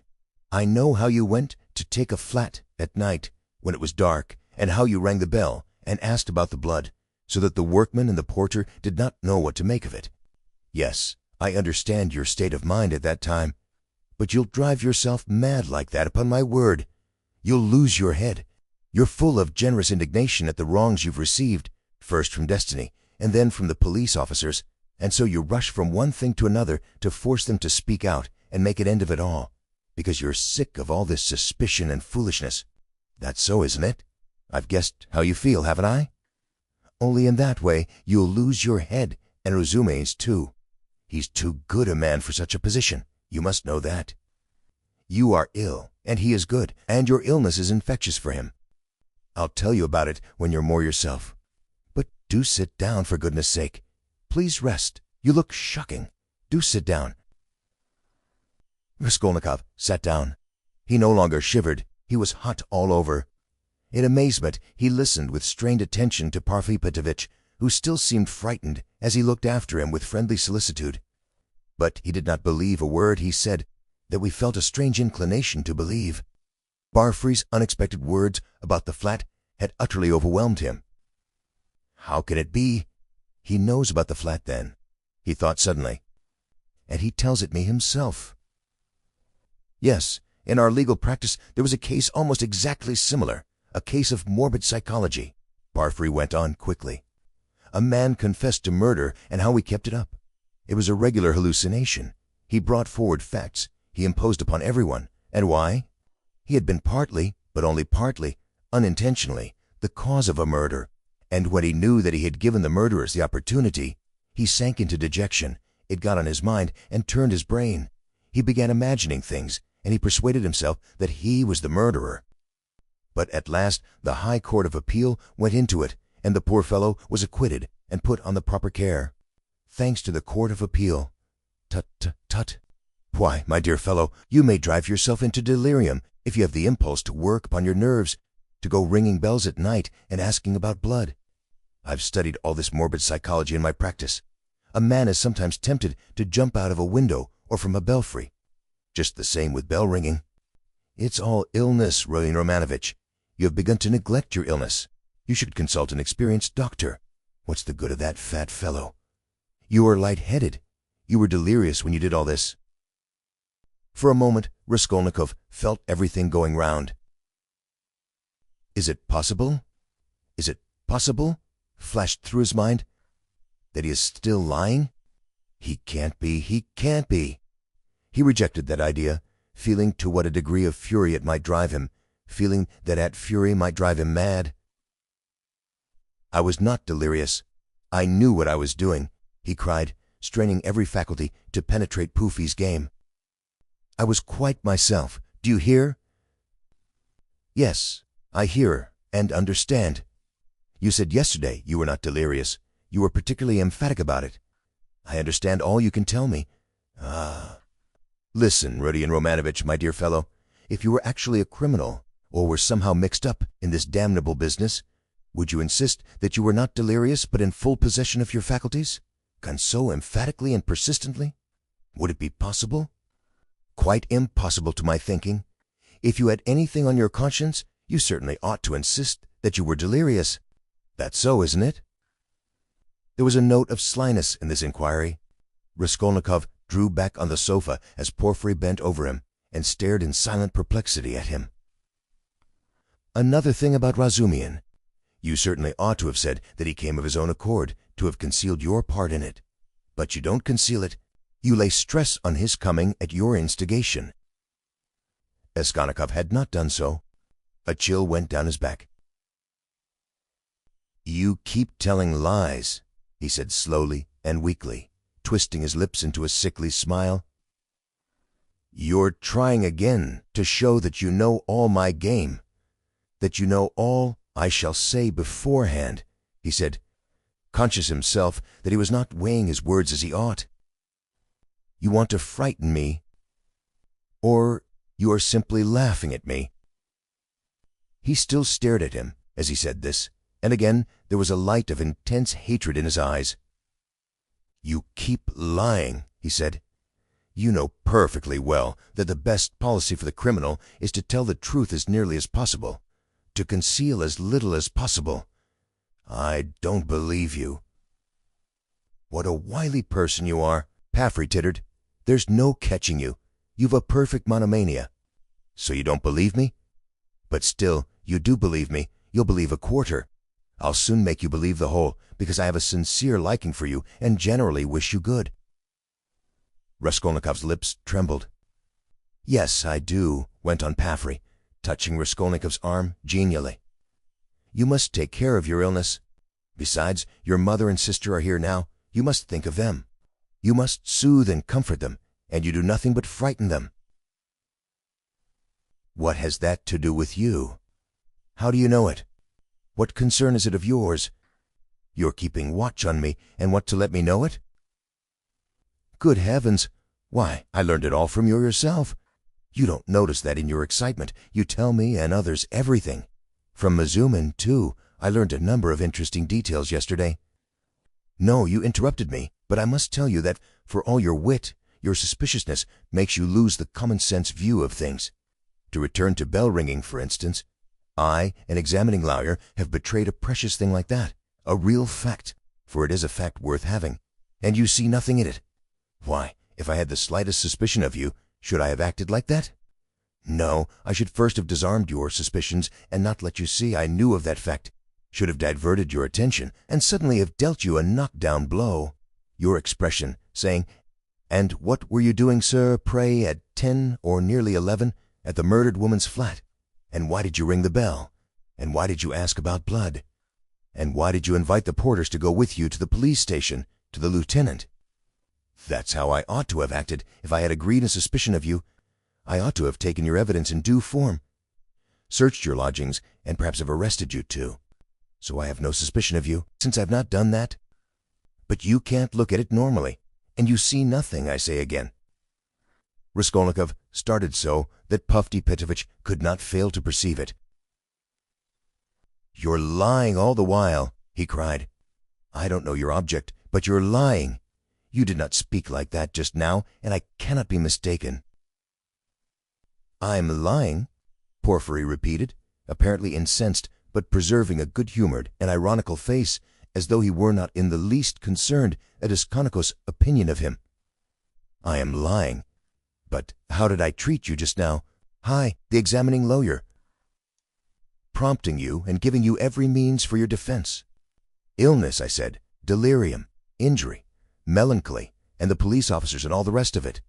Though indeed, all those psychological means of defense are not very reliable and cut both ways. Illness, delirium, I don't remember. That's all right, but why, my good sir, in your illness and in your delirium, were you haunted by just those delusions, and not by any others? There may have been others, eh? Raskolnikov looked haughtily and contemptuously at him. Briefly, he said loudly and imperiously, rising to his feet, and in so doing, pushing Porfiry back a little. Briefly, I want to know, do you acknowledge me perfectly free from suspicion or not? Tell me, Pavly Petrovitch, tell me once for all, and make haste. What a business I'm having with you, cried Pavlik with a perfectly good-humored, sly, and composed face. And why do you want to know? Why do you want to know so much, since they haven't begun to worry you? Why, you're like a child asking for matches. And why are you so uneasy? Why do you force yourself upon it, eh? I repeat, Raskolnikov cried furiously, that I can't put up with it. With what? Uncertainty? Interrupted Porfiry. Don't jeer at me. I won't have it. I tell you, I won't have it. I can't and I won't.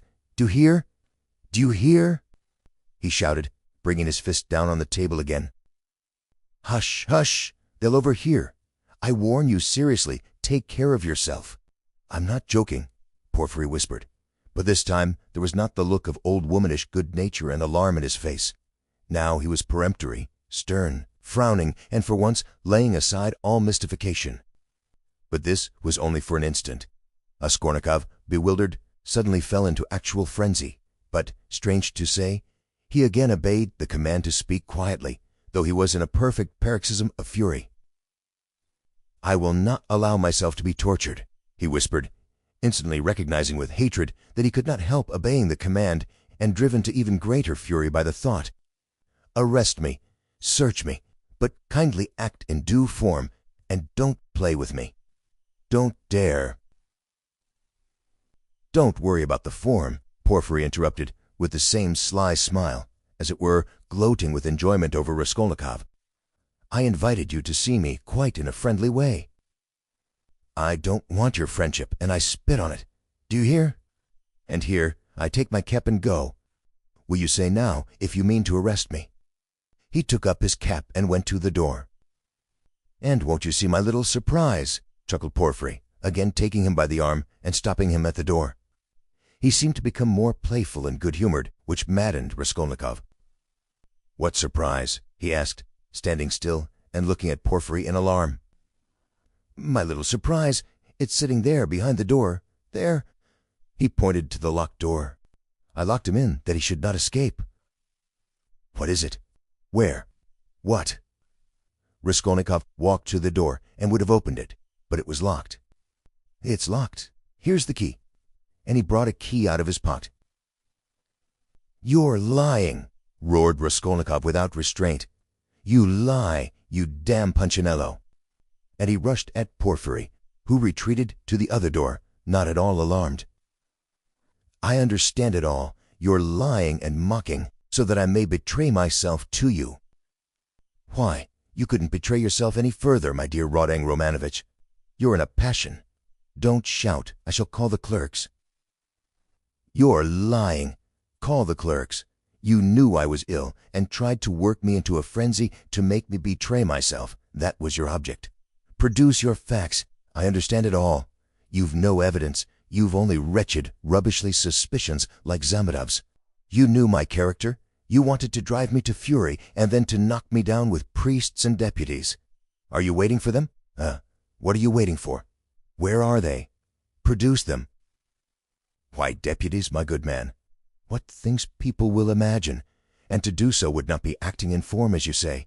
You don't know the business, my dear fellow. And there is no escaping form, as you see, Porfiry muttered, listening at the door, through which a noise could be heard. They're coming, cried Raskolnikov. You sent for them. You expected them. Well, produce them all.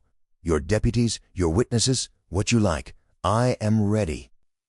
But at this moment a strange incident occurred, something so unexpected that neither Raskolnikov nor Pavly Petrovitch could have looked for such a conclusion to their interview